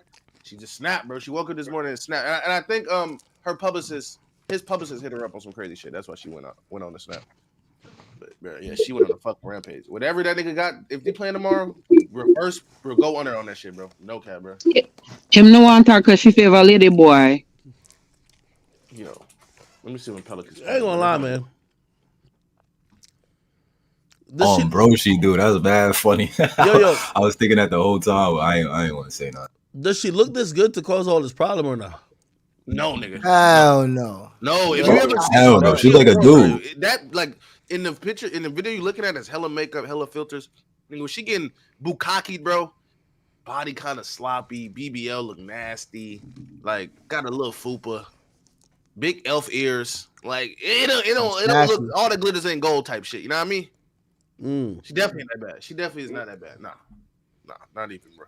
But you know, Zion, you can tell Zion was a nigga that get no bitches, bro. Zion get no hoes, bro. So fucking a porn star. Hey, boom, chill, man. Zion from the swamp. You can't do my man's like that. Any nigga. Nah, bro. He put on for Marion, South Carolina, bro. Like he put on for the city. No, any nigga. Yo, she's a porn right now? star. You said who? Yo, boom. Is your GOAT live right now? Is my GOAT live? No, he's live doing like a family event. Like it's like a family event. Kanye West. He's doing like a family event. I don't think Kanye's there. Kanye's at a family event. But he's doing like a family friendly stream of like a performance or something like that. Hey, yo, did Kanye's album really drop or is just a leaked version of it? No, I didn't drop. Oh, it didn't drop. Okay. I would know if my GOAT dropped. The world will stop. Nah, I ain't dropped. But by the way, I don't know if y'all seen this, man. Yo, Swigger. I know you was locked down for a minute, but what's the word? You know, Young Thug Daddy telling everybody say like he's co-signing all the snitches, man. So to keep it real, snitching ain't nothing nowadays. Oh, Young Thug Daddy did what? Young Thug Daddy said, "Little baby need to shut the fuck up and stop dissing Gunna." Cause play that. Is what he said. How do you feel about Lil Baby throwing shots at Gunna for his plea deal? He need to shut the fuck up, cause he don't know what's going on. You know, he's going off of what he heard. Ask Lil Baby, have you ever came to a court date? Oh, okay.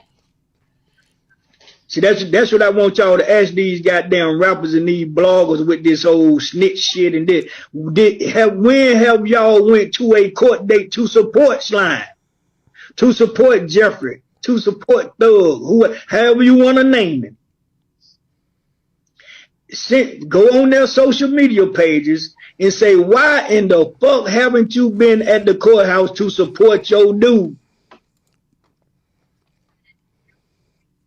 And I guarantee you won't get an answer. Now let me ask you. So that's how I feel. Everybody that hasn't been there needs to shut the fuck up about gun. How do you feel about little baby throwing? Okay, so I'm gonna be honest with you, right?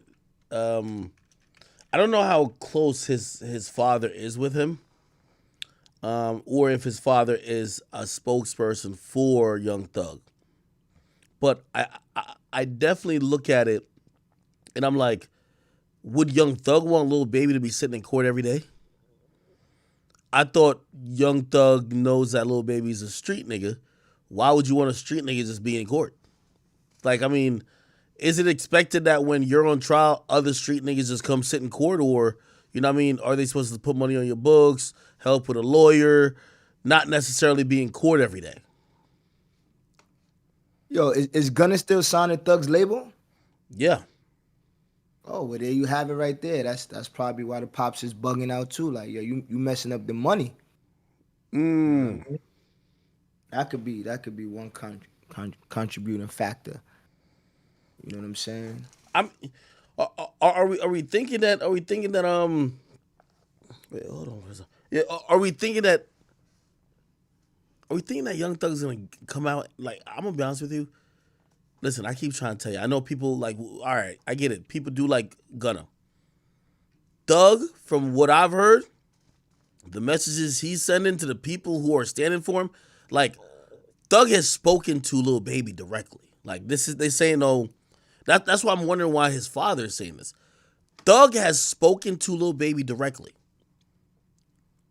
And I'm pretty sure if he wanted Lil Baby to stop dissing Gunna, he could have been like, yo, bro, just chill. But Thug spoke to Baby and said what? They speak. You know, bro, it's not like he's dead. Like, you know, he talks to people on the phone, right? He talks to Lil Baby. He talks to Savage. He talks to all these Atlanta guys. He talks to them. You gotta think about it. Like, maybe the dad just like, so all right, let's say Thug is talking to Baby. They on whatever type of time, and maybe Thug's dad wants him to come home, so he like, no, ain't no beef. He not a rat. Like, he trying to insert himself into the middle. You feel me? I think that's what's happening with what do you call it again? I think that's what's happening with, what's my boy's name? So which one, brother? Who, Young Thug? No. With his, oh no, Young Thug's sister. Young Thug's sister was like, oh, we ain't got a problem with Gunna. Yeah, all right. Talking about YNW Melly? No, Young Thug's sister. Her name was like, it's something with an H. I forgot her name. But yeah. They literally both have that opinion. Yeah, it could just be the Thug standing on business, like, fucking, I'm gonna do this time regardless. But the family, like, nigga, no, like, let us try to at least kind of, you know, subdue the beef a little bit. Like, no, they're friends, it's cool. Yes. Just trying to make him look better type shit. You know what I mean? Agree. Hey, yo, do it look like Thug is even coming home, bro? It don't look like it, bro. I'm gonna be honest with you. I can't tell. Like, this is one of those cases where, like, and number one, just because it's so fractured and so, like, all over the place. Yo, Young Thug is either getting 15 years or he's gonna beat the case. So it's either we're never gonna see this thing again, or he's gonna beat the case. And if he beat the case, he's the biggest artist ever, or not ever, but he's gonna be the biggest artist in a long while. And I think Boosie, in a while, because Boosie beat a murder charge. Yeah, but it wasn't this publicized. Nah, that's a fact. That's a fact. Yeah, but the thing is that Thugger, you know, you can tell when people stressing when they putting on the weight. Nah, that's just jail shit. He eating a lot of noodles. He's just eating. They feed you 3 times a day. He's not stressing, bro. He just eating good and working out on that. It's nothing else to do. Word. Yeah. And All you gotta do is sit down and eat. Ain't nothing else to yeah, do in there. like Swiggle, you know, like these niggas outside, bro. These niggas probably eat once a day, Ruth Chris, bro. In jail, you eat 3 times a day. Yeah, but Okay, but Gucci got locked up and then came out a whole new Gucci got locked up because he worked out, nigga. He was still but at the same time, boom. At the same time, boom. Just because he gaining weight, bro, that don't mean he not stressing, bro. Nigga, it's stressful in there, nigga. I done been in You jail. in jail? Probably every nigga in there stressing. Yeah, everybody in there stressing, Yeah, but it's like not they why in he jail. gaining weight. Yeah, he just probably. I feel being like his lazy. lawyer could have did a better job though. I mean, what you mean he could have did a better job? That boy is the leader of a whole gang giving out hits. What do you mean his lawyer could do a better job? Yeah, I'm just saying about like what he like how he trying to say portray or just say this is what Young Thug names means and all this. Like at this point, he should have at least said, "Okay, I'm just doing this for entertainment purposes." That's more believable than them just saying under Young Thug, under God, or whatever they made up. Yeah, well, they gotta kind of cap it out. So like the main thing I think they don't have is that they don't like, even though there's rumors and conversation that, oh yeah, Young Thug set up this hit or he was behind that, they don't necessarily have like without the snitches, and this is why the snitches matter. Like for example, YSL Woody, they don't have nothing really tying Thug to shit. But what they could do is say, well, the gang was violent. They could try to paint him as the top and paint him as like, claiming the gang. And that's why they want to bring up all the times he's talking about slime and slat and doing all that type of shit. So the defense attorney want to like kind of throw it off by be like, nah, really like Thug stand for something else. But I don't think the jury is that stupid. Somebody in the chat, Scorpio season, he said, tell Act Thug can't speak to Gunna or about him and no prison phone calls. And that's kind of true, bro, because that'll fuck up the case. Yeah. That would be technically witness tampering, but hear what I'm trying to say. You feel me? Like, bro, I know Thug fans want to believe that, or whoever fans want to, or Gunna fans want to believe, those voice messages that was sent to Dirk, Little Baby, and them were real. Okay? Of course, he didn't say Gunna. That's why he said little buddy. Little buddy. And obviously, he ain't saying no threat like, oh, we about to fuck him up. He's like, yo, we ain't fuck with him. We just trying to crush him. And he was just talking about competing on the album level. You know what I mean? And it was like, yeah, he about to drop. We about to drop too. He clearly don't fuck with the nigga. Act, and are they really using Thug's lyrics against him in court? And if they are, what is that? How does that impact the whole rap game when it comes to lyrics and expressing? It don't impact the rap game at all. Like, they're using certain lyrics that they feel is like relevant. Like, for example, they're trying to prove that he's the guy behind the hit towards Lucci's mama's crib. He rapped about, I got your mama's crib shot up. Lucci's mom's crib did get shot up. They had a beef prior to it being shot up. And they're trying to say, hey, listen, look at these lyrics because the lyrics is matching the taunting in the lyrics is matching some of the real crimes going down. This is why we're showing you that Young Thug is involved and he is like one of the head honchos. So currently with FBG Duck, for instance, not to go off topic too much, but do you think situations with his RICO happening could possibly allude to other rappers being indicted with their lyrics? So in most FBG Duck stuff, like I'm gonna be honest with you, it's not much lyrics. Like when you hear lyrics, the lyrics are just icing on the cake. In FBG Duck situation, they have phone recordings, text messages. They like the only thing they'll be using be like, oh yo, there's a YouTube video where King Von was getting O-Block chains. And it was getting for the niggas who did shootings. Like, yeah, okay. And it might be like, oh, okay, well, King Von referred to whatever as having money on somebody's head or whatever the case is. All right, cool. But the majority of what they're going to prove is that there's actual evidence that those guys killed Duck. The people who were expecting to be charged, whether it's D-Thang, he's dead. King Von, he's dead. And Dirk, who's mentioned as like individual, but he's not charged. He still ain't charged. You know why? Because nothing, like they're not using Dirk's lyrics. Dirk had a song called "Shoulda Ducked," right? Like if they were charging niggas the lyrics, they would charge a nigga that makes a song "Shoulda Ducked" when FBG Duck got killed, right?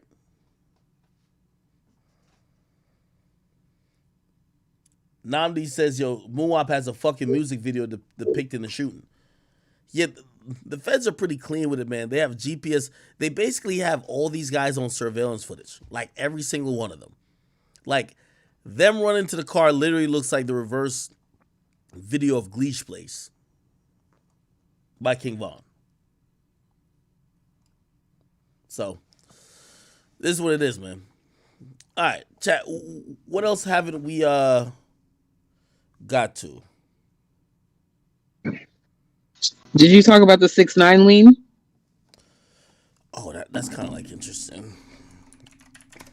By the way, I was joking and I haven't talked to him about this necessarily, but this is kind of crazy. So, oh my God, see, I searched 6ix9ine and the guy talking about DJ Academics and 6ix9ine. Like, bruh, this is why that bitch, man, I hate bitches who like just say random shit because the lie really get moved more than the truth. Anyway, okay, cool. 6ix9ine supposedly reportedly forced to sell assets, or she's going to be forced to sell assets to pay over the $10 million fund lawsuit. This is kind of interesting to me because they're saying that like they're at the point, like if you don't know how a civil lawsuit works, like number one, 6ix9ine did not defend himself. He was found guilty by a default ruling, which means he didn't respond. Usually they also then go through a period of, okay, cool, you have this default judgment. You need to find out definitively where his money is at, what's his, before we could even appoint someone to go get the money. Put it like this. Do y'all think that 6ix9ine got all this shit in his name? Like, let's be honest. You know what I mean? Like, I'm pretty sure just off the fact that he was a cooperant and he couldn't, he don't want people to find his address, like, he probably has stuff in other people's names. By the way, he's never been on child support. He's never really paid nothing, right? Is there any laws like so? Because I'm sure people have been doing this shit forever. You just put it in someone else's name, like, oh, I don't really own nothing. Like, is there any like laws against that? Like, if you're hiding what you own, that you know of? You said what? So like, I'm sure people have been doing this shit for years. Like famous or rich people. Like, okay, like you sued me, but all my shit is in my mama's name or my auntie's name or whatever the fuck. Is there like any laws to where it's like, okay, like, no, you went out your way to hide your assets? Like, is there a law against that? IRS wise, you could get in trouble, right? So like if you're not legally, if you're doing the work and income is supposed to be paid to you, and you're either trying to avoid taxes or anything else by rerouting it to somebody else, that could be a penalty from the IRS, right? Which obviously could be a legal entity.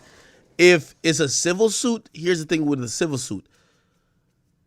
The judge needs to invoke and bring the police into it, or bring in any type of auditor or anybody else into it, which the onus on the person who won the lawsuit is you go find where his money's at.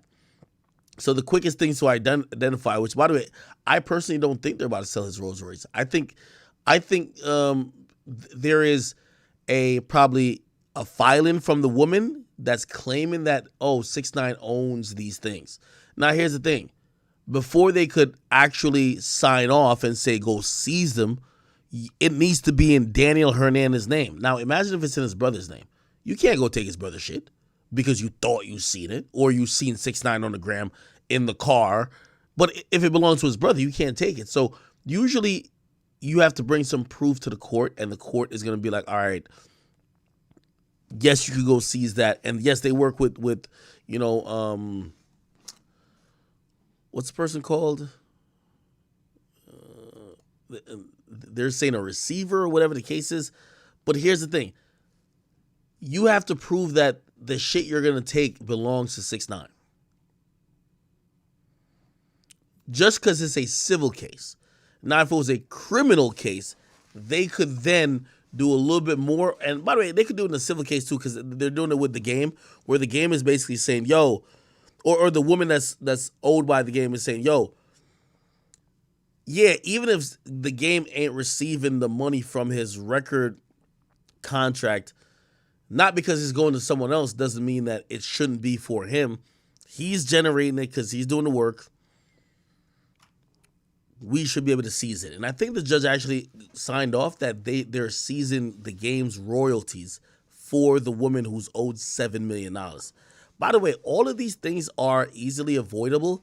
They got sued, and these guys did not choose to respond to the lawsuit, which I could imagine a good lawyer is probably going to try to do an appeal in the center, but just respond to the lawsuit, deal with it at first. These people who are trying, if you think it's a stick up, they got to show the judge good reason why they think that you should be paying whatever amount. If you don't respond, the judge has no other opposition and no other option but saying, all right, I guess pay this person what they claim they want. So most of these situations from the game owing $7 million, 6ix9ine allegedly owing whatever million, is because they didn't respond to the lawsuit. Respond to the lawsuit, this won't be a thing.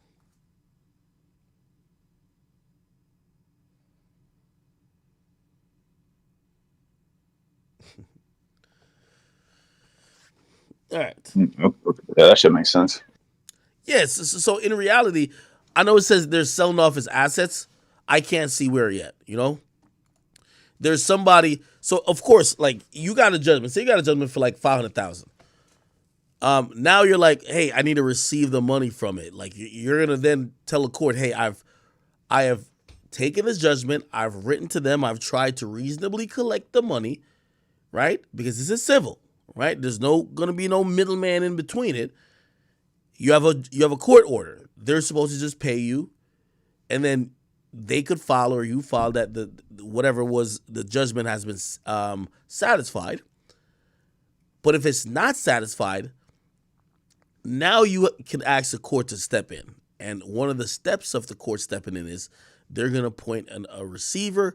And then they have to figure out what do you have in your name that's either liquidable or something that could be liquidated in terms of you could get money from it, or what do you own that they could kind of hold or seize or put a lien on until the person gets whatever payment they want. Again, 6ix9ine has been a cooperant for years. I'm pretty sure he doesn't have many things in his name. I could imagine he's buying cars in other people's names. Good luck on getting that money. Do you think that the industry, like the climate of the industry, because I remember Juicy J said that the industry, specifically the hip hop industry is down by like 40%. So do you think that with COVID happening, because I feel like there was like a major uphill, gain within the industry, and then now it's kind of like on the downhill in a way, since we're hearing things like, what's happening to 6ix9ine? Or do you think that, it's a situation to where these rappers are living above their means? Repeat the question. So basically with hip hop, right? Mm-hmm. During the pandemic, everybody was home. Everybody was pretty much streaming, right? They were streaming, tapped in. It was pretty much a big wave going on. Mm-hmm. So now that the pandemic is over, and Juicy J even stated that hip hop is down by 40%. Okay, do you feel like rappers are living above their means, or do you think that this is just kind of just the way that the game is? Well, the majority of rappers are always living above their means. Yeah, that's a fact. They always do that. A rapper is always gonna think that, put like this: if I'm a rapper and I made $5 million this year, and I'm reasonably hot, I think I could sustain it for another 5 to 10 years. The reality is that's not true. In rap, you get cold really fucking quick. Like, it's amazing how, hey, 1 year you were the guy, the next year niggas think you're corny. So it's not a stable job. It's it's a job filled with instability.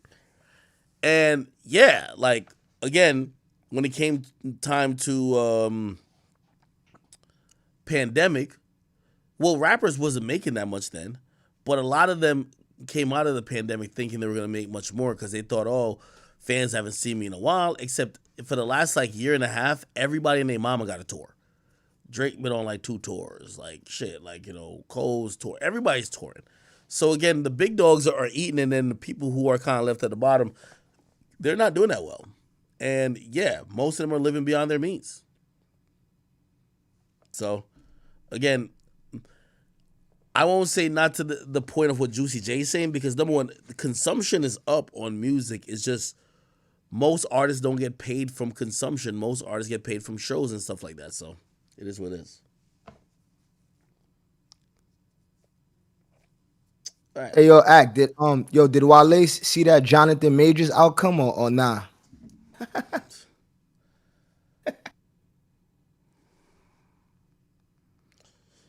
Where's Wale intern?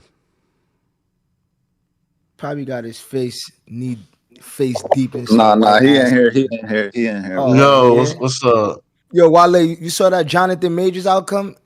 He was found guilty after the video showed the white girl chasing him down. Bro. So the thing about that is, they made him not guilty from another situation that had nothing to do with the charges he got. So it was on some bullshit. And yo, I'm not gonna lie. I don't know if Finesse 2 Times was listening to Academic Stream, but I guess he said he's done with black girls too. I don't know. You could check his. Yo, shout out to Finesse 2 Times. Wait, you say he's done with black girls? Oh yeah, I gotta chill, bro. He said he done with black girls too, bro. I don't know what's going on with our men, man. No way he said that. Oh, I'm about to send it to you right now. Hold on. Yeah. Finesse 2 Times said after, so I don't know if it's his girlfriend or his wife, but she's pregnant. His baby moms. Yeah, she's pregnant right now though, and so he's having a black daughter, and he check dead your ass. DM, Yo, that nigga said, "Sugar, the last black woman I'm dealing with. I want a white, biracial or Latino. You dig? All salt, That's no crazy. pepper, high blood pressure. Holy shit! Preach. Yo, I might have to go stream some of his music now. I'm about to go stream some of his music. That's crazy. Yo, I'm telling you, we losing right now, fellas. Black men, we losing, man. What's going on? Yo, get out, bro. I ain't gonna lie. Why do you think he's saying at that? this rate, Wale, you gonna have to sit down with Umar, bro. Like for real. Wait, why do you think he's saying that though? Like, first of all, doesn't he want to have multiple girlfriends? Does he think? Nah, he said he was done. He said he was done with the polygamy or whatever. So, what has black women done to him that he feels like he's done with them? Nothing. Listen, most of these black men is just lazy and they don't know. They don't want to work. They know white women are more docile than black women. Nah, to keep it a stack, bro. Finesse 2 Times has been getting clowned on the Shade Room for like months now. So he probably just reading the comments. White women like kill fuck black women, bro. for your insurance. I'm just gonna say that. White women kill you for your insurance. Watch out. I think size plays a part too. What? A nigga that would beat up his own brother is definitely turning on the coach, my boy. What you said? What you said plays a part? I didn't hear that. I said I think size plays a part too. I guess because those women are used to getting a certain type of pee, so niggas that's kind of challenged, they go over there. Oh man. Hey, I mean, that's crazy. Yeah, I don't know about that. It's crazy. Okay. So man, that is not true, bro. Yo, to all my chat queens in here, would you feel offended if a man, or let's say Finesse 2 Times, I don't know if this is reasonable, let's make it up. If a man said, "Hey, listen, I want to date outside my race, and I want a white girl or an Asian girl because I want a more submissive woman," and most black women these days are listening to Sexy Red and the City Girls. They're too loud. They look up to Christian Rock. They want to fight. They don't know how to be docile. They don't know how to be nurturing. They don't know how to be, they're not in their soft girl era. They're in their, ratchet bitch era, and say those men don't want that right now. Is that an acceptable reason? Yes, an acceptable reason because a woman is supposed to be submissive to her man. So if you're not submissive, a man gotta find it. Yeah, but if you're not giving submissive energy, I'm not about to be submissive to you. Fuck that. It takes a certain type of man to get submissive energy. That's the reason why that right there, men like is the white worst. women. Why black men like white women? Because white listen, women if you listen, can I say something? gender. Can I say something? Hold up. If you can I say something? If you expect a man to be traditional, you have to be traditional yourself. You can't go in being an untraditional woman and expect a man to be traditional to you. That's not Right, happening. but if I go in Yo, being she's submissive spitting. and this nigga still decides to cheat and do all this other stuff and not treat me like a queen, then what No, is that? no, Like there's no such I thing. feel like men choose white women because white women don't set any standards for this stuff. That white No, woman will that's It's not not. literally true. fuck all that That's nigga It's not not true. just. homeboys. If that It's not black just man white say, women. if that Whoa, black whoa, man whoa, whoa, say, whoa. if that black man say fuck my homeboys, that white lady will suck every last one of them niggas dick, like on But some it's real not nigga just shit. white No, women though. It's they go for Asian women, Latino women. These women just happen to be more submissive at home. That's just what it is. They know yeah, and when they that's come all across. done by design. Most black women aren't submissive, and there's no such thing as an off and on submissive switch. So when you say, "Oh, if he ain't gonna give submissive energy, I'm not gonna be submissive," that right there just shows you're not a submissive woman. And maybe it's because of your Nah. past. Maybe it's because of your history. Maybe you dealt with a lot of ain't shit niggas. So now you're what we call damaged goods. So if you're not submissive from the jump, even if you're not submissive to an ain't shit nigga, you just not gonna be submissive. Period. So Nah, what if nigga, you that's not Nah, nah. what if true. That you're Like, that's a no, I submissive? that's don't not agree with You're that. true. Not submissive. every That's nigga not is worth true. that. Not Hold every on, one nigga mic, is one worth mic, one that mic. shit. Cause a lot of these niggas nowadays are. Hey, be for real. I see your comment. You said give an example of situation that a woman should be submissive in. Well, I'm gonna be honest with you. The general behavior of what we're seeing women do these days, it's a turnoff to me. Like for example, um, let's say I've been seeing more and more women who actually think that Christian Rock is an acceptable way that women could act. They feel like they're quote unquote doing their big one. They're, not tolerating disrespect. I don't want a woman who's fighting. I'm sorry. If you're a woman who's like squabbling in public, you're a woman who is thinking that, it's attractive that oh yeah, I was in a fight and I got my tooth knocked out and you're missing a tooth. That's not attractive to me. Not to me. You think it's attractive that you have scars from fights as a woman? That's just not attractive. You think it's attractive that, you know, we're out in public and you're over here cussing at the top of your lungs, being embarrassed. That's not attractive. That's like really like, yo, come on, what are we doing? Like, I just don't see the majority, or I don't see it celebrated, those actions with any other, like, group of people. And, again, I love my black people, but it's like, when y'all asking what's submissive, it's like, dog, why are women acting like this way? Like, think about someone like Sexy Red. Just self-explanatory. If someone's acting like that, yeah, you're probably not being submissive.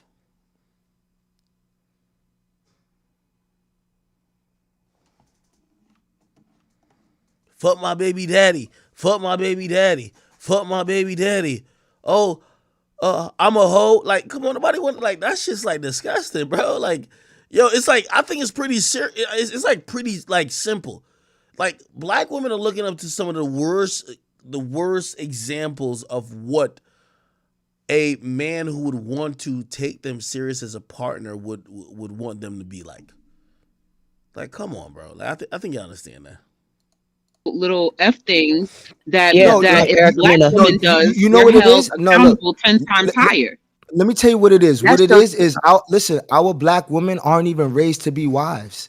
Our black women are What? raised Are to you be. crazy? That's No, I'm crazy. I'm serious. wise No, too. no, the majority of our black women are raised just to be independent women, working, not taking care of their man. And that's not, and I can't blame you because, like you said, there's a lot of ancient niggas out here.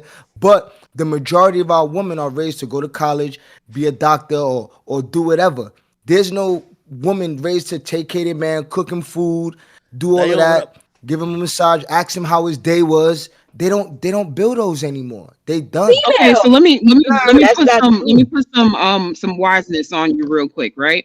So if it's a generational factor to where black men are, I'm not gonna stereotype everyone. Okay, so this is the consistent status of what we're seeing within the generational curse that's existing. If they're not staying at home raising their kids and being foundational Black fathers. And Black women are basically in the position of having to be independent and are afraid of, possibly having children and, making sure that they have to be stable first before they bring in a kid. Where does that put her into position? And also on top of that, there's been situations where guys would be like, oh, I got money, I'm gonna take care of you and all this other stuff like that. But then they'll turn around and laugh and joke, even in let's just say in X, chat or wherever, and just be like, yo, that's the best way to control a bitch. Facts. Preach. Yeah. Hey, Act. Hey, Act. Yo, Act. I'm gonna say this too. So I remember like when I was like in high school, college, and growing up, a lot of times whenever I would go pursue a Black chick, she would always end up with that quote unquote thug bum Black dude that's a thug, end up pregnant and becoming a single mom, then come back now as damaged good. The seeing like, oh, I elevated in life to come back to try to give me those damaged goods. Why would I accept that? All white women see Black men as thugs. Like the white women is only dealing with you because you feel like you're a Black man and you're a thug. Like let's stop. Like that's not true. Like the only reason why the white woman is dealing with you because she feel like you're a thug. Like they view all Black men. Listen, and then it all has to do with the way we was raised. Well, to the chat queens in here, were y'all fathers in y'all crib in y'all house? Yes, sir. I'm Arab, so my family is still married to this day. That's why I have my traditional You said values. your what? You said your what? I say, yeah, my parents are still married to this day. That's why I have my traditional values. I'm Arab. No. Oh, you're Arab. You're not Black. Yeah. No. Ah. Okay. I'm Black, and both of my parents are still together. No. They still together. But were you in a two parent home? Were you raised with both the mother and the father in the house? In the house, yes. See, that's good. You see, and those are some of the qualities that we're lacking, and that's why most, women don't really have that role. They gotta look at TV and certain reality shows to find that, and you know what I'm saying. It's a work in progress. I mean, that's one of the reasons why a lot of Black women. I mean, I feel like I'm probably older than most. I'm probably older than most of the women. I'm probably older than most of the women on this chat right now. I'm 40 years old. I come from the Jodeci days, the fucking Lauryn Hill days. I come from where it meant something to be in a relationship. But that doesn't mean that that's necessarily what I'm being afforded. You feel what I'm saying? Like, I like Sexy Red because I like her fucking lyrics and I like her beats. But I don't live my life off Sexy Red and City Girl type shit. Like, I like 90s R&B music. But that don't mean that niggas is going to treat you like 90s R&B music style. So why do I have to be submissive to a man that's not giving submissive energy? It's like a give and take. It don't matter if you got energy or not. You have to be submissive. Energy? Listen, you got to be submissive because that's your quality. If you don't have that quality, being submissive. Once you find a new man, you got to find a new man that deserves that. Right. But at the end of the day, sometimes it's not that easy to find a new man. Like like most women is not going around here just trying to find a new man. Like most women are just to the bum nigga you with. It's your bed. You gotta lay in it. No, see, that's the thing. I'm gonna be submissive, but a nigga have to bring something to the table. Yeah, if you cheating on me, but you paying my fucking rent and bills, then yeah, I might be quiet. I might be quiet a time or two. But I'm gonna say this: you saying all that, but the nigga that got a job, that got the education, that could do all that, pay the bills, you will still pick that bum ass nigga that ain't doing shit. They're gonna fuck you over anyway. Well, that's not my situation. I mean, at the end of the day, I feel like, yes, I am currently being cheated on. But at the same time, I'm currently being taken care of too. I'm currently being taken care of. And this is not a bum ass nigga. But why do I have to be submissive to him? Like, I'm on some old, I ain't being submissive to him type shit. Like, if he taking care of you, paying the bills and giving you this luxurious life and you don't want to leave him, better be submissive to him. That's true. I do want to be submissive. I mean, I do want to leave him and be submissive at the same time, but it's a catch-22. Like, it's Christmas time. This nigga taking care of me. What I do? Like, would you say your man is like a top tier nigga? Like, Is he someone of high value? In my city, he is a top tier type nigga. Like, So you do know that you do know that that's very hard to find, right? And the average man ain't like that. So if you leave that man, it's gonna exactly. be That's hard why for I you to don't find a leave him. replacement. Right. Yeah. That's why I don't leave him. He's a top tier And type of so, nigga. He's more up than most niggas. Like, Yeah. And that's but her this being goes back to the submissive. point Saying that about her a lot As of long nigga. as women the get dick is shared stuck. through, period. But yeah, you got yourself in position, so you just can't just Yo, your service is nervous, sis. You gotta repeat that. Your service is nervous. I think it's your service. My bad. I was in the elevator, but I was just saying you got to put yourself in position too. Just because he top 10 don't mean you can't be either. That's true. That's what I was gonna say. Thank you. right. And I But like, consider where does it myself come top to the tier, but I point? don't want to be messing. I don't want to just necessarily have sex with some random just because I'm fucking mad because of whatever. Like, I don't know. It just depends. I just feel like niggas shouldn't they shouldn't want submissive energy if they're not being like. Basically, if they're not catering, Nah, right? but all I'm gonna say this, man. All I'm gonna say this. A Right. lot of it comes from women making poor decision and poor pussy management, but nobody want to accept it. Well, at the end of the day, I mean, it depends on the woman, you know, and every woman has a different circumstance of what they encounter. And sometimes there's, you know, dudes out here that will sell a female a dream in a heartbeat and she'll run with it and believe it. You feel me? Yeah, the So I reason kind of feel she'll like run with it Well, and believe it is poor judgment because you never asked this guy a lot of questions. You gotta, you know what I'm saying? You gotta vet VT your candidates. You know what I'm saying? Like most of these women who date these men, they don't ask him what's their relationship with their mother. They don't ask him if they still in a relationship. Y'all don't ask them none of that. Y'all just ride the bandwagon. Y'all just jump on it without vetting these guys. And just like and a lot. Wale said, it's poor decision making. Yeah, a lot of but bitches ignore red flags. That's a fact. A lot of bitches ignore red flags and don't wonder why they're in the position they're in. Let's keep it a buck. But how you supposed to trust somebody? You supposed to tell me all that shit though. Let's talk about It it. ain't about If we talk trusting about you. trust, You you think supposed this to life trust. is a game. You You think supposed life to is a trust game. me. You supposed to tell me. You think life is a game. No, I don't. How you think it's a game? No, you think it's a game because you think these guys is gonna go out and tell you nothing. They just want one thing from you, bro. You know what I'm saying? And it's up to you to give it up or not. Then But that's only. On Bias TV says, Axe, Selena almost got you smoked by the cops in front of your own mansion. Try to get a fake rape case put on you. Angelica was beating your ass. And your new girlfriend is fighting in public. They're not black. Cheyenne's black. She's just mixed. She got black daddy and a white mom. She black. Angelica's Spanish. And nigga, I don't claim Selena, nigga. Selena was just a fucking thought, man. And that's somebody who I think just because I was too cool with as friends, I forgave her a bunch. Grand 99, thank you for the 5. It says, yo, life lesson, Arab mean what? Arab mean traveler. It isn't a race. You are melanated like us all. Learn the law. Wait, Arab isn't a race? Okay. King Kwame, thank you for the 5. It says, yo, Wale's wildin'. Africans and Nigerians have great culture in America. Melanated people are lost. Y'all call yourself black, which literally is a slave term, literally a slave term in law. Virgilio Colon, thank you for the 2. He says, yo, calling Gunna a rat means he holds the truth. What?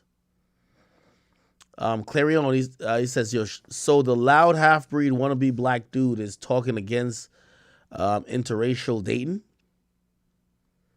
Rigney Davis, he says, yo, she was toxic. She admits it in the new interview. You're talking about Jeannie Mae, right? Man, accountability is so, so sparse. Justin says, nah, Jeannie ain't hurt. Jeezy said he was done, and now she's coming for the bag. Gotta break his prenup. Anything but the norm says, yo, the only question I got is, did Jeannie call Jeezy the N-word? And Lee Money says, yo, bro, in reality, we're all damaged goods to someone. And Kelvin Haynes says, yo, go woke, go broke. Look what happened to Jonathan Majors. Stop bunny hopping, Wale. And somebody said Wale's going to end up like the next Jonathan Majors soon.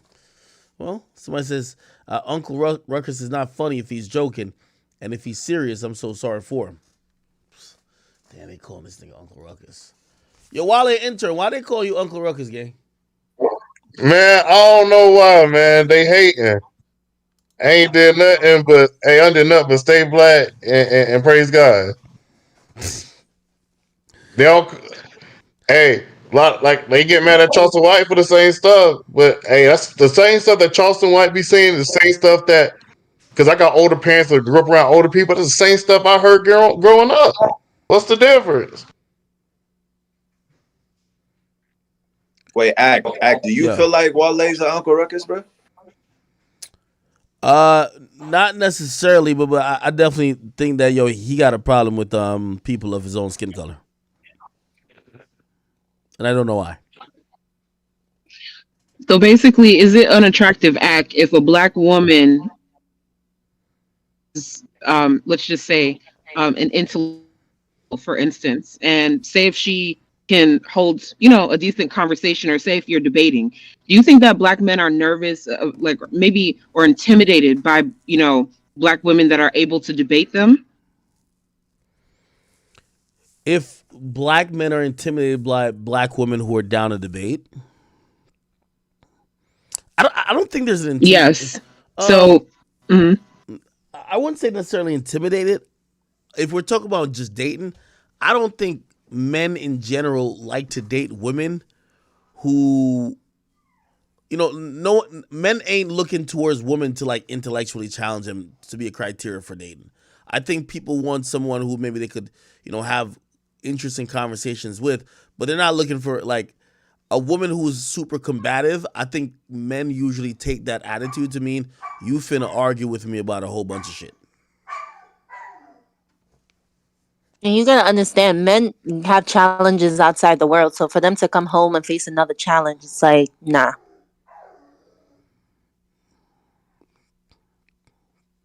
I agree. Nah, that's a fact. Well, someone said, intimidated. No, I guess annoyed. Probably. I guess it's more so like if we're having, I'm trying to have think of a leveled situation, not necessarily an argument. If we're talking about politics for some reason, and let's just say, one person likes one particular candidate and the other one likes the other, and you just have a general debate about that. I don't know. I kind of feel like it seems like to me that some or certain men would just prefer that women just be docile and silent and not really have an opinion in the room, basically. Give me 1 second. Let me go handle Pluto. Y'all can keep talking. Let me just go handle Pluto real quick. So, Princess, my bad. I'm brushing my teeth. So, to respond to what you said, it's not that we want y'all to just shut up or like not have an opinion, but like Sophia said, it's like we don't want to argue with you. Like if I'm telling you this is how I see it, this is how I move. Like I don't really want to go back and forth with you about it. Like I'm telling you this is how I see it. This is how I want it. It's either it's gonna work or it's not gonna work. Yeah. And another thing to say straight, like, nah, but how come maybe because I'm a bigger dude and y'all get mad at me be saying, I don't want no black women, but why do the black women gonna come to me when they have damaged goods? Well, y'all want to come at me whenever y'all done got ran through by all the like hood niggas and stuff.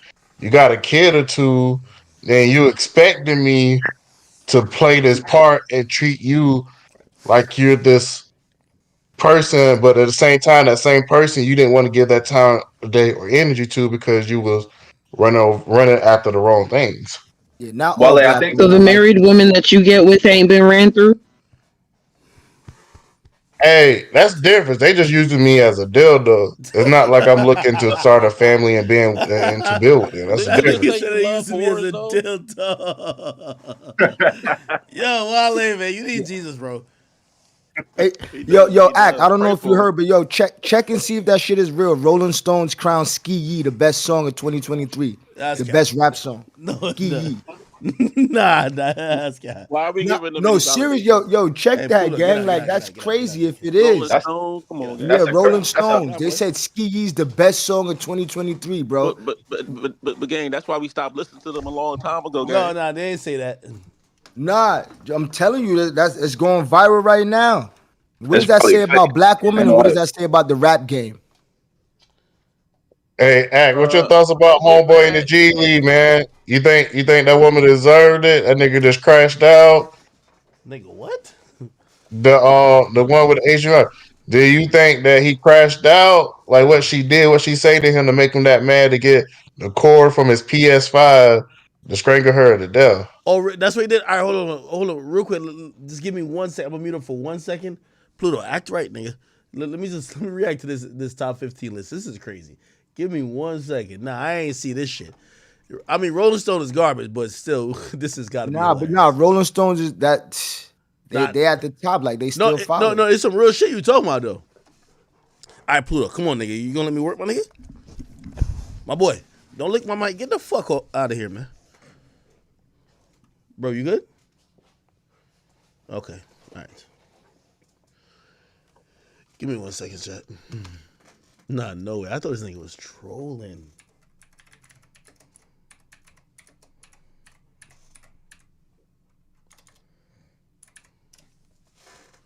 Yo, okay, so chat, we got the, can y'all see it?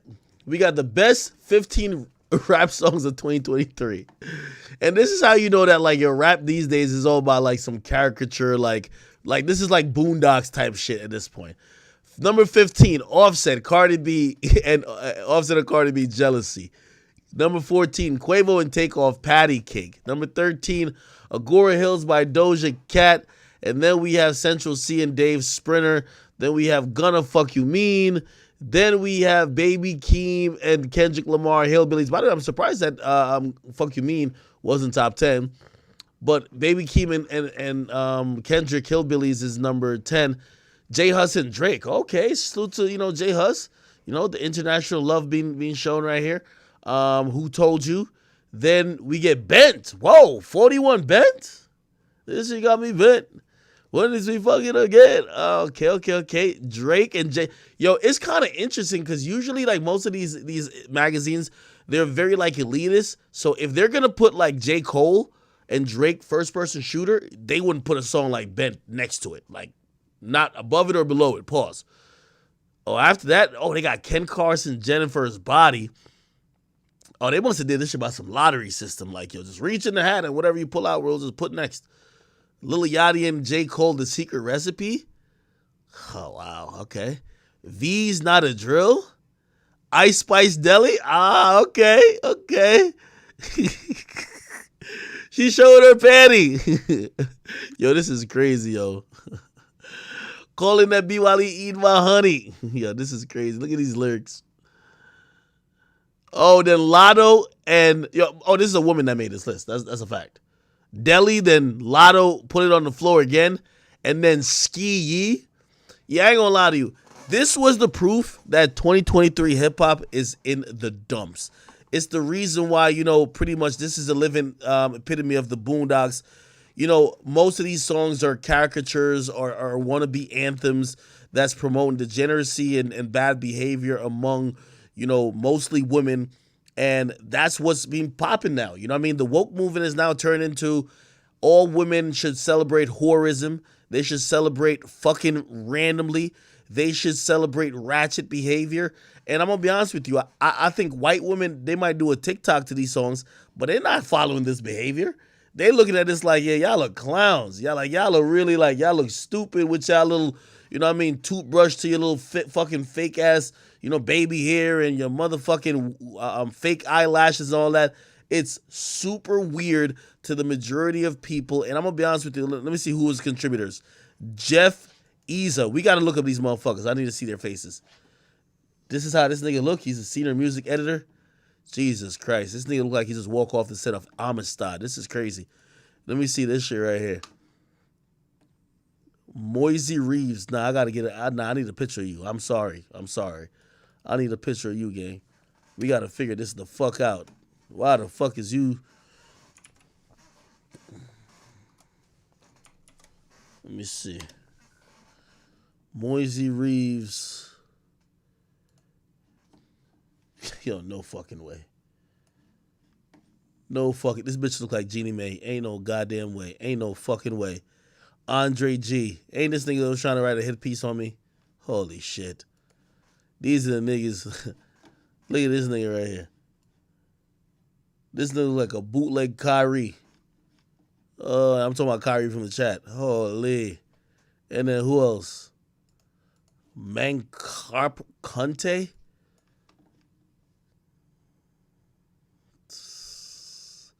You know what's so crazy?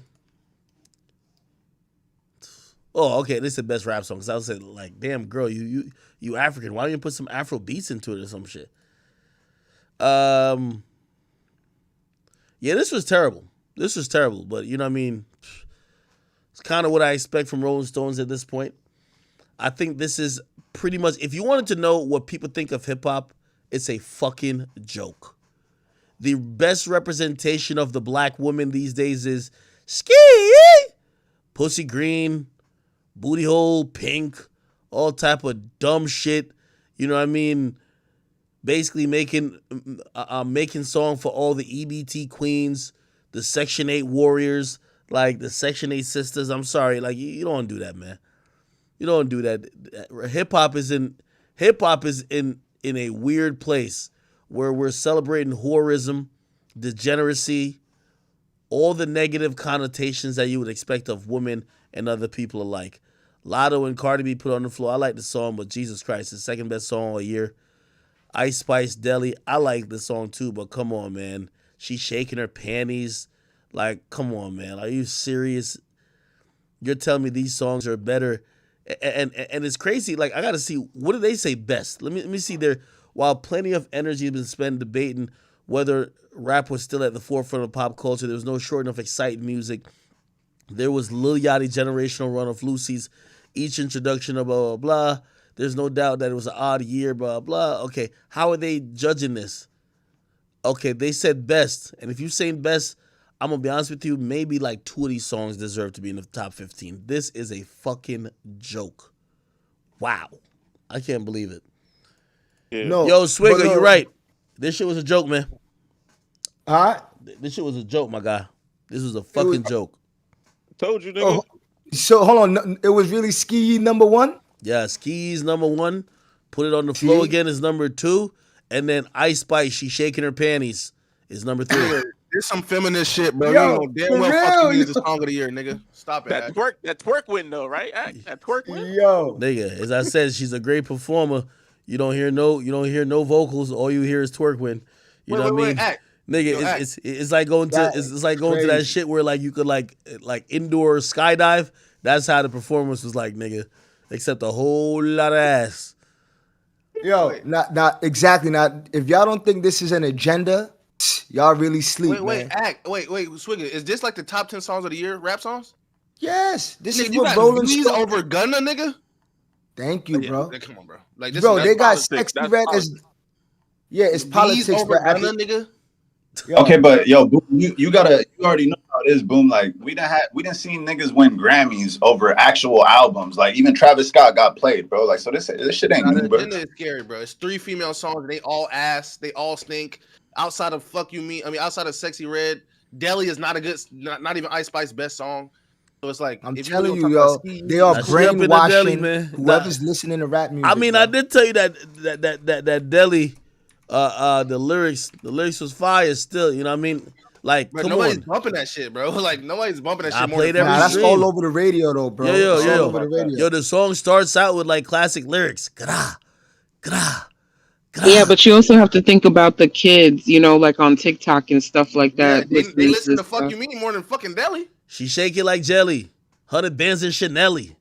But she still shaking ass in the deli. With her bitch, she getting deady. He like him a wetty. He want the wop, but she want the fetty.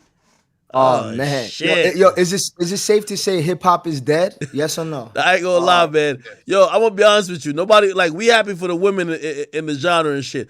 But this is the weakest era of rap ever, nigga.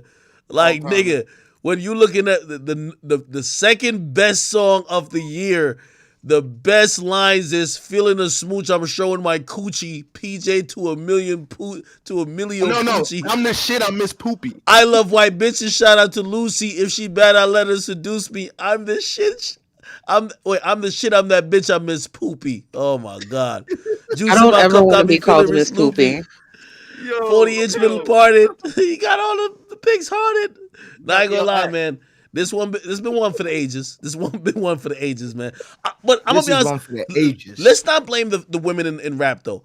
I think that we're at the point in hip hop where like clownery and being caricatures, especially on these records, is just more appealing than like bars and lyrics. Like, bro, like if you think Ski Yee is the best rap song of the year, well, definitely you're gonna think one of the best rap lines of the year is her pussy hole pink and her booty hole velvet, like whatever the fuck that lyric is. You know what I mean?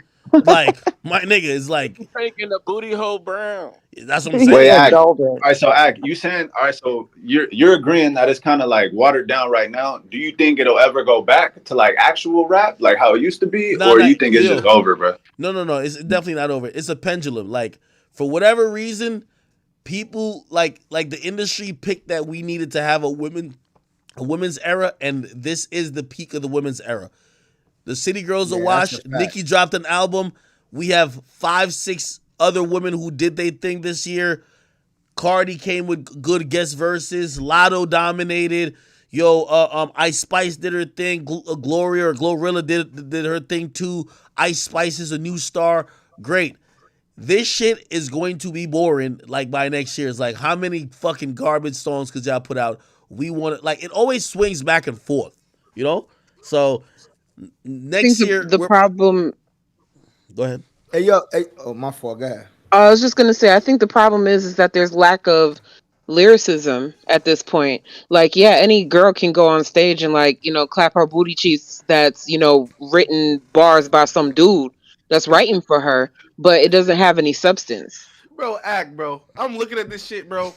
nigga, you telling me Lil Yachty, The Secret Recipe is a hotter song than Fuck You Me My Gunna, bro? Bro, yo, boom, it's all about influence, bro. It's all about influence. Nigga. Jennifer's Body by Ken Carson is a bigger song than Gunna.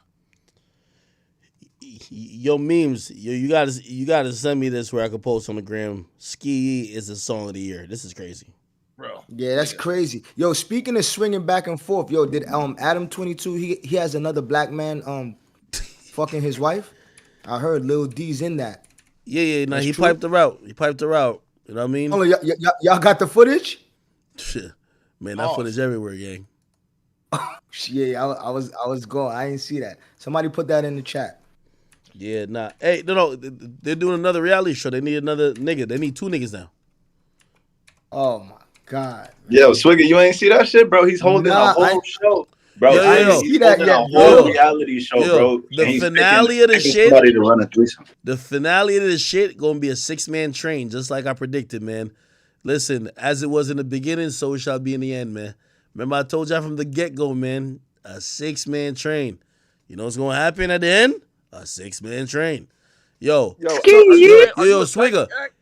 It could be you, C-Mac, Brick, Baby. And like who else? Hey, I'll join in. No cap, man. Lena is a very attractive white woman. Listen, so what is his podcast like going downhill? Like, why is he exploiting his wife like this, bro? Nah. What happened to the No Jumper show? Now every time they do this, apparently you get a couple million, man. It's all about the money. Jesus Christ. Yeah, bro. Hey, I would do it. Yo, Lena is a very attractive white woman. I would do it. So would you do it? It's gonna be you, Swigger Giovanni.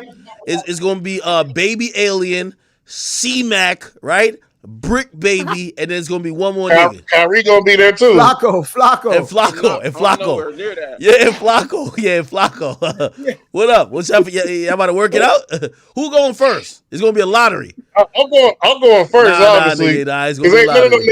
Nah, let Wale go first. Smallest to biggest. Pause, nigga. Yo, you know what's so crazy? The best song of the year, it says, yo, if you see me and you trying to see what's up, he want to fuck with me and I'm going to have him stuck. Yo, that's the best song of the year? Yo, yeah, that's crazy. Yo, I'm telling you, yo, this agenda shit harder than Sprinter. by fucking. Spread up part with my top 3 songs though. Bro, Yeah, spread come up. on, bro. Deli, I'm the shit. I'm Miss Poopy. Put it on I the ain't gonna floor lie, again, bro.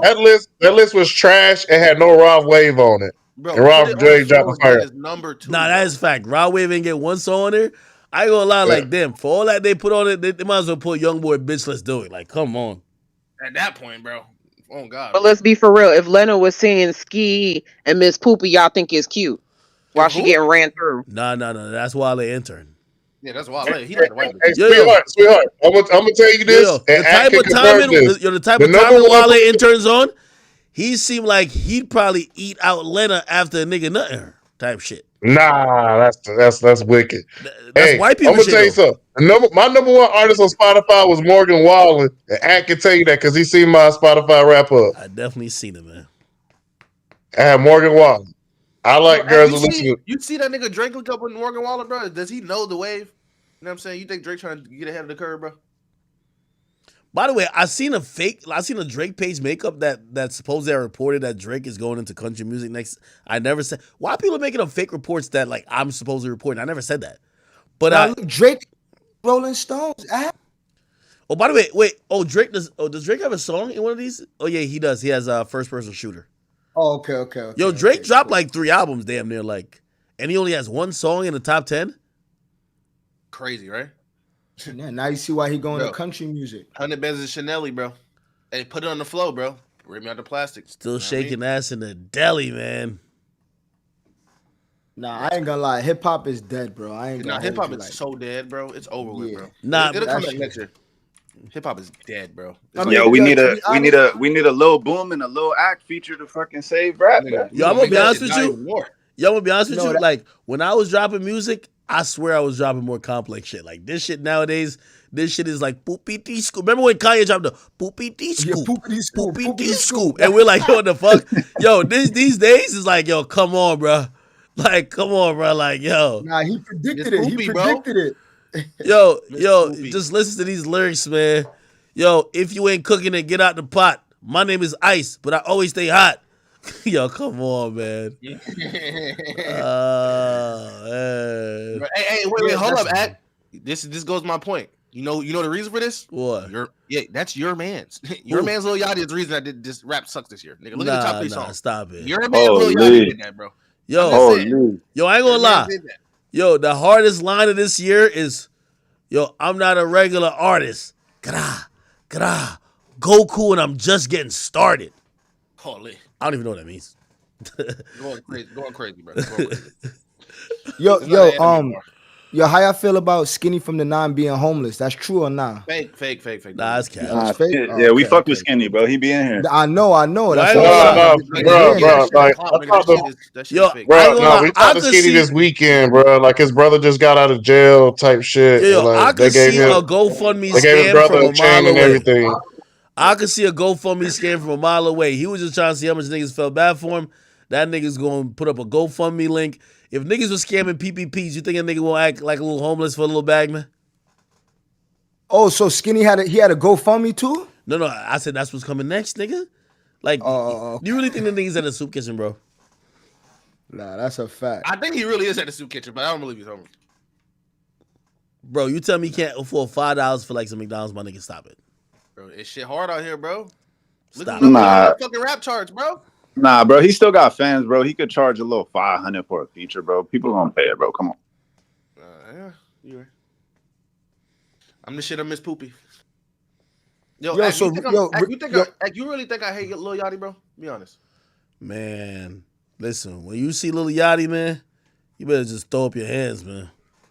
Pause. Yo, did Meek Mill make that Rolling Stones list or not? Nah. Him and Ross ain't making. Oh man. Basically, what you're saying is Kanye predicted the future. And Jay-Z. What you think about that project they dropped, bro? Did it flop? It didn't do too well, but I'm gonna be honest, I don't think it was trash. I think people just passed that time, bro. Like there's nothing they needed Wale on there to carry. That's why it flopped. Just to be honest. I'm gonna be honest. Wale was the best person on MMG. If Wale was on that joint, that shit would have sold like 15 copies and a pack of gum. Wait, yo, I got a good point, Act. you remake the top 15. You remake this list for this year. Like, what is your top 15 songs that you think is the top 15?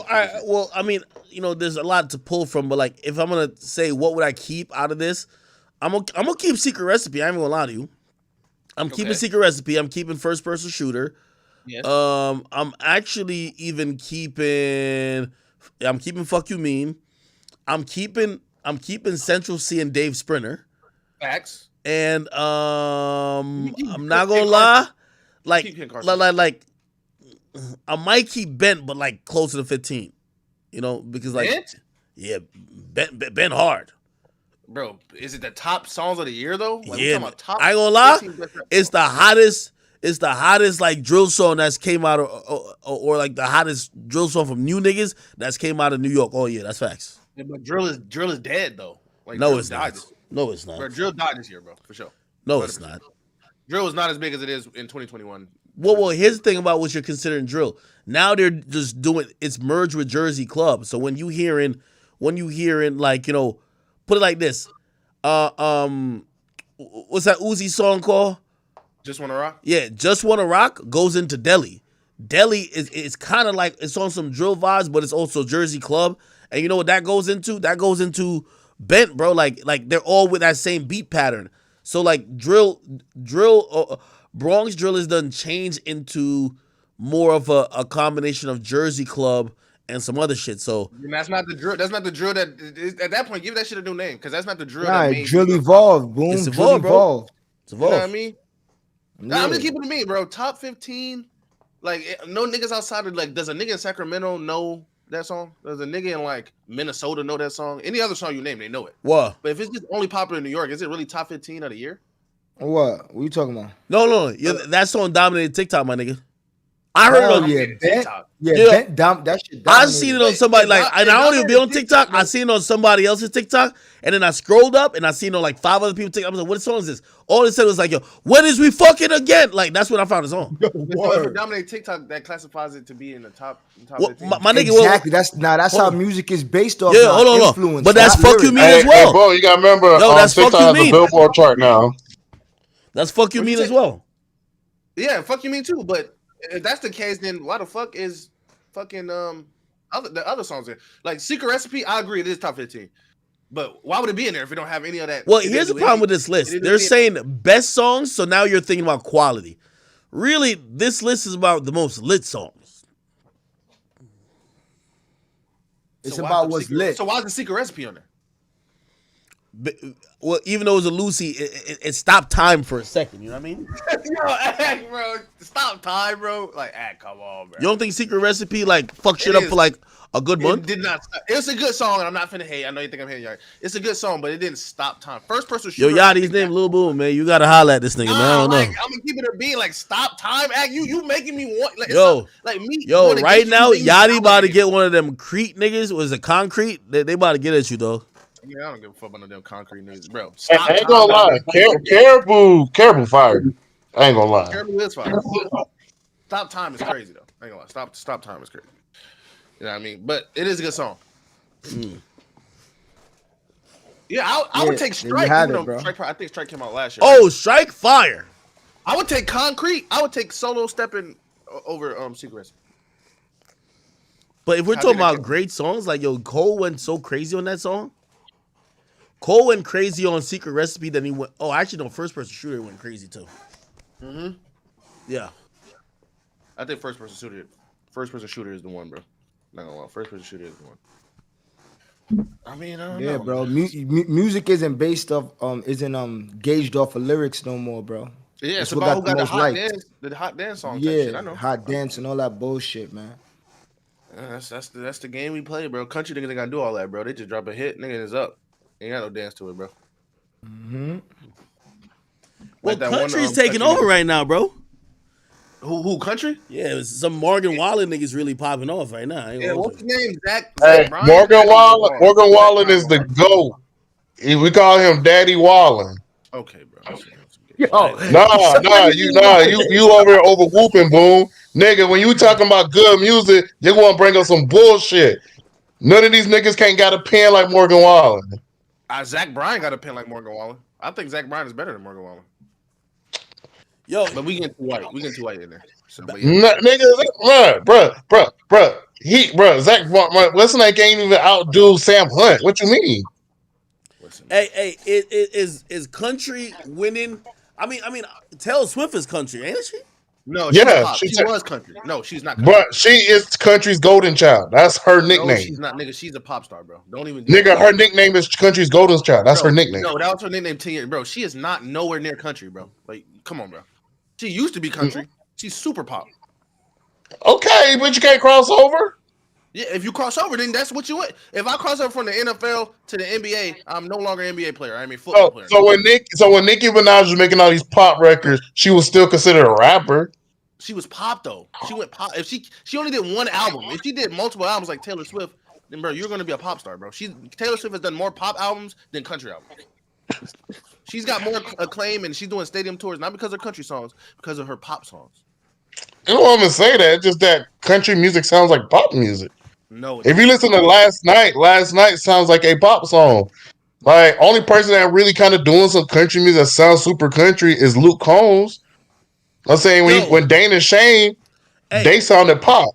Okay. Florida Georgia Line, they sounded pop. Yo, how in a year where we get a Rod Wave album, we get 2 Drake albums, we get all this music from some of the top niggas, that we have a top 15 list of best songs, and it's all some caricature bullshit that is like it will look trash.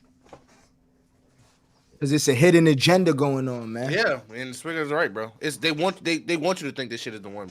We know it's not, bro. We know this is not the top songs of the year, bro. I'm sorry, I don't even fucking call it hating. We know fucking Ski Yee is not the song of the year, bro. No, I ain't gonna lie. I feel that's how they play now. Yo, I feel like when white people want to troll black people, they basically just tell us like, hey, remember, y'all, like, we look at y'all black people like how we look at Sexy Red. You know what I mean? I think that's how white people play with us. They be like, yo, yeah, we all look at y'all like y'all Sexy Red. That's fucking crazy. That's exactly. True. So that's the problem, is that there's no substance, and I feel like that's why it's important to probably have more artist development and also education as well, because we're watching, people like Nicki, Drake, that we've known and been comfortable with their brand for a very long time, but are they evolving? Are they changing? Is there any growth? Like, it seems to be a consistent, not to say it's not working. Obviously it's working for Nicki, but it seems to be a consistent mold, if that makes sense. Well, no, black people don't control hip hop, and it clearly shows it right here. Facts, bro. We control the culture, but we can't control what is. Yo, you know what's so funny? If you ask a non-black, by the way, all these songs go crazy on TikTok. You ask a non-black person what they think about like black women, they think y'all like Sexy Red. I swear. And you see what they doing. Like, I swear, like, yo, like, so that's why they like turning up to those songs and be like, oh, yeah, that's really what it means to be black. Like, yeah, if you, the booty hole black, that's what they think of, they're looking at like, yeah, that's how y'all black women are. I'm serious. Y'all don't really, I'm telling you. Man, yo, it's like we getting like made, it's like a Boondocks episode, bro. Of course. This is how they, of course. Like, this is how they see us type shit. Yo, I feel like I could step up to the plate. I think I'm just kind of, like, I mean, I'm more so like, I feel like better singer than a rapper, but I feel like I have it in me, or like I could do it. It's just that I kind of feel like with age, it's probably a bit late in the game. I mean, but listen, you just said that we don't control the music. So 6 years ago, it was just niggas with dyed hair and all this and that. Now it's just street rapper. You know what I'm saying? So it's gonna evolve. So you know what I'm saying? Yo, plus, I think white people look at Sexy Red and say y'all black women act like that, and I think they have traded for Doja Cat. They've acted like Doja Cat's white. Yeah. Fact. Y'all went to a Doja Cat show, man? I ain't gonna lie. I'm gonna lie to you, man. Listen. Nigga, I thought I was at the movies, nigga. Transformers, like, unite, nigga. The fuck? Nigga, I've seen... Yo, hey, speaking about shows, so I do a festival, like, stage production and shit. And so we just did Burna Boy's show, right? Yeah. And so You could check VC chat, bro. I sent it to Facts. I don't know if he had sent it to you. Like, nigga, I thought Afro Beats was finna take over, bro. But Burna Boy, look, you could go check VC chat, bro. That shit is empty, bro. Like, I was shocked, honestly. Afro Beats is washed up too now. Clock out, like that shit been whitewashed. Where? Hold on, where was the show? VC chat. No, but I said, where was the show? Oh, in LA, downtown LA, bro. I live in LA. Yeah, that was LA got a soccer team. It's called LA Football Club or some shit. And so we built the stage over there. You could go look at, like, bro, that shit was empty, bro. But that same stadium, bro, we did Latin artists, like, and that should be packed out, bro. Like, African music ain't that big as Latin music, especially in LA. Like, especially in LA. LA's I just felt like Burna Boy was like a global artist, bro. But it's like maybe he's still. He came out here. That nigga came out here and that nigga was rocking, bro. Yeah, he did. Okay, he came to Florida too and did the same shit. He sold out. So you just think it's just LA not really hip yet? They low key rich niggas in Silicon Valley, but they don't fuck with niggas, especially African niggas, bro. Like the only niggas. LA stand for Latin America, bro. Like, yeah, it's Latin America, bro. If it was Bad Bunny, nigga, that should be out the gates, nigga. Out the gates. God. No, that's a fact. Yeah, Afro beats ain't crossover like that in America. Not that well. I think it's getting there. But you got the Tyler girl and shit like that, Tilia. But it's getting there slowly but surely, though. So it's not even his. I don't even know why would he do a stadium tour in LA.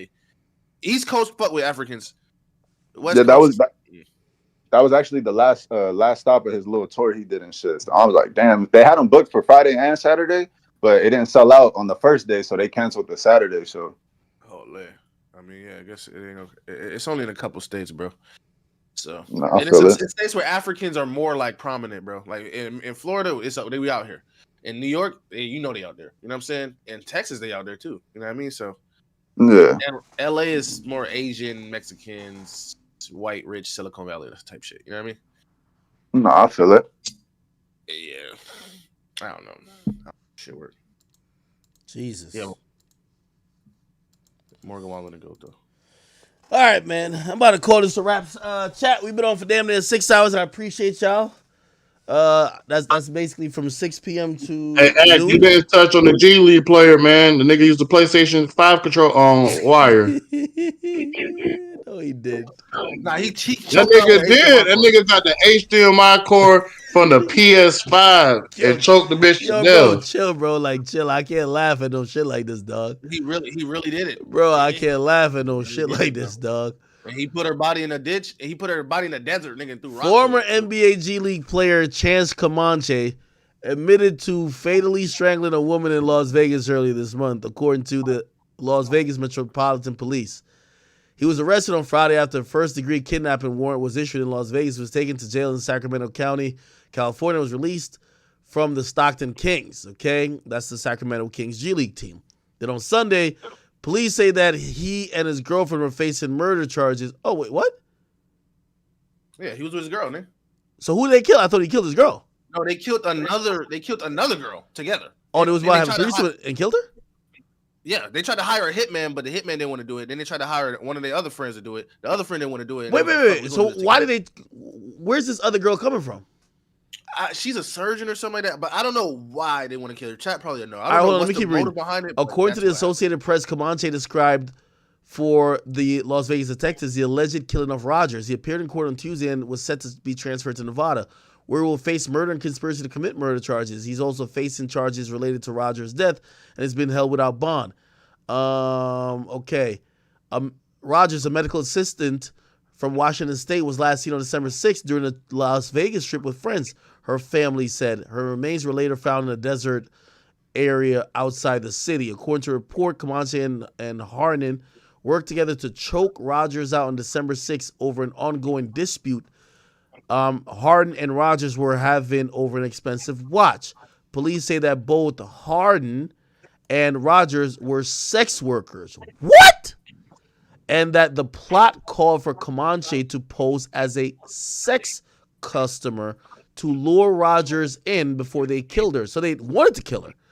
They said that police said that Comanche and Harden then left her body on the side of the road in Henderson, Nevada. He was 27 and he was in Vegas with the Stockton Kings for a game. against the G League Ignite on the 5th, a day before the alleged murder. The 6'10" forward, damn, tall for nothing, has appeared in one NBA game in his career, which he did last season with the Portland Trail Blazers. He went undrafted out of Arizona, spent time in the G League, the Basketball League, and playing in Turkey. He averaged 14 points and 7 rebounds in 13 games with the Stockton Kings this season. Where's the details that it was an HDMI cord, though? He confessed. That's how they got caught. I guess he got interviewed and he just folded. But I think it was actually with the HDMI cord. I don't think that's he actually choked her out. They kidnapped her and then strangled her. It's more messages where there was like, how should we kill this bitch? And it was like, put rat poison in this bitch drink. Let's bring her over here and get her drunk and then put rat poison in her drink. Like, we gotta get this bitch gone. And it was like, what do you want? What do you want me to do? Oh, here we go. Court documents say Las Vegas police contacted Uber to corroborate the claim of his fault. The police documents include logs of telegram messages between Harden and Comanche starting on December 1st that included emojis like coffin, a ghost, and a gun as they communicated, allegedly about the kidnapping plot. Good luck on your game, one message from Harden says on the chat log. Oh, shit. Okay, here the Daily News going to give you the real So is this basically when group?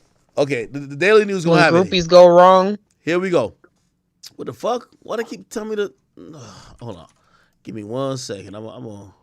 They trying to paywall that shit? Yeah, they trying to paywall that bitch like I can't go around that bitch. You know what I mean? Incognito, man. Hey, on your post that you posted it on Instagram, it says like the HDMI shit on your IG. Oh yeah. Nah. I get it. Hold on. Nah, fuck this. I gotta bring up Internet Explorer. I got Internet Explorer still, nigga, just for some shit like this. Stop playing with me. Here we go, chat.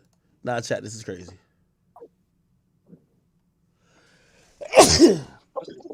Oh, fuck. Oh, go to Huffington Post, Act. Let me see the link. They got everything that you can read about the HDMI shit. You know what I mean? Just go to Huffington Post. Nah, I got it right here, type shit. They gonna paywall the fuck out of you to death, nigga. All right, nah, I got it. Here we go. All right. Okay. All right. Oh, so the FBI was involved. Okay, cool. Here we go. According to court documents obtained by local television station KCRA, they confessed to strangling 24-year-old Rogers to death with the help of Harden. Okay, cool. They said, all right. Oh, this is the girl right here?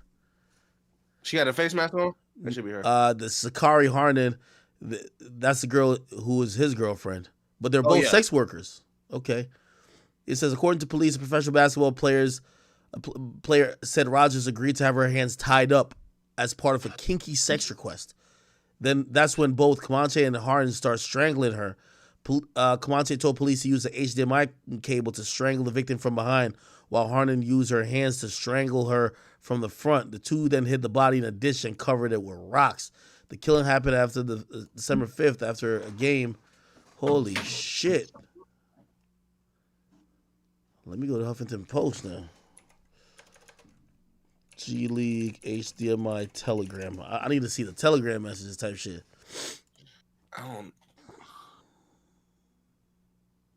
Oh, Comanche and Harden decided to kill Rogers when they failed to hire a hitman for $3,000. Damn. Wait, hitman costs $3,000? Apparently not. They didn't get it. They discussed different ways to commit the murder, which included that brother said, man, I got a hook the 2K from the PS5. It says, I can snap her neck or just strangle the bitch. Comanche allegedly wrote in a group message. Why would you even write some shit like that? You know the cops are serious, right? I can snap her neck or strangle the bitch. Okay? And wrote in a group message among Harden and a third man who had contact with someone who could get Rogers chipped. What the fuck? If you get a nice little thick piece of rope or something sturdy, I could do it from the back seat, like how the killers do it in the movies. They said Harden and Rogers also got an altercation on December 4th after she allegedly implicated Rogers' boyfriend. What? After she allegedly implicated Rogers' boyfriend in a double murder in California, which led to the man. Oh, so there's a lot more to this. Comanche met Harden through a dating app a year and a half ago and broke up after a few months of dating. They remained in contact after their breakup. So this is the person who died. Rogers. This is her right here. Rogers was a 23-year-old from Lakewood, Washington, traveled to Sin City on December 1st with a friend with the intent to engage in prostitution.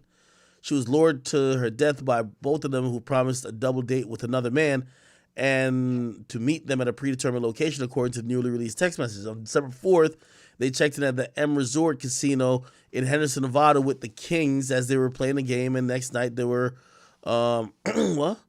Next night at the Dollar Loan Center. Following the Kings game, they made the way back to the hotel with the team. Before he went back outside, he got into Harden's car and drove to meet Rogers. After purchasing alcohol, the trio drove to a cul-de-sac near the former house of Comanche's friend, where they had originally planned to commit the murder. Harden explained to Rogers that Comanche was the trick. Okay, so the basketball player was the trick. A prostitute client, and was going to pay them for their services. Sakari explained that Comanche was into kinky sex and wanted them to tie both of them up before having sex. Rogers agreed and began removing her clothes. Harden removed her clothing and climbed over the center console and straddled Rogers' lap. Police records read before adding Comanche had grabbed a bag of plastic zip ties that were already in the car. Sorry. And headed two to Sakari. Why is she in like some like nurse outfit? This looks like a nurse outfit. Or like you know what they do in the daytime versus nighttime, nigga? Oh, I guess so. Rogers willingly had her wrists tied before Comanche wrapped a cord around her neck, while Harden, still straddling Rogers, placed her hand on a defenseless woman's neck. Comanche told police he used the HDMI cord to choke her for 10 seconds and stopped when he heard the victim struggling to breathe. Rogers became unresponsive. Comanche and Harden checked the pulse and determined she was dead.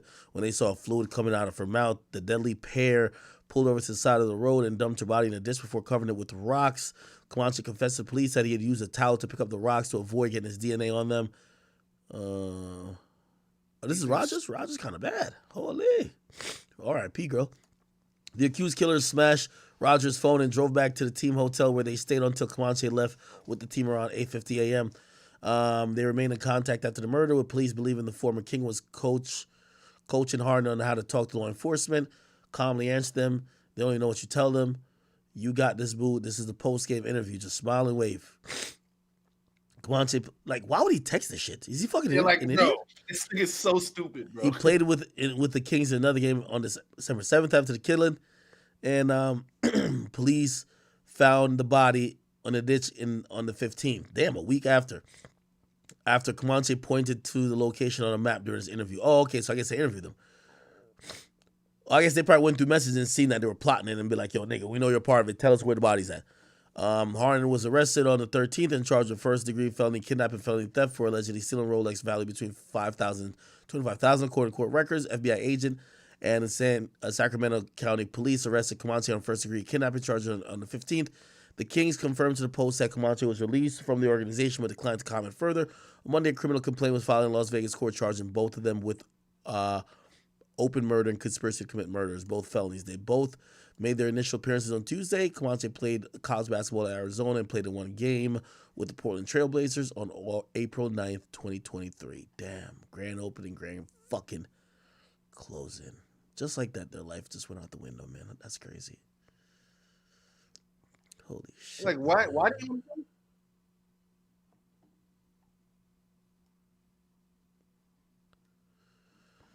Is his Instagram still up? I don't know.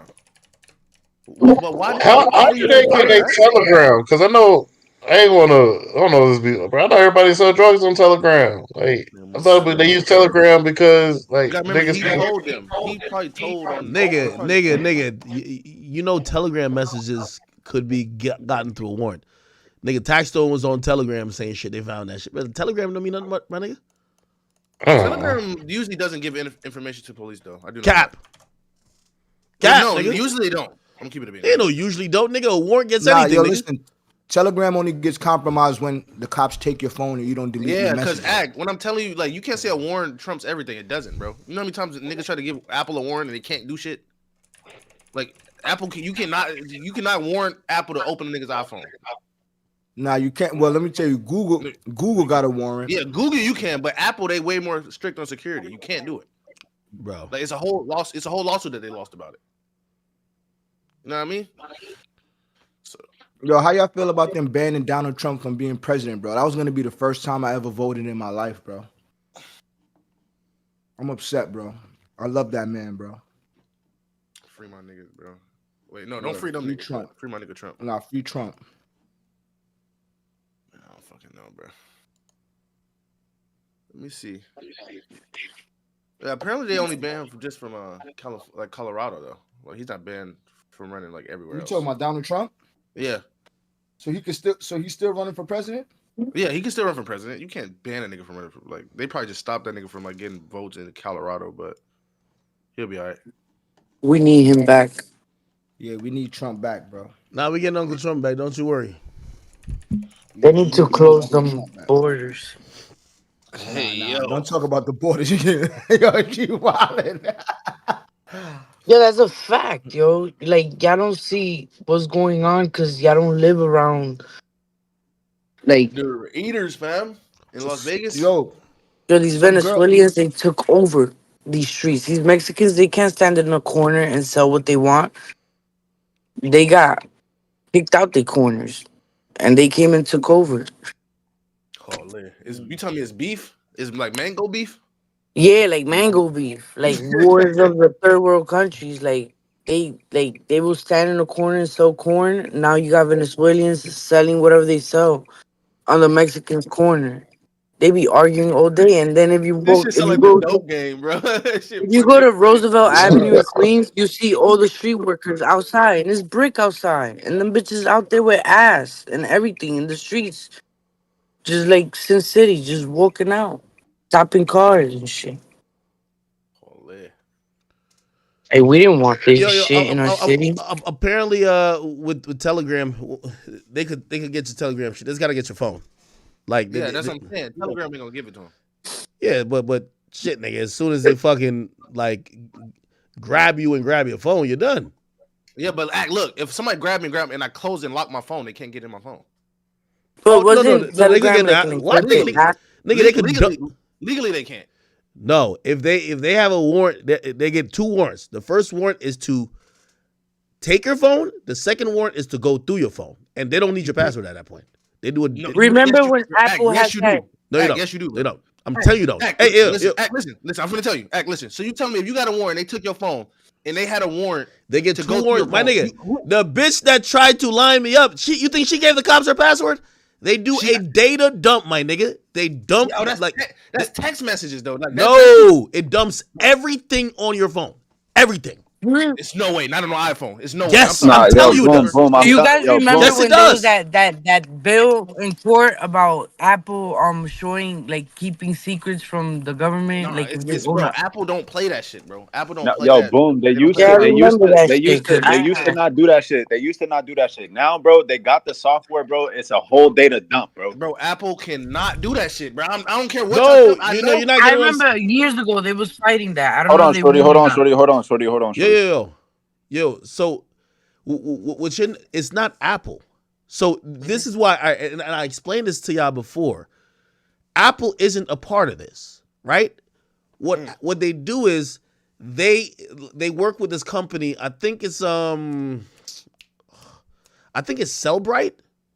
Yeah. But and going back to the Young Thug case, they took Young Thug's phone. So this is what happens, right? So Cellbrite is a company that works strictly with law enforcement. You have to be law enforcement for them to work with you. They have contracts with every law enforcement agency around, at least in the United States.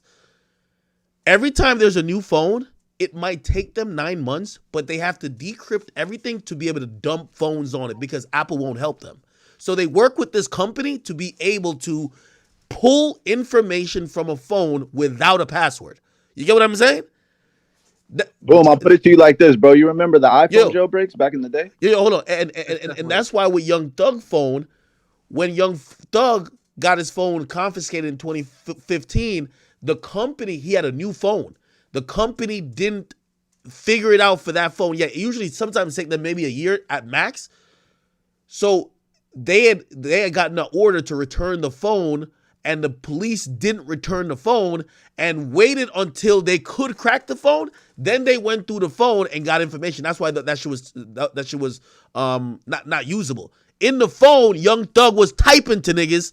He was doing all type of shit. There's pictures, there's everything. When they dump your phone, they see your pictures, they see deleted pictures. It basically also gets a sequence of events of everything you've done. So, like, they don't need Apple. Like, yeah, Apple's not going to help, but that's why they use the company. So once they dump you, they don't need to, like, if you think that your passcode was the thing that was going to stop, like, the feds. It's a data encryption, though. That's my thing. At least if you know what you're doing, bro. Then if you know what you're doing, then I don't know how the fuck they should be getting your phone. Because I remember police tried to get my phone, and them niggas was begging. Nigga had a warrant to get in my phone, and they was begging me for my password. They was begging. Hold on. But it might depend. So, if you have, as I said, like, for example, the new phone, they might not have iPhone 8. It was an iPhone 8. It wasn't like a new iPhone. Okay, well, I don't know. Listen, I just know what I know from the police department that work around me. And I know they get paid good. I remember they told me, they said, listen, we got our phone. We're waiting on the next warrant to go through it. Once we do that, we're going to do a data dump. They don't need your password. We're going to do a data dump. We're going to get every fucking thing off that fucking phone. And but the thing is, for them to go through that phone, they need an additional warrant. The first warrant is for them to take your phone. The second warrant is for them to go through the phone. True. So once they do that, they work with these other companies, and you know it's not like they know the password. They get a replica of your phone, right? In terms of data, that's all they do. They get a replica of your phone in terms of data. They still don't have the password to your phone, but they have a replica of your phone. I see what you mean. I'm conflicted on it because I know how that shit be, bro. Hey, yo, Act. This is a company right here. Let me see. I'm gonna put it on screen. Yo, what up? Yeah, I don't know how true it is. I mean, I'm hearing it out of Method Man's mouth, but Method Man is saying that Kanye West was giving head at one of Diddy's parties. Yo, man. stop it, bro. He ain't say that, dog. Yo, no, for real, nah, son. He ain't say no shit like that, bro. Yo, this Method Man is saying it, bro. Like, that's bro. crazy. He ain't never said no shit like that, bro. Like, yo, look, check your DM, son. Method Man is saying, yo, Kanye West was sucking dick at one of Diddy's parties. I just sent it to you in the DM. This is crazy, Stop bro. lying on my fucking goat. Yo, like that I'm gonna send it to Lil Boom too, cause this is big news right here, man. Nigga. Don't you dare, bro. Lil Don't Boom, like that, bro. Nigga, he ain't never said no shit like that, bro. I'm Lil Boom. Nah, this is crazy, son. Stop it, bro. He's fucking Kim K, bro. Are you saying that Kanye went from Jesus walks to a freak off? You see? Jesus walks to pleasing Cox is crazy, bro. Yo, for real. Yo, for real. Yo, Method Man is saying, yo, that's crazy. Bro, stop slandering my goat, bro. Like, I swear to God, you finna piss me off, Swigger, bro. No, G shit, yo, I fuck with Kanye. You don't bro. fuck with Kanye if you gonna slander his name like this, bro. Don't do that. I just need to know if this is real. I mean, I'm hearing Method Man say it though, bro. Is nigga okay? Because Method Man said it's true? No, I mean, why would he lie about that? Niggas lie every day. Nah, Method Man not a liar, bro. He from Wu-Tang Clan. Method Man not a liar. You know this nigga, Swigger? This nigga could be lying. Yo, nah, son. That is crazy, bro. Stop it. Hey, boom. If Diddy invite you to a freak off and said you could fuck a dragon, would you go? Stop. What the fuck is this? Let me see. Who the fuck is? Hey, yo. Kanye West, I hate that nigga, man. Plus, I seen the nigga at one of pop parties and shit sucking dick. Fuck Kanye West, I hate that nigga, man. Plus, I seen the nigga at one of pop parties and shit sucking dick in the bathroom. Fuck Kanye West, I hate that nigga, man. Plus, I seen the nigga at one of pop parties and shit sucking dick in the bathroom. Fuck Kanye West, I hate that nigga, man. Plus, I seen the nigga at one of pop parties and shit sucking dick in the bathroom. What? See what I'm saying? Bro, that's coming from a place of hate, though, bro. Nah, I ain't gonna lie. At this point, I got it. Like, I'm looking at everybody's sus. Why was you even at Puff Party? Facts. But nah, Puff had some good parties, bro. Nah. Yeah, everybody know Diddy be throwing the parties of the year, like he Gatsby. For real. You just gotta tread lightly when you go to his parties, man. You never know. Fuck Kanye West, I hate. Damn. This gotta be old. And by the way, I'm pretty sure he's gonna have to clarify this. Was my nigga sucking dick in the bathroom, bro? Word. No, really quick. Somebody did say that Kanye's jaw was broke, so it can't be possible. That's what one person said that I that's saw in the probably what chat. makes it more possible. Nah, stop playing with my man Kanye, man. Yo, this shit fucking jaw was broke. That y'all better quit. Y'all better quit, bro. That nigga Boom ain't gonna be right. Wait, Y'all so better quit.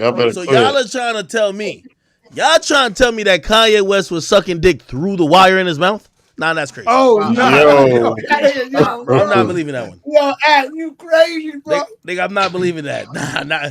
Do you think that this time frame could have? Yo, through the wire got a whole time frame could have. No, through the wire got a different meaning. Now I ain't believing this shit. Stop it, bro. Like y'all don't stop this in my fucking goat, bro. Nah, like, I ain't gonna sit here and let y'all keep disrespecting Hey, my boy like that. Boom, Wale would never. It's up, nigga. I'm telling you. It's Hey, up for Drake. boom. Wale would never get caught up like that. That's all I'm You saying. make another Kanye joke, it's up for Aubrey Graham, bro. That's all I'm gonna say, bro. And I advise you not to do that. I advise you just don't believe this shit because they lying on my goat. So don't even entertain that shit, bro. They lying on my mans, bro. My mans would never suck dick ever in his fucking life. I know Kanye West, bro. I know the type of nigga he is. I know his heart and soul, bro. Type shit. You know what I mean? Nigga the goat. Nigga would never suck dick. Nigga would get his dick sucked. No homo. By bitches. You know what I mean? So like, you know what I mean? Like, get off my goat, bro. You think Method Man could allegedly be talking about his backpack era, like when he was first coming out? Stop it, bro. Could be. Like he's hating in the video. He says, "Fuck that nigga Kanye West." That's like a bitch. That's like a bitch you fuck. She moaning your name and everything, and then she hates you. And she's like, "That's why that nigga dick small." Like my dick wasn't small when you was gagging on my fucking cock. She's coming from a place of hate. So why would I fucking take whatever this nigga say seriously? Now if he was being rational, like I was at a Diddy party. Yo, I fuck with Ye, but like that nigga was in there sucking dick or some weird shit. Like I had to, you know what I'm saying? He coming from boom. He from New York. He from New York. You know New York niggas talk aggressively. Nah, bro. I ain't fucking with it, bro. Nah. He hating, bro. Nah, this nigga hating, bro. Don't diss my goat, bro. Like, don't diss my goat, bro. That's straight up. This is crazy. You tell me that was his beautiful, dark, twisted fantasy? Nah, that's crazy. Late, bro. Nah, that's crazy. Bro, get off my goat, bro. Whoa. Hey, all I'm saying is Wale would never get caught up like that. That's all I'm saying, boom. Nigga, Wale almost got caught up with gravity, nigga, when he was being held over the balcony. The hell? Hey, I'd rather get hanged by a balcony than get caught sucking dick. Wait, hold on. Whose dick was he sucking though? Pause. Holy. Yeah, nigga, we got to get Method Man on the line, bro. Yeah, nigga, we got to make this shit make sense. Yeah, it got to make sense right now. I just hope it wasn't a Jewish nigga. I hope it wasn't a Jewish nigga. If Kanye West actually sucked dick, nigga, I'll cease to exist. That's all I'm gonna say, bro. Like that's how confident I am, bro. I think. Hey, you remember what Amber Rose said? That nigga like to get his Lamborghini doors open. What? She said that out of a place of hate. He fucking Kim K. Of course she gonna say anything. Exactly, bro. Check, y'all know I'm not wilding, bro. Y'all know I'm speaking logical, bro. These niggas don't come from a place of logic. They come from a place of hatred. He probably didn't get that bitch no bread. He probably didn't let Method Man get on the fucking feature. You know what I'm saying? He probably got mad that Lauryn Hill hopped on this fucking some shit, bro. You know what I mean? Why would Method Man don't seem like All of the lights got a different meaning now. Damn. Yo, bro. All of the pipes, bro. Stop it, bro. Stop, bro. Ye ain't sucking dick, bro. Ye, you know what Ye doing? He fucking the rap game. That's the only thing. That's the only thing he doing. He fucking the rap game. The rap game sucking his dick, nigga. Fuck you talking about, nigga. The goat. You stupid? So like, chill, bro. Get off my goat. Your favorite rapper look up to my favorite rapper, nigga. No cap. Yeah. Wait, a Las Vegas rapper dropped $200,000 for a feature from Lil Baby? Shit, that nigga should have gave 50 racks and got a Gunna feature. Facts. Hey, then he should have spent the rest of that and gave it to you for marketing. Exactly. Sounds like a good plan. Man, this is crazy. Hey, what your thoughts of Offset hanging out with Gunna? What your thoughts about that? Man, none of these niggas mad at Gunna, man. They only mad Lil at Baby is. Man. Lil Baby should be mad at the yes man in the studio with him, man. And his engineer who keep having his voice lower than the beat. That's it. Yeah. Shit. Hey, chat, I ain't gonna lie, man. I'm finna get off of this bitch, man. Boom, you around? You about to stream or some shit? I'm putting a stream on YouTube, bro. Nigga, do you know how to raid on YouTube, bro? There ain't no raid on YouTube, though. Yes, there is, bro. There is not. Nigga, yes, there is. Nigga, I use YouTube now. I know there is. Hey, yo, Act No Glaze, bro. I appreciate you coming to fuck with the chat, man. No, of course. Hey, yo, shout out to the chat queens tonight, bro. Shout out to the chat queens.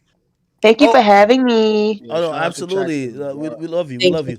By the way, to all these chat queens, I want to apologize if it felt like I hate black women. I don't hate y'all. He definitely do. Hey, yo, by the way, Soul Virgo says that that Method Man clip is edited. You have to see the full clip. Yeah, he said he wanted that thing to go viral. He said that on purpose. Told you. Oh, really? Yeah, and yo, Act, you gotta check some shit. They Cassie just turned in to the feds the evidence of Kim Porter's burner phone. What the hell y'all seen this shit at?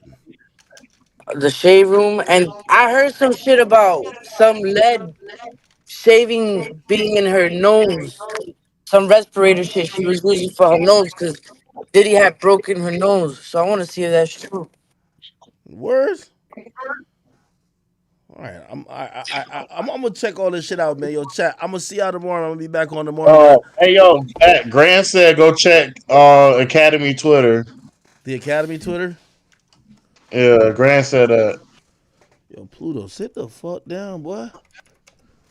There we go. What is this?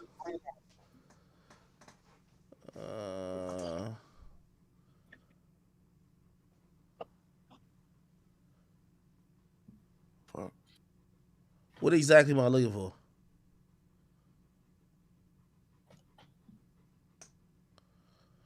I don't know what I'm looking for.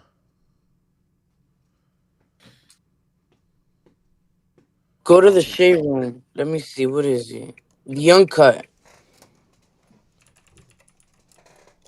Yo, Pluto, watch out, nigga. All right, I'm on the shade room. You know that. Nah, it's the uncut. You remember Bella Sloan? That psychic that she said something a few months ago and now it's starting to come out. Yeah. Well, she had mentioned something about the tape, that somebody had the tape, and now they just revealing that this chick Cassie gave it to the feds. She gave the burner phone to the feds. Shit, I don't know what the fuck they talking about. Grant said the latest tweet. That's what Grant just said. I don't know. The latest. He said refresh. Yeah, Grant said refresh is the latest tweet. Oh, okay. All right, let me play the full clip. A lot of times what happens is, right, I cut these little promos and shit for niggas and shit like that, right? Sometimes it depends on what a nigga say. Yeah. Niggas say some controversial shit like, fuck Kanye West, I hate that nigga, man. Plus I seen the nigga at one of puff parties and shit sucking dick in the bathroom. Watch how viral that shit go. Real shit. The shit ain't even true, my nigga. You know what I'm saying? I'm just using. Nah, I ain't gonna lie, man. This is why Shorty got sued, gang. I ain't gonna hold you. Yo, Grant, MVP. Word. There we go. That's some good clarity right there. What did I tell you, bro? Nah, I ain't gonna lie. Will never. Yo, that nigga beat the case expeditiously. Bro, that's the type of shit you do when you work with Ye, bro. That nigga beat the case expeditiously. Bro, my GOAT do that shit instantly in real time, bro. Chat, I want an apology right now. Y'all saying I was glazing. Nah, I'm sorry about that, bro. On God, bro, exactly, bro. My GOAT would never. Now, your GOAT, y'all niggas GOATs, I don't know about that. Nah, Drake's not doing that neither. I fuck with Yeezy. You know what I mean? Y'all niggas GOATs be Michael Jackson, all type of shit. You know what I mean? So y'all GOATs questionable. My GOAT, nigga, unblemished, bro. No blemishes on his record. No cap, bro. Shit. Boom, I'm gonna have to get some intel from you for real. There ain't no intel, bro. All you gonna say is he the GOAT. You can tell me that publicly. No, I'm just talking about from other people. I ain't talking about, I know Ye solid. Oh, yeah, you know what I mean? Standing on business, bro. You know what I mean? All right, people. I'm gonna be on back tomorrow, man. I appreciate y'all. I appreciate all my chat queens, man. I'm trying to incorporate you guys more into the stream. You know, sometimes, a lot of times we be having this shit like it's like a man cave. It's like boys hour, but you know, we really appreciate you guys' input and obviously you guys make the stream and enrich it a little bit more. So appreciate you guys for coming through and just sharing your input. Of course, Boom, my nigga. Y'all go check him out. He's streaming as well. And of course, YouTube, to my man Swigger. Bro, pull up. My boy Swigger, man. Swigger is a character, man. Yo, Swigger, I gotta meet you in person, man. You gotta pull up to my studio. What's going on? Nah, I'm gonna definitely pull up. You in New York or no? You in Jersey, right? Yeah, but it's like right next to New York type shit. All right, bet. Yeah, I'm gonna be in New York in 2 weeks, man. I'm gonna hit you when I'm down there. You heard? All right, bet. Let's do it, man. Listen, chat. Yeah, say that. I appreciate y'all for rocking with me, whether you watched an hour, 30 minutes, 10 minutes, 5 minutes, even a minute, or if you watched the whole 6 hours and 25 minutes as we've been on. Appreciate all my people on Rumble. Appreciate my people who watch on Twitch, on YouTube, watch on Facebook, or maybe you just catch the VODs here and there. You know what I mean? Maybe you just watch clips. I appreciate all you guys. Yo, hold on, Act. Yo, when you coming back to LA though? When you coming to the West, man? Shit, I don't have a time or a date on it because shit, it's pretty much Christmas right now. Yo, am I the only one that ain't go Christmas shopping? Shit, nigga, I ain't go shopping yet, bro. Me either. I haven't started yet. Okay. This month's been fine. I just put up my Christmas tree today. I'm gonna put it in the chat. Word. Yeah, I got to get on that because people are getting me gifts, and I'm like, damn. I know when somebody get me a gift, it means they definitely want a gift back. So I got to figure it out. Yeah, you gotta buy. You better buy somebody a Birkin, Act. Oh hell, nigga ain't celebrating Christmas in like 10 years, man. This is not a Birkin year, man. This is not a Birkin year. Yo, listen, if Ski wasn't the #1 song in the country, maybe it would be, but nah, Ski is the #1 song, man. A girl need to buy me like some expensive shit. This was the year of the woman, bro. But anyway, I appreciate all y'all, man. Listen, we gonna get up. Thanks to my chat queens. Thanks to everybody who holding down the chat. Salute to all my mods.